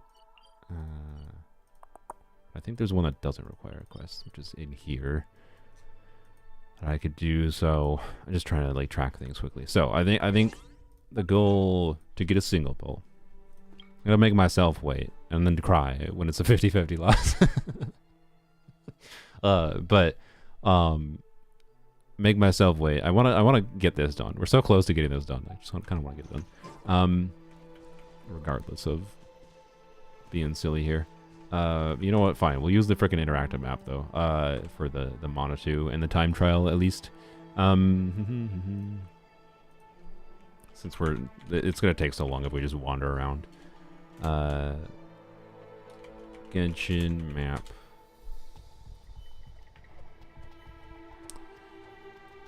Also, how dare you, by the way? How dare you? I hadn't gotten any top-ups on this account. Wait, I did a $5 top-up apparently. Oh yeah, I remember. I did that for the Hu Tao skin. I bought Welkins and then a $5 top-up for the Hu Tao skin, I think. Okay, never mind. I was gonna blame someone else for maybe not having any top-ups on the account the whole year. That was a lie. I had already broken that apparently. I forgot about the Hu Tao skin. Check Pyroculus too. I mean, probably yeah. That would make sense, but I'm gonna ignore this for now. Don't we have a job to do? Let's wait. How do you go to map map? Ancient Sacred Mountain. Okay. Okay. Manitou.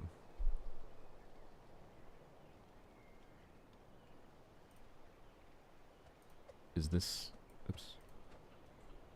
Okay. Down there. This one we definitely did. This one we definitely did.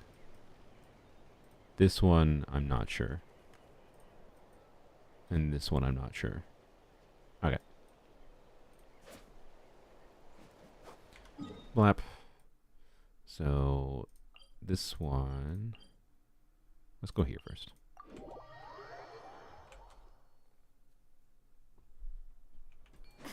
This is quicker. I feel like there's a good chance I did this one. I think I would have seen it in the quest, but should be quick to check. Squirrel. Is that another squirrel to give us achievement? There's a chest over there.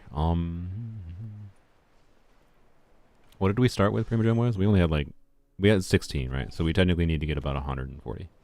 Alright. So that means we need to get to... Because I think... I don't remember. I don't know. Whatever. Obey!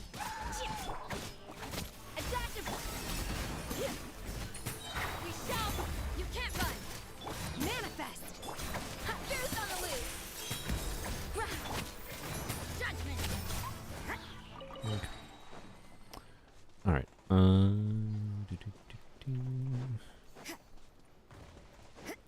Lawwood Trail. Yeah, okay. I'm assuming I got the Mana 2, because I think... Actually, let's just check quick. Okay, that's the other one. This one.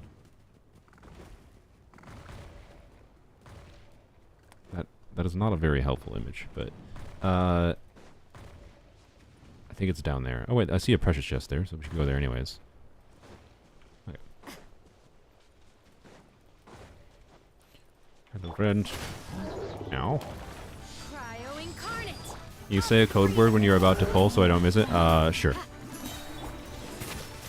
Wait, what is the code word? Wait, why do we need a code word? Wait, I'm going to pull. There we go. But wait, what's a funny code word for this person? Goose on the loose? Oh, yeah, yeah. Also, I just realized, this is my bad. I forgot to go, I said in a previous stream, I would go on the top of Dragonspine for the wishing. Because apparently Dragonspine is supposedly, I don't know if this is actually true, I was informed by someone in chat. Supposedly Dragonspine is where Scofier got her vision. So, yeah, we should yell goose on the loose. Well, I'll do goose on the loose as the code word for when we're pulling, before we're pulling, and then that'll give you time for me to go climb. I'll go climb up the thing at Dragonspine, and you can join in then. Eon-san. It was. Yeah, I don't actually know for sure that's where she got her vision. That's just what I've been told. Pushing. Keep pushing.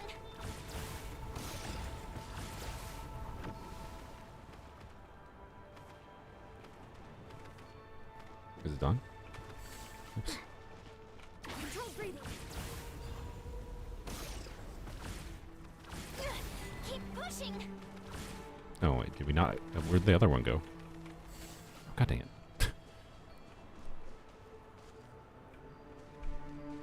do. Okay, weird. What was the point of the second one? The second one just immediately went into... Okay, whatever. It's fine. Cool. Hey, look at that. That was 30 Prima Gems right there. Easy. Cool.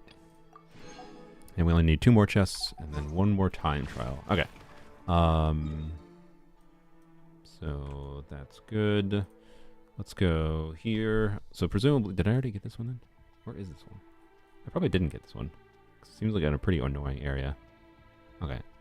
Let's go check that one. May as well. 'Cause why not?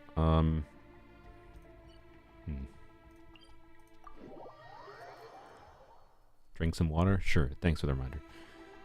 Oh no, I feel like I did do this one. I recognize this area.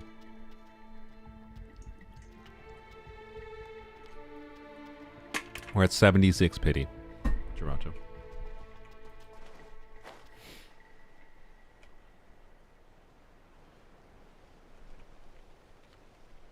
This is where the Montague is, right? In that. No? Oh, frick. Where is that? Look at it closer. Oh, I see. Oh, okay. Interesting. Alright. Well, let's just check this quick. Quick as a flash. Well, I'd have put this No. on top of a mountain to motivate the rock climbers. okay.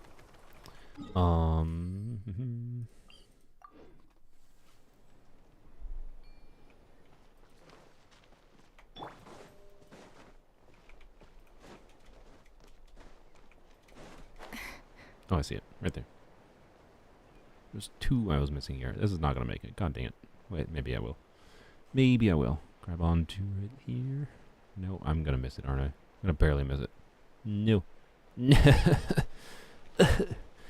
Okay. I'm going to run out of stamina before I even get over here. We're fine. Easy. No problem. Alright. Opinion on Skirk. For most people, she's going to be a fairly restrictive character, but I think the best way to look at her is that she's an attack scaling DPS that is not Bennett reliant. Downside, she's fairly 5-star reliant, because why? Mihoyo has done a terrible job at releasing compelling Hydro and Cryo 4-stars. But for my standard of what I need characters' damage to look like, I don't really need her full passive enabled. I don't need her full multipliers, right? I think I'm going to enjoy this character in non-hydro cryo teams, right? And I think her like my perspective on her is that she has this passive that increases her multipliers for the freeze context, and that is to help uplift her damage in a way that makes her more compelling. When you're using different kinds of like less optimal teammates with her in a way, like a reaction, she doesn't have any additional ways to increase. You don't have the same ways of increasing team damage if you're doing a freeze team, right? Because freeze does not give bonus damage, so they're making freeze give bonus damage essentially to Skirk, at the cost of locking the team to that, and that's fine because of how strong it is. Did they need to go so far in the direction of how like meh she is outside of those teams? No, I don't think they did. But I also think I'm like the example I'm giving is I don't think I'm going to have a problem using Skirk, like Skirk C0 with Seat Lolly, Fischl, Kazuha. That might seem like a weird team, and yeah, it is a weird team. But I don't think that team's going to struggle to clear. Is my point, right? Unless there's enemies that actively punish certain elements, which those exist. But you know, and the fact that this character has this weird variability. Is a selling point to me in many ways, but you know, Controlled breathing. I'm a little bit of a weirder player in many ways, with different standards for character evaluation, and primarily I evaluate character strength in like the characters I like the most, as far as on-field DPSs go, by how versatile they are, but not always. Like Lonyan's not a very versatile DPS, and I ended up liking her a ton. It's not impossible to DPS her though, to be clear, in mini teams, but there we go. We deserve a reward All right. for our work. That's the chest primo gems. Nice. Alright. Open world mechanism. So, I quite like Skirk, is my point. I think she will actually be surprisingly okay in her bad teams. And as long as she doesn't feel bad to play, or I don't like her rotation restrictiveness, I think I will enjoy Skirk a lot. When did you stop calling her Spork? I don't know, whenever my brain feels like not being stupid. The reason I started calling her Spork was because I literally just was slipping up saying her name for whatever reason a lot, and then it just became a joke. So sorry, I'll call her Spork again, my bad. Okay, let's look up time trials in the interactive map quick so we can finish this dang volcano area. Wait, actually, what's my percentage out of curiosity? 97. Alright, I don't think I'm gonna 100% it. Not right now. That's fine. Okie dokie. Time trials. BAP. Okay. That one is underground. I mean, we may as well check it quick. Wait, I'm right here already.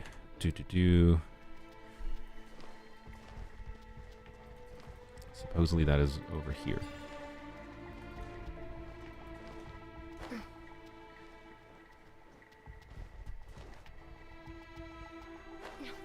I think I did that already. Yeah, I think I did. Okay. I remember doing that. Alright. This one. Sorry, this one right here. I bet I haven't done that one. It's in a weird spot. You see the percentage on the left? Sorry. I forget. I'm very used to zooming out to see it. Rather than looking in the corner for a faded UI element. Quick as a flash.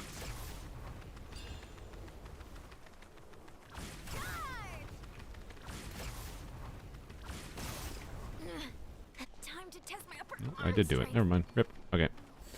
Okay. There's only 4 here. I think I did this one, right?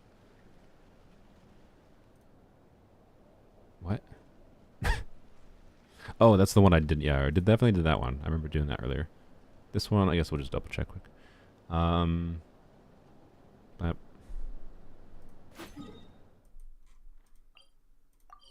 Nope, not there.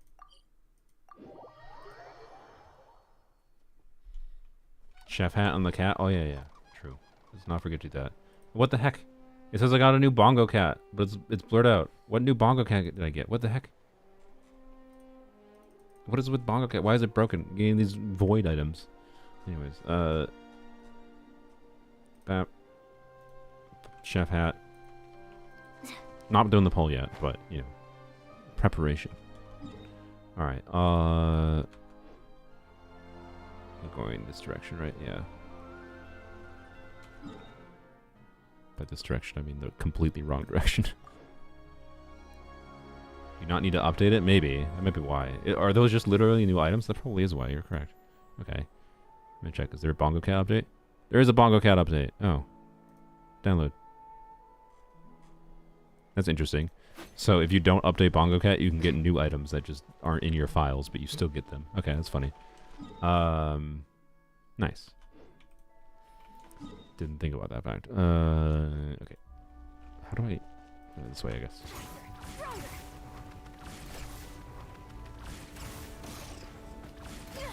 Keep pushing. Oh, nice. This counts as a time trial? Interesting. That's sneaky.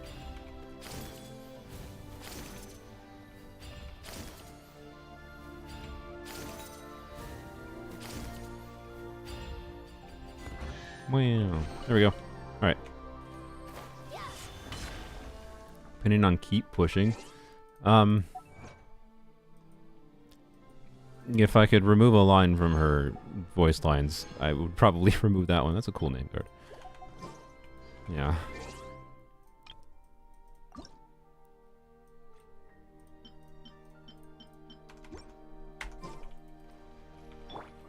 Alright. But, you know, is exercise. Alright. This is the guy who fixed the 70-year-old whale account? Yeah, I am. Alfredo, hi. Why did I go to this waypoint? I have no idea. I didn't have to go to this one. Okay, just unnecessary teleporting. Alright, we're done with the volcano region. Good. How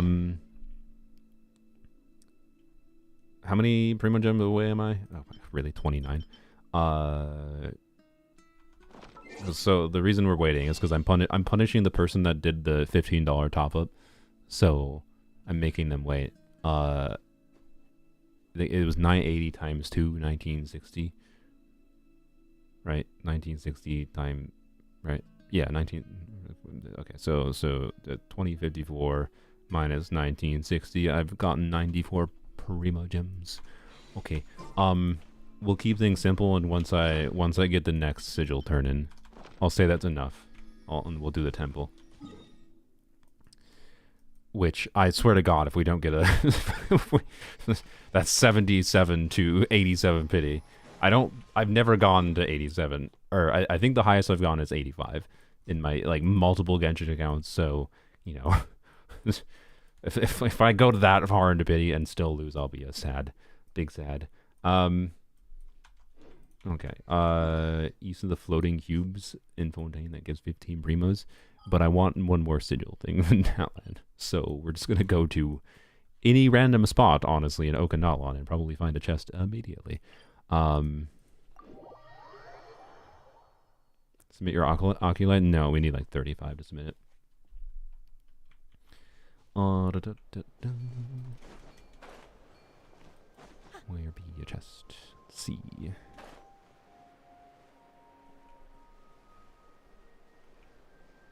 Honestly, it wouldn't surprise me if this gives a chest. Right. Hello. Obey! By ordinance divine. A little amuse-bouche. Okinawa? Is that what I said? I don't know. I blame sick brain, if that's what I said. Okinawa. Same difference as Okinawa.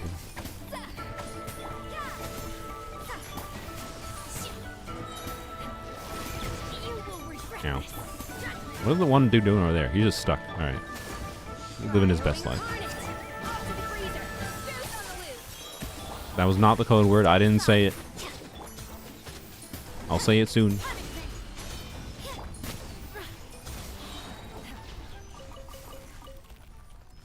Well, we didn't get a chest. Alright. I imagine there might have been one there before. Okay. Well, I think any random spot I picked was a poor random spot. Okay. I have so little exploration in this area. I expected this to be easier. Alright, here, go here. This will be a higher up.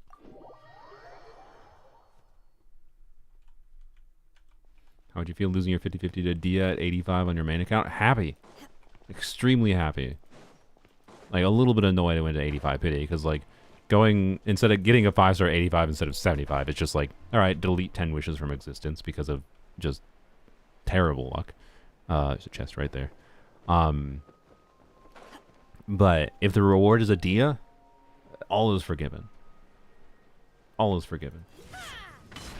There's a chest you left behind the volcano, really? Alright. Oops. No. I've been tricked.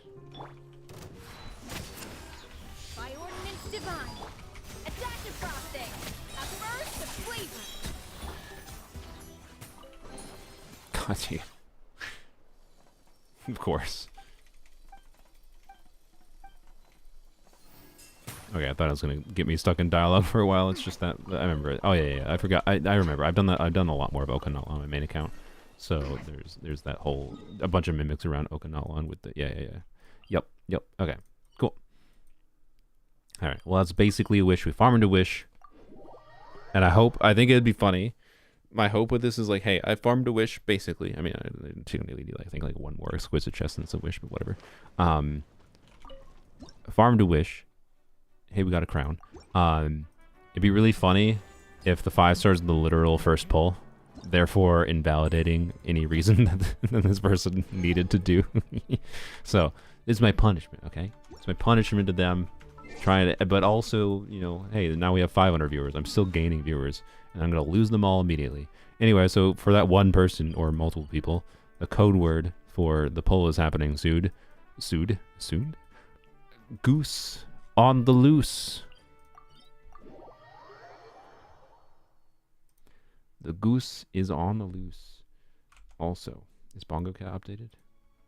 I probably have to relaunch it. Yes, I have to relaunch it. Alright. Quit Bongo Cat. Oop, I forgot that Borks things. Oops. Don't worry. Bongo Cat will be back shortly. And goose on the loose. Let's switch to Candace too, because we want C1 and Scofier for Candace. Stay close. Because of Candace enjoyment. Alright. It's taking forever to verify the files of Bongo Cat. Sorry, alright, I guess we'll launch Bongo Cat after we do a little bit of climbing.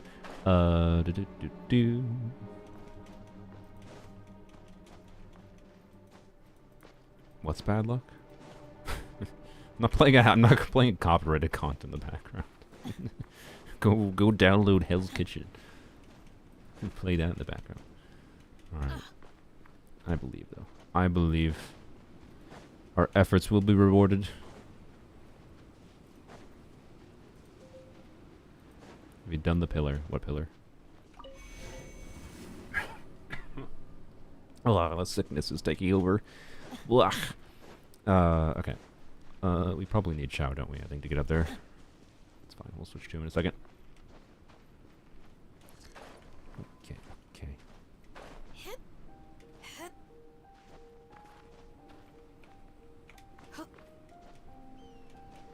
We going? Oh, come on, please. Really? Okay. I can do this. It's been a while. Normally when oh wait, I went to the wrong spot to climb up, didn't I? No, wait, is this? No, this is not the right spot. The spot I wanted is over there. This is the wrong spot, but okay, whatever. It's fine. You called? This will help.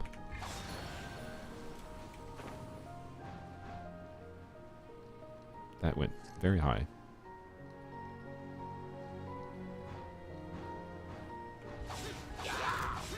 Yeah. Alright.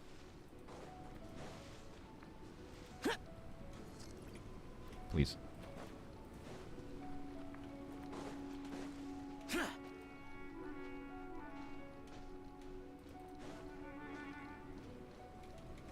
It better not be purple. You better not be purple. Oh my god, can I climb? Okay. There we go. This better be worth the effort. Whoever it was that said supposedly a Scofier got her vision on Dragon's Spine. That's why we're going here, by the way. I don't know if it's actually true. I have no idea. I'm just choosing to believe. Alright.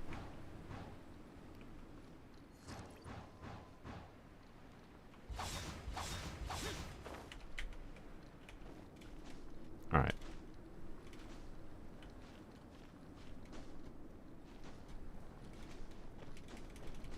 There we go. Finally. Let's have a nice little view. The sunset on having a C0 with Scofier. Candace back, because it's for this team specifically that I want this. And Goose on the Loose, final... I accidentally pressed right click. Goose on the Loose, final warning. Oh, we gotta get Bongo Cat back, sorry. Alright. Get Bongo Cat back. Very important. Very important. We must have all the superstitious things. Like a cat with a chef hat on. Alright. Bongo Cat is relaunch. Let's reconfigure Bongo Cat. Yep. Welcome back, Bongo Cat. A pink Bongo Cat? I missed a pink Bongo Cat. It's a pink Bongo Cat. And a rainbow. Wow. Wonderful new content for Bongo Cat. Sorry, I gotta put the chef hat back on. Yes, Goose. Goose is on the loose. Goose is on the loose. Shirley, where's the chef hat? There it is. Alright. Bam. Alright, let's go. Enough waiting. 287 pitchy. Oh. Hey, told you there's a higher chance of capturing Radiance. It's not 77. I think we got it, I'm pretty sure. You know, what would be surprising here is technically, there's the possibility of this being a capturing Radiance trigger after losing 3 50/50s if there's 3 5-stars in this pool. There's probably not, though. I suspect. But if we see a 50/50 loss, that means there is 3 5-stars in this pool. There's not. Alright. Hey, C1. Sick. Let's go. We won the... Well, technically, capturing Radiance has a chance of triggering when you lose the 50/50. So technically, that was another 50/50 loss. But that was just the W of the capturing Radiance system. Anyways, let's go. Also, a higher perception. How wonderful. Sick. The effort was worth it. And it technically would have taken us very slightly longer to do that if the person hadn't given us a top-up. We would have had to spend maybe another 30 minutes to an hour farming. That's fine. It's now tainted by... Oh, we're okay. Yep, okay. We're now tainted by a top-up again, but it's fine. You saved me some time and some sanity. I'm a little bit sick, so I appreciate it. I do appreciate it. You got the 75-25? Yeah, well, it's weird is like... So supposedly it's not a 75-25, based on the data write-ups that I saw. But my brain really wants to believe that it is a 75-25. Particularly because of the fact that now twice on my brother's account, he's had 2 50/50 losses, and then on the third one, he had a capture Radiance trigger. He had it with Risley, and he had it with Shallonen, actually. Where he lost 2 50/50s, and then his next one was a capturing Radiance trigger. Which, like, I wasn't consciously thinking it, but that was accidentally confirming the 75-25 theory in my mind. And then that, again, kind of reinforces that as well. It's supposedly not actually a 25-75 after 2 50/50 losses. There seems to be something else at play. I don't know exactly what it is. Point is, if you have a 2 50/50 loss streak, don't assume it's guaranteed. just assume it's an increased chance. So I don't know what the exact chance of getting C1 at Scofier was there with that 5-star. It was slightly higher than a 50/50. That's all that's really important. And we won it. That's all. So now, what's important is we're going to see if it was actually worth it. Which, you know, from my calculations, this should be like a 20% DPS increase approximately for this team. Which should put it in the territory of just being straight, at worst equivalent, if not better than the Xiangling variant of this team, right? So for anyone that missed this yap in the past, the reason I want to see one of Scofier and polearms only, I decided it was worth trying to grind for, was because I like Candace, primarily, and I also just like how this team plays in general, with Candace, a little bit more than how the Xiangling variant plays. I don't dislike the Xiangling variant. The Xiangling variant actually pre-Scofier release was Shenhe, Rosaria, Xiangling, Zhongli, and I like that team. But, you know, it didn't sit right with me that, like, despite the fact that this character, like, incentivized doing full Hydro Cryo, that Xiangling was better. And so here, with C0 with Scofier, remember, C1 is Scofier, we're not going to activate it yet, but C1 of Scofier only works when the team is full Hydro Cryo, and it gives 60% Cryo crit damage. Let's go get our energy back. And I gotta put Rosaria on a melt build. I'll show this against this boss, and I'll also show it in Abyss. But in Abyss, we should more strongly see. To be clear, the Abyss is really favorable towards. I'm using this boss because this boss is actually really easy to see the difference in the damage, most simply. Because in my testing with Rosaria's melt build against this boss, before I even get a second E on Rosaria in the rotation, the boss is dead. Whereas when I'm using the Candace team, with the freeze build, of course, on Rosaria, so switching the proper build and everything, the Candace team like has to do a second Rosaria E before the boss is dead, right? And that's what I'm talking about, where like Xiangling is better in a neutral context, assuming we're getting our melts properly. There's nuance of things. This current Abyss, and when I was testing in the first chamber, the Candace team is functionally better in the first chamber, I would say, because of how valuable freeze is, and that's just because like this Abyss is kind of really designed to try to benefit freeze. So you know, Candace was already favorably compared in Abyss in this current one, so I'm using this boss and the Abyss to try to do like this evaluation. And anyways, I'll be satisfied to have a, you know, very compellingly strong team that I default as a team to play on polearms only, and see when a Scofier is like just the further justification of that. I need to get energy. Also, I need to change the build. So, by the way, the Freeze Rosaria build as a Blizzard Strayer build, this is technically slightly overcapped in crit rate, but I kind of prefer that because sometimes if we check what her crit rate would be if the enemy is not frozen, right? So like this boss is not frozen. Then we have plus 20% crit rate because they should be affected by cryo. This is without Xiangling, of course, where we're talking in the freeze team. So we have 12% crit rate from Rosaria, theoretically. If she can backstab. She sometimes can't do the backstab ability, but anywho's 12% crit rate, 20%, so that is add 32% of this, that's 62% or 61%. Add cryo resonance, that's 76%, right? Wait, no, I'm missing something. That should be correct. Am I missing something? 12 plus 15 plus 12 plus 15 plus 20 plus 39.2. No, 86. I subtracted 10 by accident. So yeah, this is an 86% crit rate build against bosses, assuming I get the backstab. If I don't get the backstab, then I lose 12% crit rate, which is unfortunate, but oh well. It's not that big of a deal. Whereas against enemies that can be frozen, it's 106% crit rate. So I don't know. This is a nice balance of a freeze build for me, for, you know, having a near optimal amount of crit rate when enemies can be frozen, but also a very usable amount of crit rate, even if the boss can't be frozen, or if I don't get the backstab, right?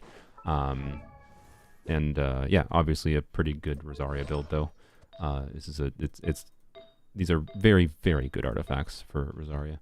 I theoretically could get away with maybe with this piece is maybe slightly better, because again, don't need the crit rate. Technically all the crit rate that this is giving is overcap crit rate in the most ideal context. And if I don't need the ER roll, this just has, you know, one more attack percent roll. So theoretically this is better, but like not better enough for me to care enough about. Yeah, this is a C5 Rosaria. So C6 Rosaria is just the physical red shred. Doesn't matter for what we're doing here. Not meaningfully at least. Yes, we have every polearm character in this account. Okay, so we're going to change Rosaria's build, though, to her Melt build, which Melt Rosaria is definitely strongest on Staff of Scarlet Sands. And by the way, this test that we're doing against the boss is not even going to get max stacks on Staff of Scarlet Sands and Rosaria, I think, until the second skill, which is when it's going to basically be... Well, I shouldn't get the second skill, normally, at least. Maybe I'll miss some crits or whatever. But point being, this Melt Rosaria build is quite good.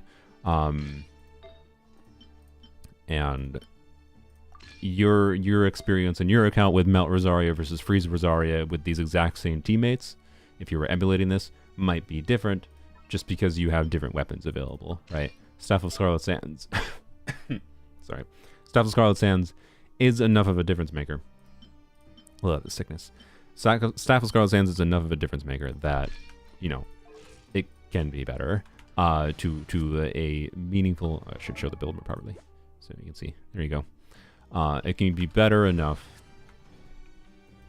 that is what was making the difference, right? In why the Xiangling variant felt as strong as it did, right? it wasn't just that. It's also that like a Scofier gets pretty meaningful melt damage as well, right? So, anyways. Oh, that's gonna... don't kill it. I need that for energy. Showed up just as you pulled her. 2 minutes forward. Nice. I like how 10% of viewers left, by the way. For the meaningful information. They just wanted the Gamba. On the upside, 80% of you stayed for the meaningful information. Let's go. I need your skill to go away. I do not want to kill this thing. This is my energy creature. You can't run. Manifest. There we go. Okay. So, when I was testing this before, so again, we're doing a C0 comparison, quick. And I'll go into the Abyss with this team as well. We're just testing the first chamber because it's simpler. I don't need to do that meaningful of in-depth testing with this constellation. It's fine. I just want to do a baseline comparison. Yeah, this should... my expectation is the enemy should die shortly before I can even do Rosaria's second skill. Whereas with the Freeze team, with Scofier C0,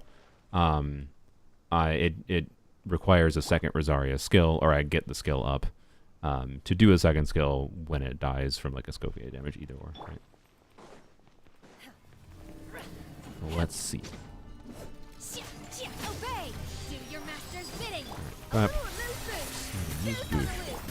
Goose on loose.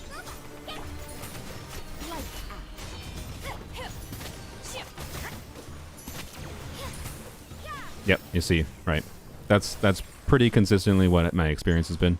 I'll do it one more time just to show it wasn't a fluke. Of like RNG, whatever, but the crit ratios are good enough that this team is very consistent. There we go. As you can see, like usually right before I get the second Rosaria skill, this thing dies. And that should be consistently stronger than what we'll see with the freeze build. And like, yes, obviously the freeze situation is less ideal with a with a boss, right? Because not getting as much crit, yada yada. Obviously that's a factor for average damage, but last night, actually not last night, a couple days ago, I went and compared this, doing what I'm doing right now live, using this boss and an Abyss a little bit with C0, Scofier, Xiangling versus Candace here, and not once did I get the freeze team to kill this thing before a second Rosaria E, and that just means like it's actually fairly consistent. And so the crit, like slightly lower crit rate, didn't really matter because I'm sure one of those instances of testing like consistently landed my crits, right? Like I doubt I missed an important crit that actually mattered. The damage is too evenly spread. So anyways, yeah, no, the Scofier C1 doesn't work in Melt, which is fine because I wanted the Candace team to be benefited, not the Xiangling team. Not saying C1 of Scofier is worthwhile. This is a polearm only account. It's more restricted. I used that skill early. So it changes the valuation of the valuation of doing things like that.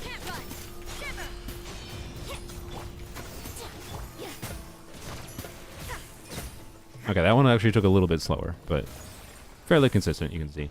It's like, I want to emphasize, like, the difference here between even C0 versus C0 Scofier, Xiangling versus Candace is not that significant, right?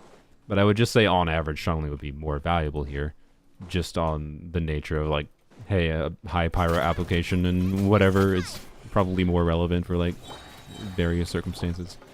Okay, our burst back. Let's go to Abyss quick. We're gonna go to Abyss first because I have to reconfigure the Rosaria build for the freeze, right?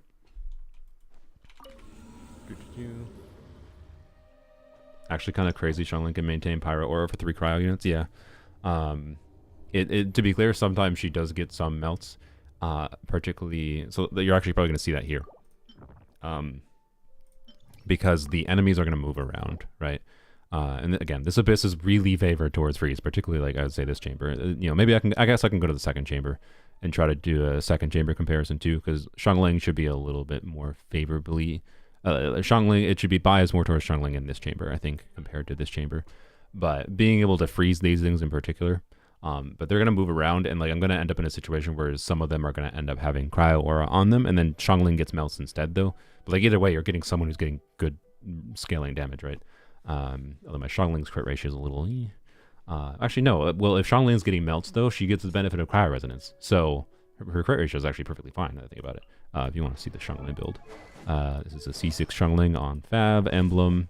And yeah, if she's actually landing a melt, she has 77% crit rate. So you know, it's a solo power Xiangling build to make sure she gets her energy back, right? So yeah.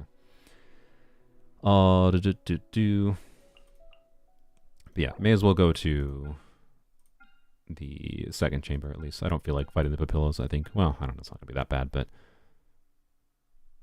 obviously, I don't think there's any need to check this chamber because obviously being able to freeze the way up means that the Candace team with a C0 Scofier even is going to be way better than the Xiangling team. The Xiangling team will be fine, to be clear. You just have to like work around the way up, and activating your burst at the right times. So, blap on Rosaria, and we'll just use a Arlecchino, whatever. Blap.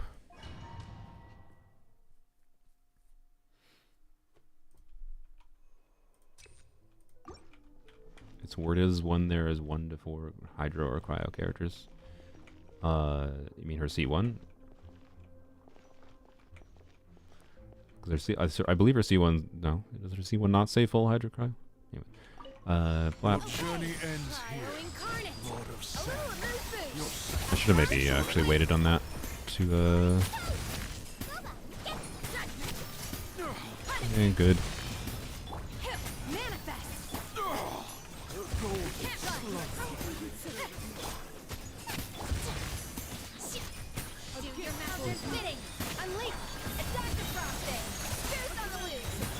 Goose on the loose. Oh, really?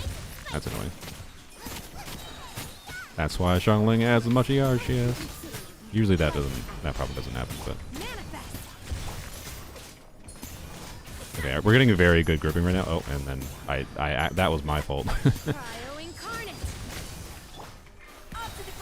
Okay, good. They grip themselves. Yeah, so that was a 50-second clear. That was a good clear. Obviously the team's quite strong. So yeah, we're gonna redo it one more time though, because I want to show that it is actually kind of variable. Last night I got like a 1-minute clear, which is quite a lot worse, just because of weirdness with how the enemies get pushed around based on minor differences in your actions and potential variability with their actions. All right, there we go. I maybe should not have placed that. It might not matter, actually. I forgot to do a second E. That's bad. Alright. Yes.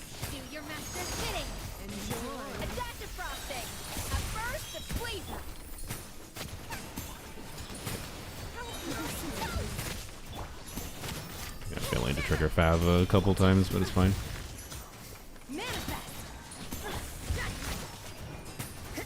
Yeah, so you can see this is a little bit worse of a situation. One's almost dead, to be clear, but almost dead is not dead. Oh my god. So you can see, this is basically where this abyss is very favorable towards freeze aspect comes in. That was about a minute clear. Those two attempts, I think, are enough to kind of show that in that chamber. Let's do this. We'll see how it goes. I haven't actually tested in the comparison in the next chamber though, so that'll be kind of interesting to see. We'll attack the button.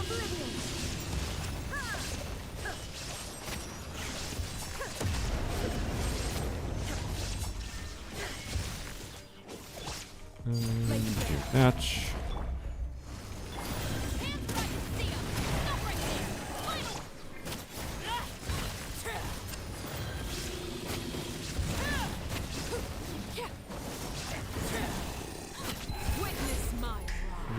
Yep. There is no escape. Stop right there.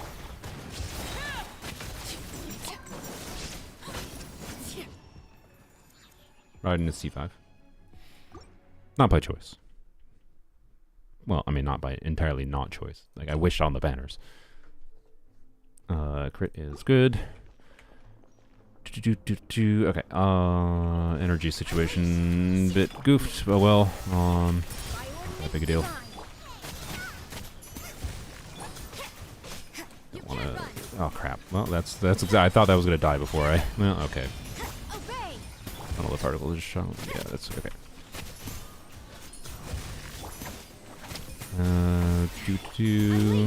Oh, that was a little early. I just wasted cryo particles. Loose on the loose.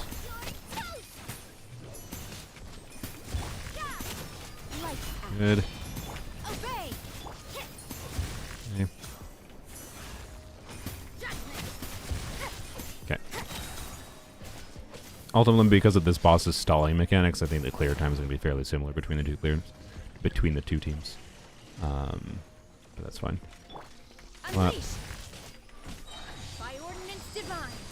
oop, didn't mean to do that. Meant to switch to Scofier.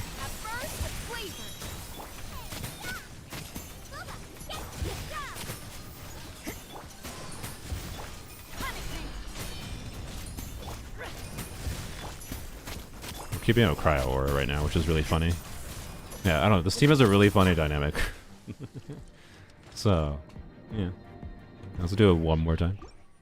See if we get a similar-ish clear time. Unleash! Off to the freezer! It's the fire! Do your master's bidding! Good. Shiver! Goose on the loose! Goose on the loose. You can't run!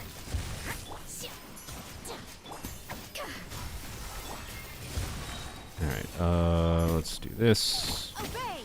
I did that too early again. Classic me. Cryo incarnate! Manifest! I should have done that after Rosaria. Dumb mistakes here. Excellent! Stalling mechanic means it probably doesn't matter. Obey! Judgment! It's 100k melt. Shoot! Go backwards, please. Did I just stun it doing a normal attack? I didn't know I could do that. Okay. I knew you could stun it. I just didn't realize you could do it with a normal attack. Oh, yeah.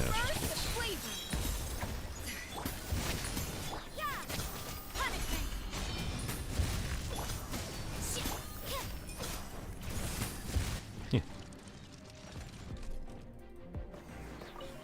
That was the same as that time. Yeah, so there you go. Right. So we vary from like, I did get, I think last night for what it's worth, I did get, I believe, a 47-second clear with this team in the first chamber.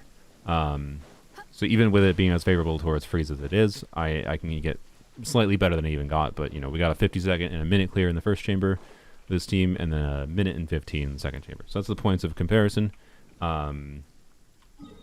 Let's go use Candace now with the freeze build. What's wrong? So first, we gotta compare pre-C0, or pre-C1, and then we'll activate C1. Put you back on freeze build, of course. Blap. Oh yeah, by the way, side benefit of of using a freeze build on Rosaria rather than a normal melt build that I've used always in the past. Asino can actually use his weapon for once. Crazy. I have Raiden because of Eon's on a normal engulfing lightning build. Crazy. And now Sino can actually use his weapon. Wow. Polearms only is becoming boring. Characters using the weapons that were made for them. Why did I unfilter that? We unfiltered this. Pap. Okay.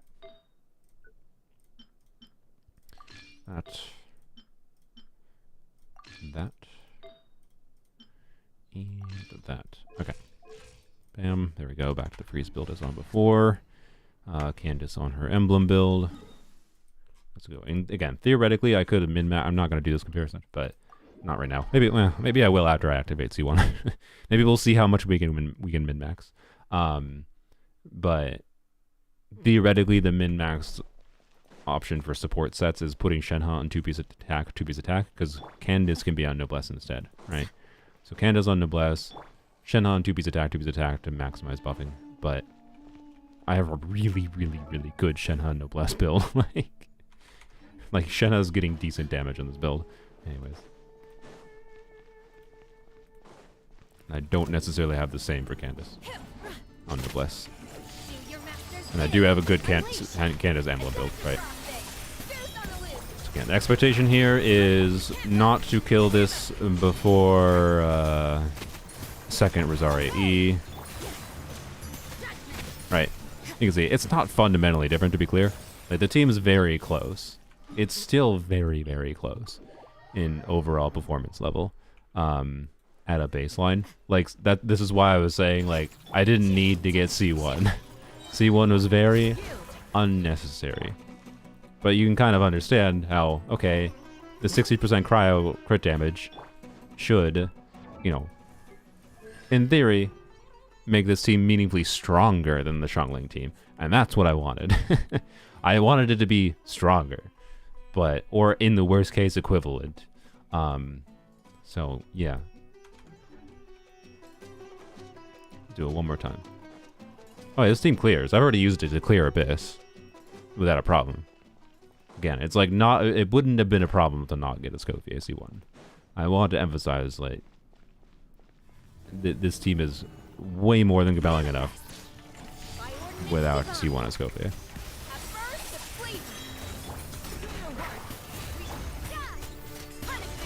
We'll do a charge attack instead here. Do Shenhe E. Yeah, you can see pretty consistently, right? I kill it basically right as I do or right after I do Rosaria's second skill. So it's slightly worse, right? And presumably the 60% crit damage will get me over the threshold to make it against this boss basically the same. But then in Abyss, I suspect we'll actually see it pull meaningfully ahead of the Xiangling team. Particularly because this Abyss, again, benefits melt. So real quick, we'll do the comparison here. For my testing, by the way, yesterday, we'll see if I can get the same kind of clear. I was able to get a 45-second clear. So faster in the first chamber. I didn't check the second chamber. With the Candace team, I was able to get faster clear than the Melt team. But again, that's because of like how favorable this is grouping-wise. It's very easy to keep them grouped together with Freeze. It's still, you can still anti-group them by accident.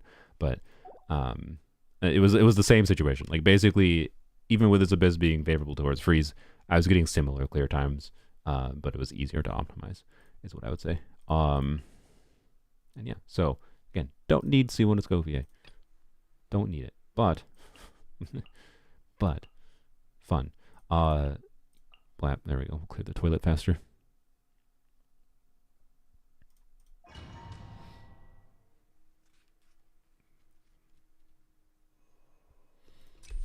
EM. Oh yeah, I guess I didn't think of that factor.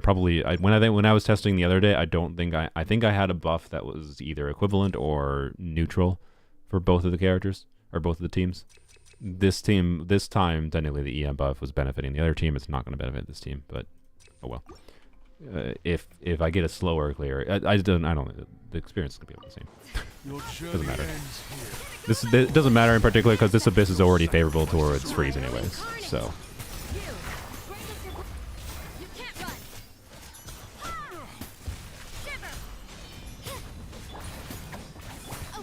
Should have done that sooner. I didn't hit with a skill. Oh my god. Also, why did I order the team like this?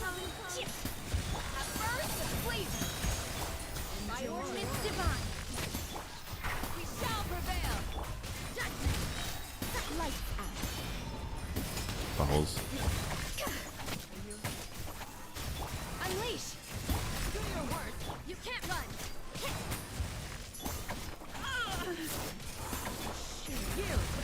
Okay.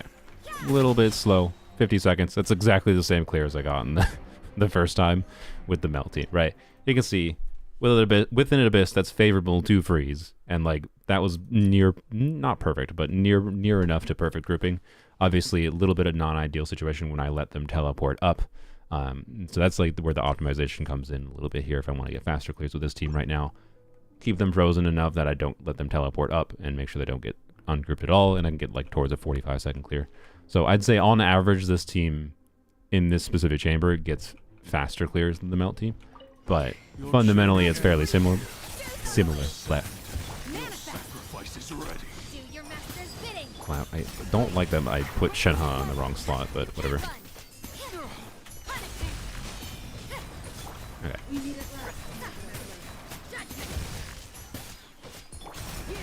Oh, that was bad. That, okay.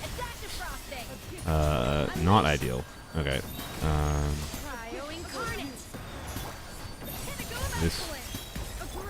Try to fix this by pushing. Oh, that works too, I guess. Okay.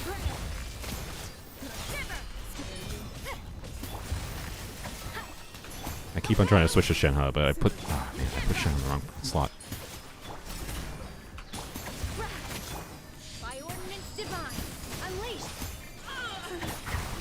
Similar clear time. I can get down to 45 seconds, but, you know, you can see it's not fundamentally different. There's just more to be had in optimization.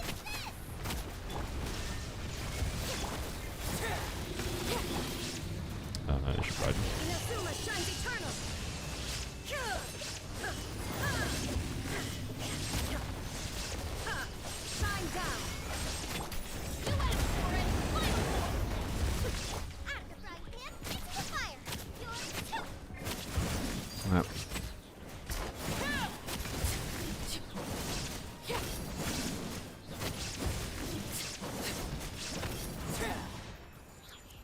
Did I miss anything? I mean, you missed the poll. I am now finishing some testing and comparison to see how much it's worth it. So we're just doing a baseline C0 test here. Alright, let's see how this goes. So we're comparing to about 1 minute and 15-ish clear. Right, energy situation. It's not that big a deal though. Alright, this.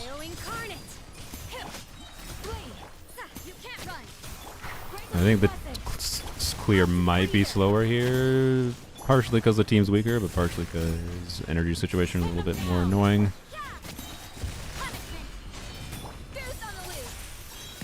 Yeah, I like how this team just doesn't have like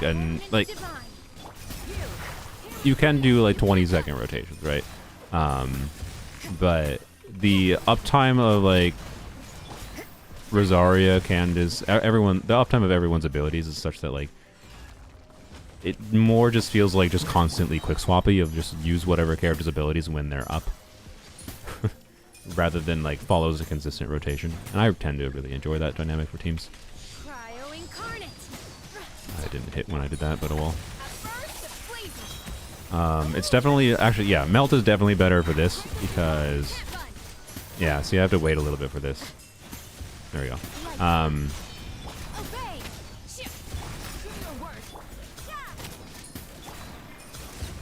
Yeah, it's still not meaningfully different, really, realistically, but it's a little bit less flexible in that, like, because what I did before with Xiangling is you can, like, use a Scofier burst, for example, to get a big melt on that wave, and that can help get through the in-between phase before it's in its down phase, right? You have more front-loaded damage potential, right? Okay, this... I should have done a second E before that. That's fine. This...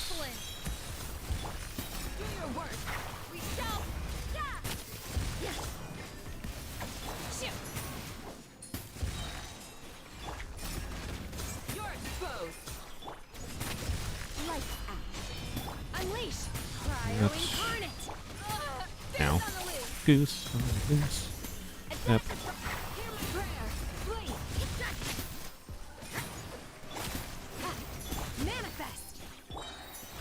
Yeah, go to your next phase, please.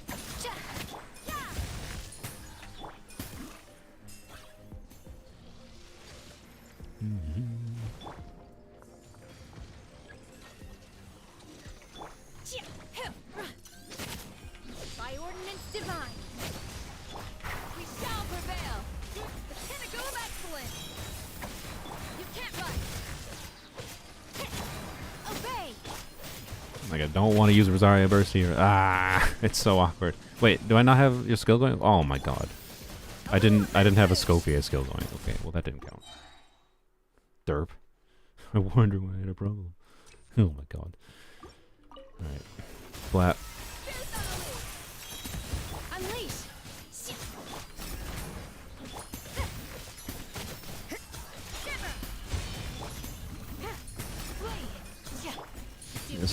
do. Okay. A burst of flavor. Grant us your blessing.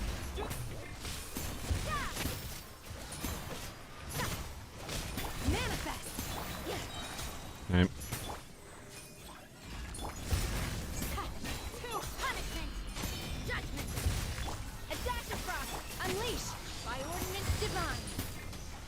We're gonna say burst.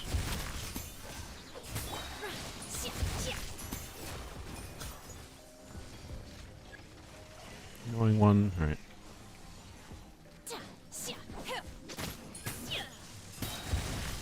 I want to wait. Do this here. Your master's bidding. Hear my prayer.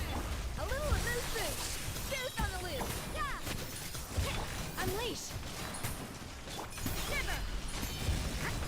Yield. You can't budge. Obey. Okay. Yep. So we can get basically equivalent times to the melt team. Essentially, even against a boss, right? In a slightly non-ideal situation. So it's safe to say, see what a Scofier. That's been my experience so far, at least with this Abyss. See what a Scofier, not necessary. This is why I said I wasn't gonna chase it that hard. But it's like be fun to have for having a team where Candace is really strong at enabling something, right? And it's just So that's all. Just more reason to actually do the Hydro Cryo team. So let's activate this.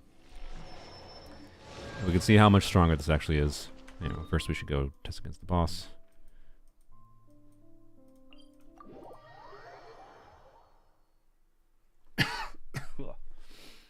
Ugh.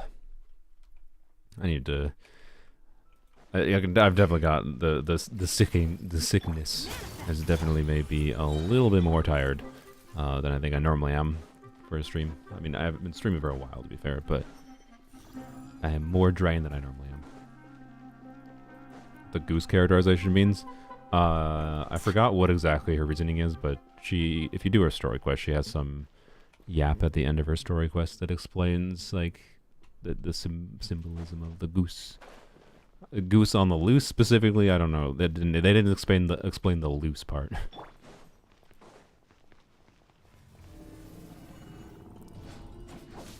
Unleash. Cryo incarnate. Up to the freezer. A burst of flick. Bleed. We shall. Yeah. Punishment. Yeah. You can't. Yeah, it did it. It did it. It did it. It beat it. It beat the boss before I used second skill on Rosaria. Bam. There you go. That's what a 20% DPS increase is like. It's not gonna fundamentally change things, but yeah. Wow. JP, she says fly like the goose. Okay, interesting. I like goose on the loose more. Fly like the goose. I presume it's like in Japanese it's still like a rhyme, right? Is my assumption. All right.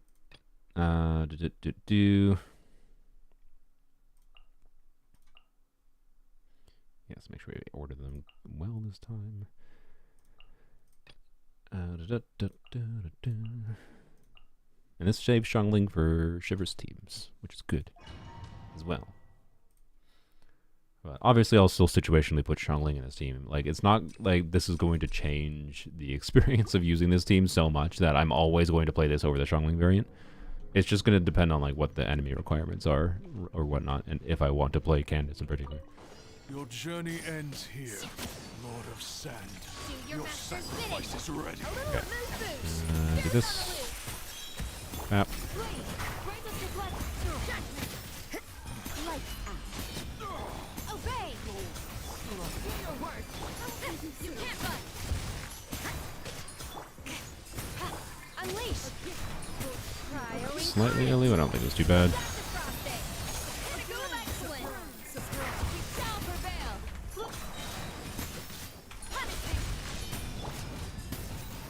Okay. Now.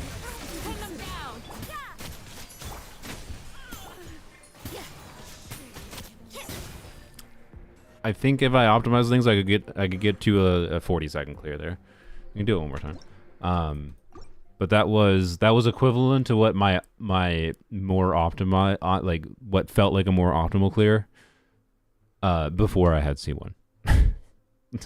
So C1 feels like less optimized gameplay. The same damage, same clear times as less optimized, but as more optimized gameplay with C0. So, AKA not worth, because you can optimize the same amount of damage increase that gave this team without having to think about it. Essentially, very much at least, was the same as could be optimized in this chamber, for example. To be clear, there's different chambers there'll be different amounts of annoying to optimize.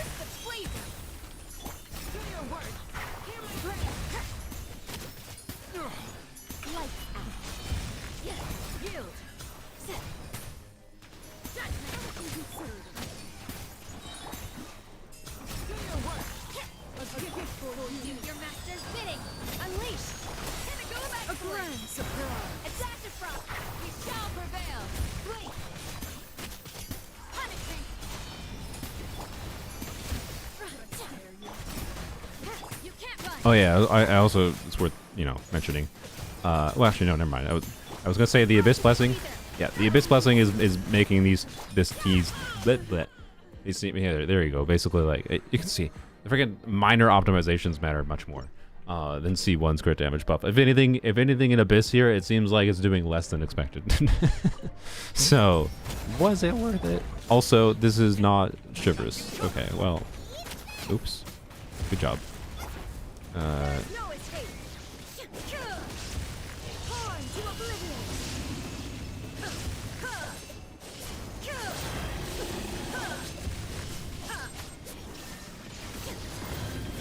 Wow.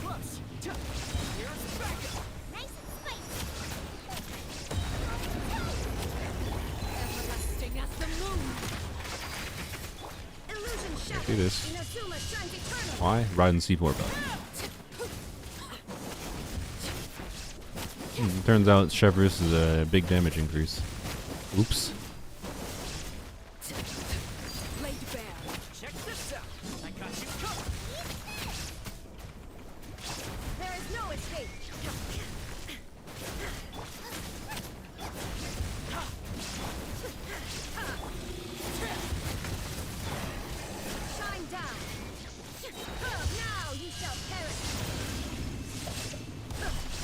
This is not gonna kill it. I think it. Don't get too close. Support fire.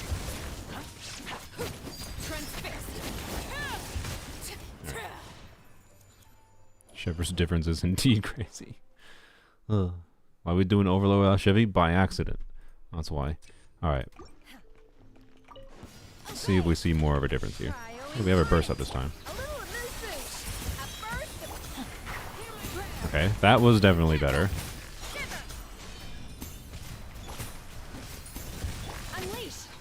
Do second skill. Was that a 100k skill? This Abyss Blessing is going to make it. We're not going to get 100k skills in this team in future situations, but...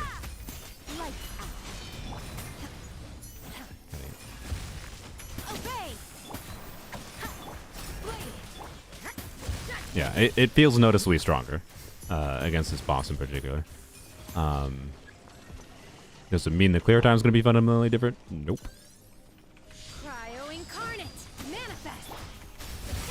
This is the problem with spreadsheets. Is that oftentimes things make more of a difference than what shows up on a spreadsheet. It was faster, to be clear. Obviously, that was a faster clear. So, anyways, let's redo actually, and have a Chevrolet's team on the second side.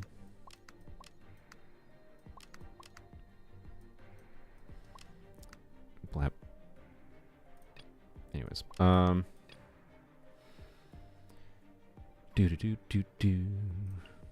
We'll do a full clear through. Of course. And that can be what we end off the stream with. All right, all Rosaria.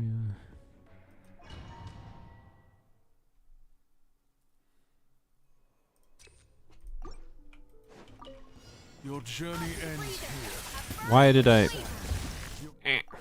Why did I put it in the wrong order again? My brain is used to used to Shenhe before Scofier at this point, and that does make sense because, you know, get the buff going so that Scofier EQ is buffed. Da, da, da, da.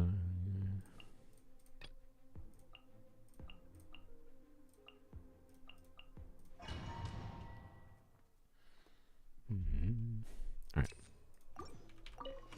Your journey ends here. Your master's bidding. Lord of Sand, your sacrifice is ready. Probably hit the thing. Yep, that's good. That's what I wanted. This over here. I didn't actually hit with that, did I? Blap.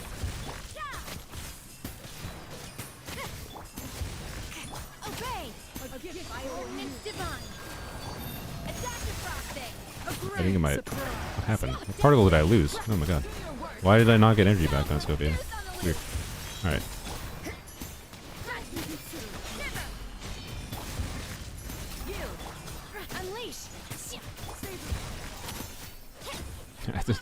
It's still funny that I'm basically getting the same clear times as I got yesterday, but I might have had a better Abyss Blessing that was making the difference.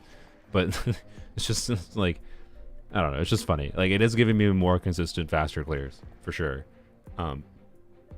It's just not necessarily making... It's a really big increase on paper that doesn't necessarily result in that crazy of an increase in practice, right? How do the Melt Arla teams feel with Scofier? Worse than the Chevreuse Overload teams. But I think that's just because of my Chevreuse or my Arlecchino constellations.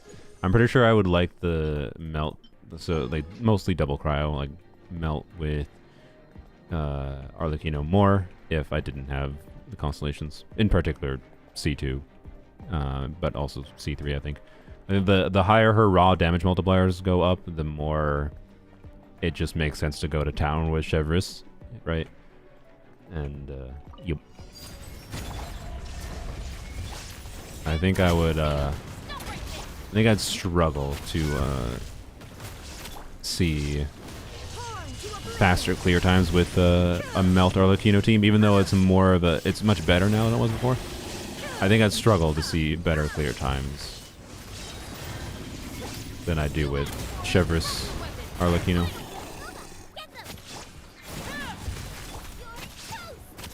Here, let's do this. Do this. Damn.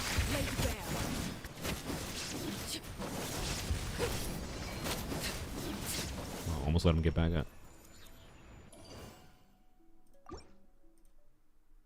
That's how I feel about every 5-star constellation, but I have C1 new. Yeah, like this is my experience with constellations in general. It's just like you can definitely feel the increase, but it's not usual. It's basically, even ones that are really significant damage increases, like this constellation is for this team.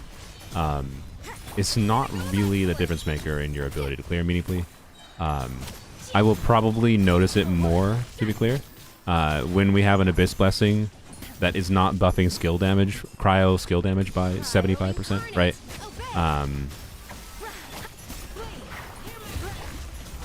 That is obviously a factor that can make me notice the damage increase from C1 more. But, you know, obviously I won't be able to directly compare in future in future Abysses now. But, yeah. Our energy. Good.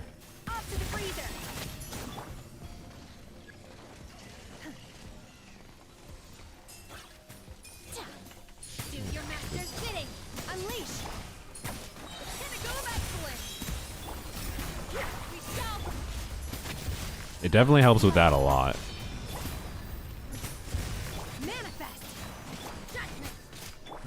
Let's do this. That was not really a crazily better clear time or anything, obviously, but it definitely helps with getting more damage. Like I reached a further breakpoint of clearing the in between phase for the trash mobs, the robot, right? A lot faster.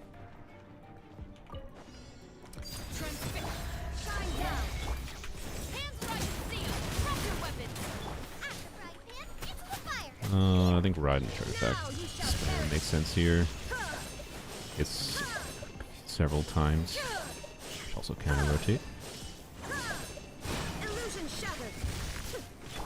You asked for it. Stop right there.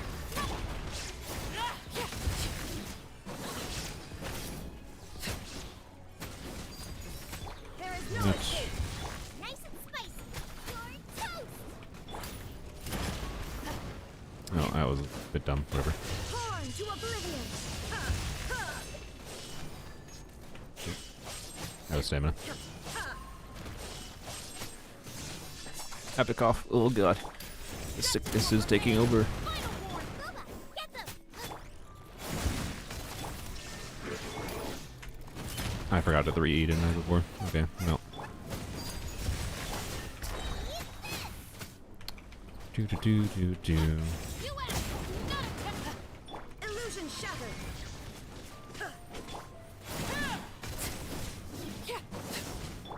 Nice and spicy. Stop right there. Overrule.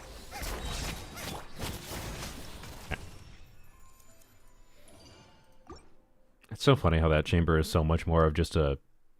Like, you need to have a certain level of damage to be able to kill the things after they go down, right? But it's so much more of a just how many instances of application check can you do. I definitely find Chamber 2 more annoying in this Abyss than Chamber 3. By far. It's way easier to brute force the Papilla boss. I like the Papilla boss a lot more than the Papilla other mobs. Attack percent is fine. Obey. By ordinance divine. Doot. Now, good job. At first, the fleet. Do your work. Wait. You can't run. Should I save my burst? I think I should now. Unleash. You. Punishment.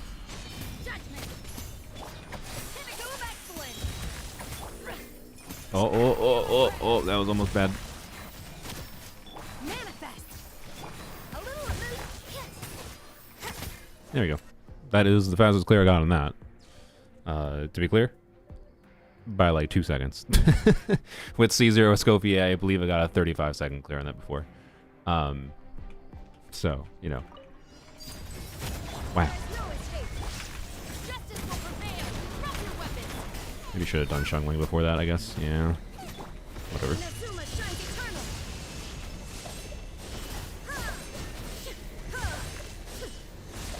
I think if I did this well...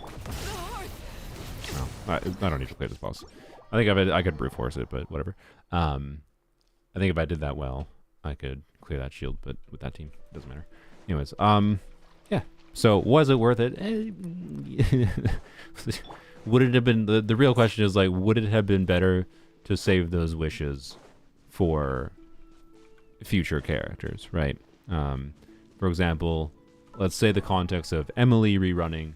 Not that Emily constellations are that important, but what if I got Emily constellations along the way of getting Eon Son copies, like Eon Son reruns on Emily banner, right?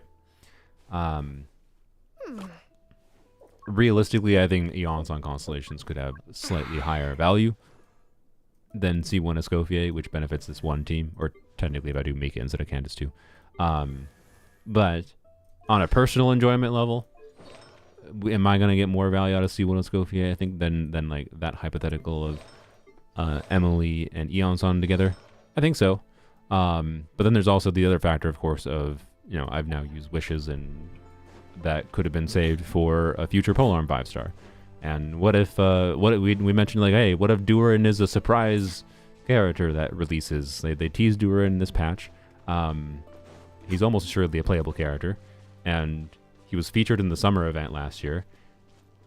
And the summer event this year is up in the air, and whether or not it will even exist. But I don't know. Maybe Durin becomes a playable polearm character, right?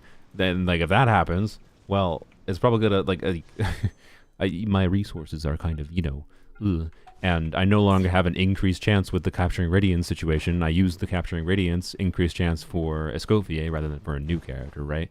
So this has made it harder for me to get a new character. Now, if the polearm 5-star doesn't release again until like 6 months from now, we're fine. We're obviously fine.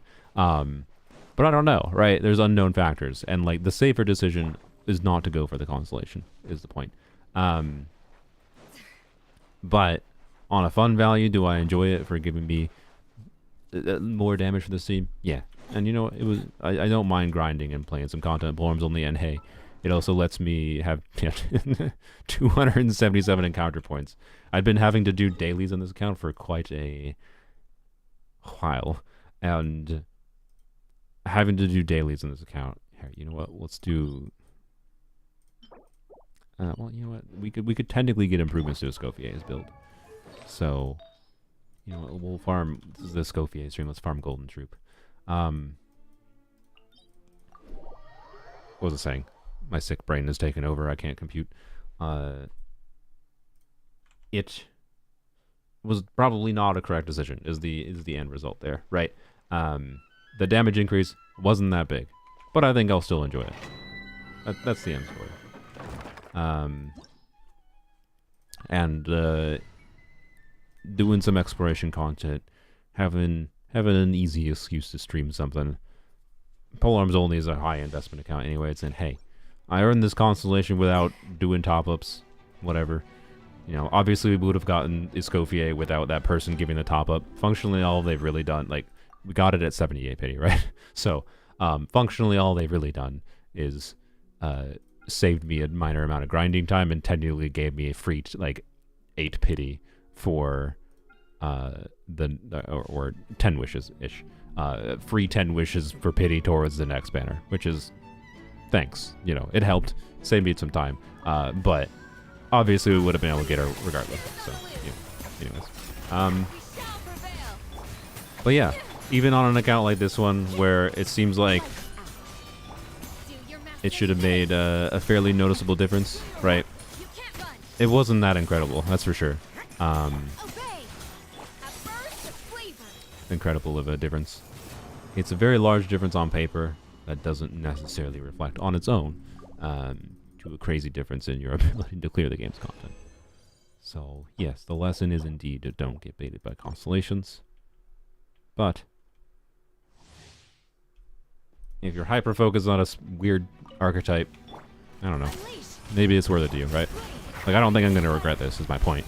The only context in which I regret this is if they do have a surprise Durin, a surprise character in version 5.8 in particular. That might be a bit rough. If there's a polearm character in 6.0 or whatever they call it, I think I'll be fine, because I think the amount of time between now and 6.0, if there's a polearm character in 6.0, I'll be fine, right? But 5.8 might be a bit more rough, but even might be fine still, because like 5.8 presumably has exploration.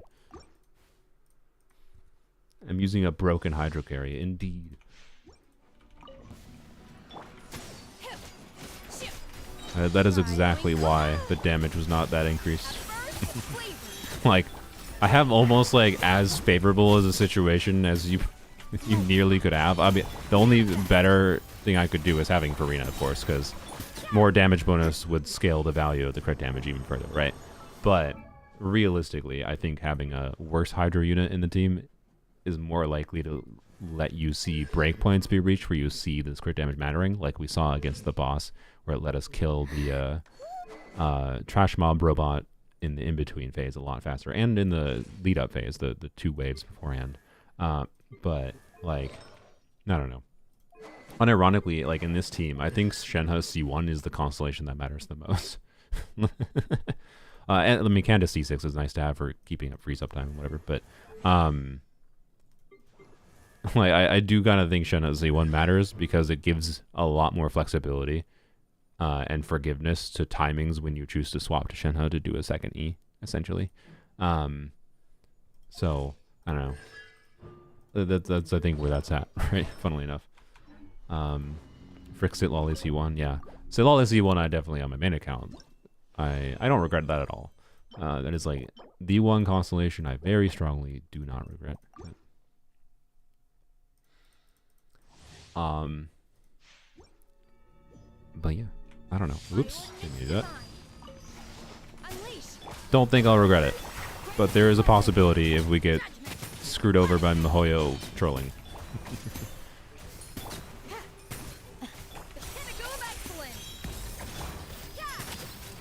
Shen Eid. There we go. Wait.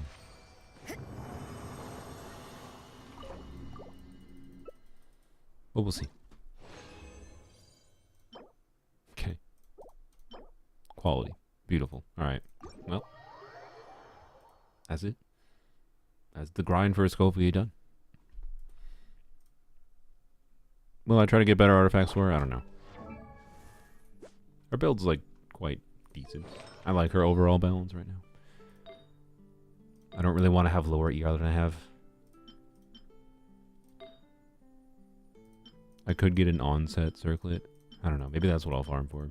Maybe I can farm for an onset circlet. That's like, oh man. But getting an getting an onset circlet that's as good as this one is like, I don't really want to lose the ER. So what does it even do for me, right? Like I could do a better timepiece with one more crit roll, but that's not worth losing the ER for. Like that's assuming like I get a 20 crit damage, 1 ER roll piece, right? Then I lose 2 ER rolls and I can gain 1 more crit roll elsewhere. That's not worth it. I don't know. I don't think there's really a meaningful way for me to realistically improve this build. So, yeah. Anyways, my ER on her is 129.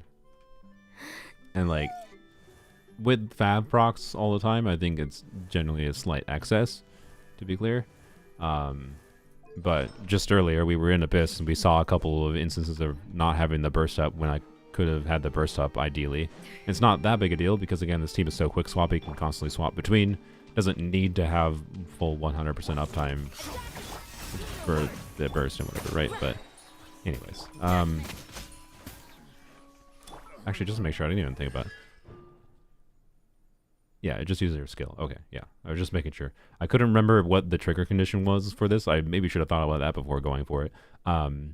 If this trigger condition was like just have you had to use a burst, that would actually make that kind of awful. But no, it's skill or burst, so it's basically just up permanently. Essentially, not permanently because you lose it after a little bit, but it's fine. You lose it after 15 seconds. And this team should be up basically permanently. Anyways, I guess last thing to check quick before I end the stream. What do my Noblesse artifacts look like for Candace? Well, most likely would like to keep this goblet, but, you know, maybe would have to switch off. Just for the purpose of... Okay, I mean, that's pretty good. I could have a good circlet. Okay. I have a good circlet option. Timepiece-wise, would almost assuredly need to do an ER timepiece. Yeah, I have that. Because like HP would be ideal, but it's not. I don't know, right? Like I'm losing the 20% ER from 2-piece emblem, right? And it's much more important to have consistent burst uptime. But I don't know. ER. Okay, I mean it's there.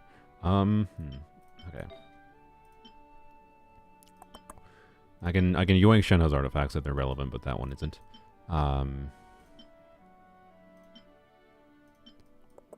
Crit damage ER.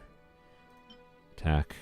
Okay, I mean, yeah, I can just put the one with a bunch of crit on, but without having a double crit, without having like weird pieces with like crit rate and ER in Noblesse, I don't know if I can feasibly... Yeah, I don't know if I can feasibly... Yeah, I think I'd have to use an ER timepiece. Would also like a better flower, so I don't know. I might work on it a little bit, I guess is what I'm seeing. I'm fine with using like this as a stat stick piece. Get a slightly better CV Noblesse piece. It's like, this is meh for Candace, like very meh. And then I'm fine with using an ER timepiece.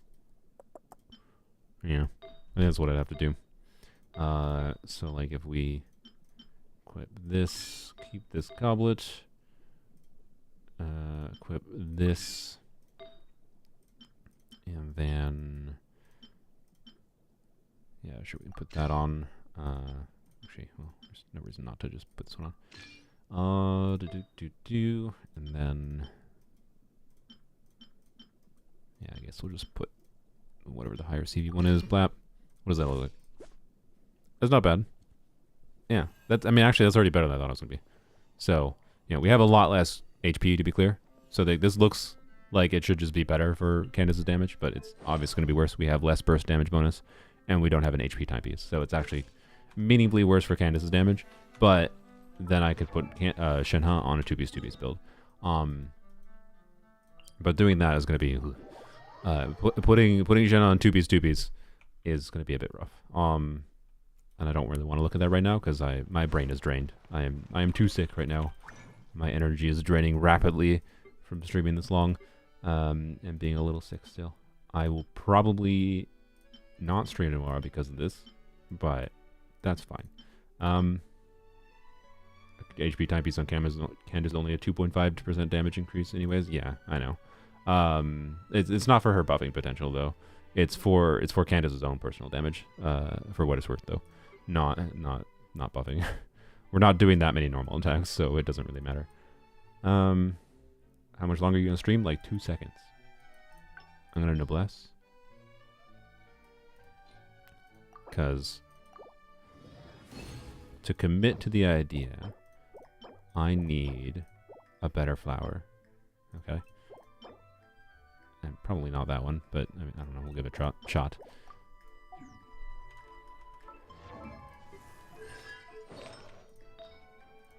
Double crit ER? Surely?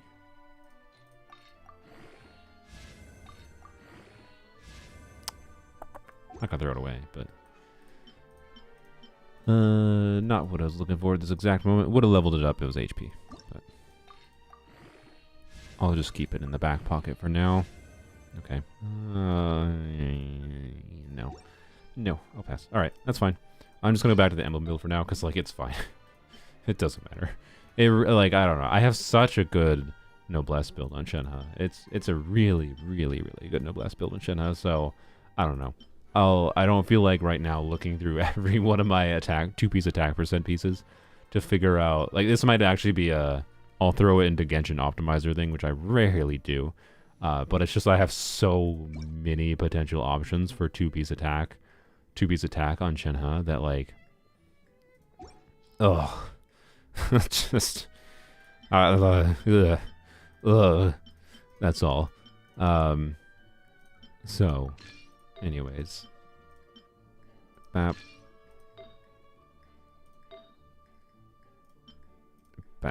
there we go. I don't know, it's kind of satisfying having this build on Candace, by the way, but I don't know.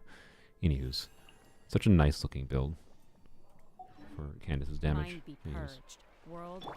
How dependent is it on Candace Fav? I mean, I think it's very nice to have. It's probably not required, that's true. Switching to the Fontaine Craftable would be kind of interesting. I don't have it.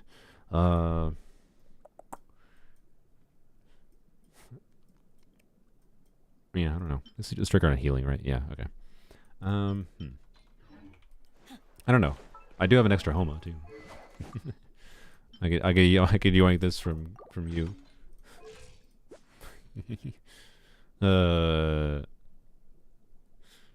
Sus ER there though. I don't know. I don't think that's gonna be enough ER for Candace. Is I think the real problem. See what happens in one rotation though. See what her damage is. At least the blue numbers are easy to watch for. And then we're ending the stream for sure after this. I need to stop yapping. I'm actually like really, really mentally drained right now. It's the sickness's fault. I would be able to continue longer, but that's fine. We're down with the sickness. The sickness earned us a Scofier. Right. Definitely. That's how that works. Alright. Lap. Obey. Cryo incarnate. A little Loop boosh. Lap. Boop. Didn't even go over 20k hits, honestly. Okay, we got a 40k hit from the skill. That's kind of satisfying. Where our energy was not that far away from being back. Right? Like, it's not bad. Like, it might be functional. I don't know. Maybe I'll min-max Candace a little bit more in the future. Just for the funsies of seeing bigger Candace damage. But the fact that she didn't even go over 20k there. Like, I don't actually think her damage was really that different. Let's see though. Black Tassel measures Candace color as well. Yeah, that's true. Could do Black Tassel. Imagine the damage when they put a Pyro Slime. Imagine the damage from Candace when they put a Pyro Slime in Abyss. Wow. I need energy. Yeah, we're comparing, what was that, 18k? I think I get like 16k on Candace without Homa. And a burst.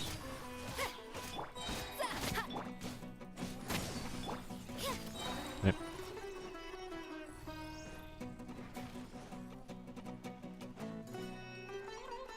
See how much damage it is? It's probably similar to Homa, honestly. Because just HP scalar damage. I'm pretty sure Candace's damage would be similar on Black Tassel as it is on Homa. So, you know. Okay, hello, friend. Yeah, I think 16k, if I recall, is what I was getting before. Could be wrong, though.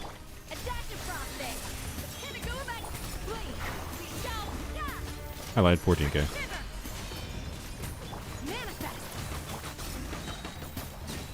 Okay. So Homa's actually like a fairly sizable increase. It's a sizable enough increase. I think the 16k must have been... No, that's activation too. Okay, never mind. I don't know. Anyways, it's a sizable enough amount of damage increase that I'm tempted, but like it's so rarely going to matter.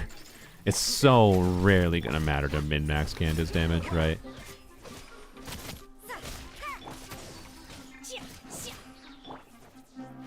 Really? Whatever, doesn't matter. Did we win a 50-50? We did indeed. Staff of Homa equals 3-star confirmed. Yeah. Well, let's find out. Let's see. How close is... I can't switch yet. We're still in combat. How close is Black Tassel to Homa for Candace's damage? Ignoring the different ER needs and whatever in this team, right? But we did the same thing on Homa, so it's fine. Alright. Zupa, you forgot the more important question. Was it worth it?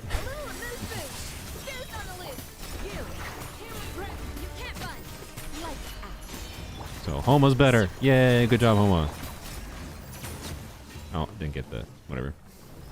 But like, yeah, it's smack dab in between Fab and Homa.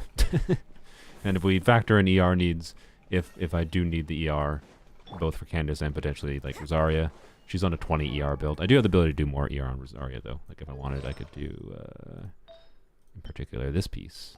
Bam. I could just, hey, there you go, 15 or basically 20 more ER. Just sacrifice a little bit of attack percent and a little bit of crit. And bam, right? There you go. But I don't think that's necessary. Rather, I would have the more damage stats. So yeah, I don't know. I might mess around with it because I have the spare Homa anyways. It would be kind of funny. But I'll work on that. Or I mean, she does use Staff of Scarlet Sands in her signature, in her art. Wait, what is? Okay, I guess we're not done. I'm never free. I'm trapping myself, to be clear. But I'm never going to free myself, apparently. Okay, we need circlets, we need crit damage, crit rate ER, yep, bam, there we go. Alright. 180 ER, okay. This might be very competitive with Homa, actually. It should be worse, to be clear. But I have more crit rate, keep in mind, than I had in Homa. This is a 95, actually this is a 100% crit rate, counting Rosaria buff. I didn't even think about that. So, I actually have over-capped crit rate. Okay. BAP. There we go. And hey, actually that's the same ER as Homa too. So switching that timepiece is the same ER as Homa. Let's see how that compares. Alright, last one. This is for sure the last thing I'm comparing. Gotta take it. Give a Scofier Fab and this Homa. I mean, it would feel a little bit bad not to use Scofier's weapon on the main team. Oh crap, no. I think it just died. It'd feel a little bit bad not to use Homa, I think. Or sorry, a Scofier weapon on the main team. I end up playing a Scofier again, but yeah, lore accurate Candace, let's go. Oh, it didn't pilot. Good. Wait, I think we're fine. We already got enough energy. I don't think it really mattered if it was going to die, because this should be the last one I'm testing. Surely. This would be really funny if this is what I prefer going with, though, because this would mean Sino doesn't get his weapon. Oh, God. That would be really funny. If, it shouldn't be better damage than Homo, right? But Manifest. how close will it get? By ordinance divine. A little illusion. At first, clean. We shall. It's a little bit better than Black Tassel, but I have 100% crit rate, remember. So, you know, on average, it's going to be more than just a little bit better. So, I don't know. Okay. Just get another Candace. Say true. I'm tempted, but you know, most likely I think I'm gonna go with Fav, just because it probably won't matter, and Fav energy is so good. But anyways, I don't need to fight this one. I like me flexibility at the end of the day. And just the fact alone that like we saw those random instances where like Scofier didn't quite have her burst back tells me that I should probably keep Fab on her, right? But that's fine. She gets decent enough, not like that. She gets decent enough damage that I'm not too upset about that or anything, right? Anyways, and this team, regardless of like what weapon I use in Candace, lets me take advantage of my stupid goblet on her. So you know, anyways. Hybrid shatter build. I mean, she does trigger some shatters. It's true. Oh no. All right. Anyways, very, very sorry for playing your game. Apology accepted. I don't know why you're apologizing, but I accepted. Anyways, Scofier alt changes the background of the ability with his boss. Ice one disappears, becomes a gold background. Oh, interesting. Did not even notice. Yep. All right. So, anyways, I am kind of mentally and physically exhausted a little bit from this stream and being a little bit sick still. Probably won't stream tomorrow because I imagine I'll still be a little bit sick tomorrow. But that's fine. I will hopefully be able to. Well, I say I'll hopefully be able to work on videos, but I got to be able to record. If I'm dead, I don't know. We'll see. We'll see. Anyways, thanks for watching. Thanks for joining the grind for C1 of Scofier. We'll see if I get punished for it in the future with future character releases. But yeah, and there'll still be streams this week, of course. And I don't know exactly what they'll be about. Maybe I'll do a unit review stream for the first time in 500 years. Maybe I can pick out. Maybe I can try to do a live account fixing. That'd be kind of interesting. I should try to do those more. But anyways, bye bye. My voice almost broke. Oh dear.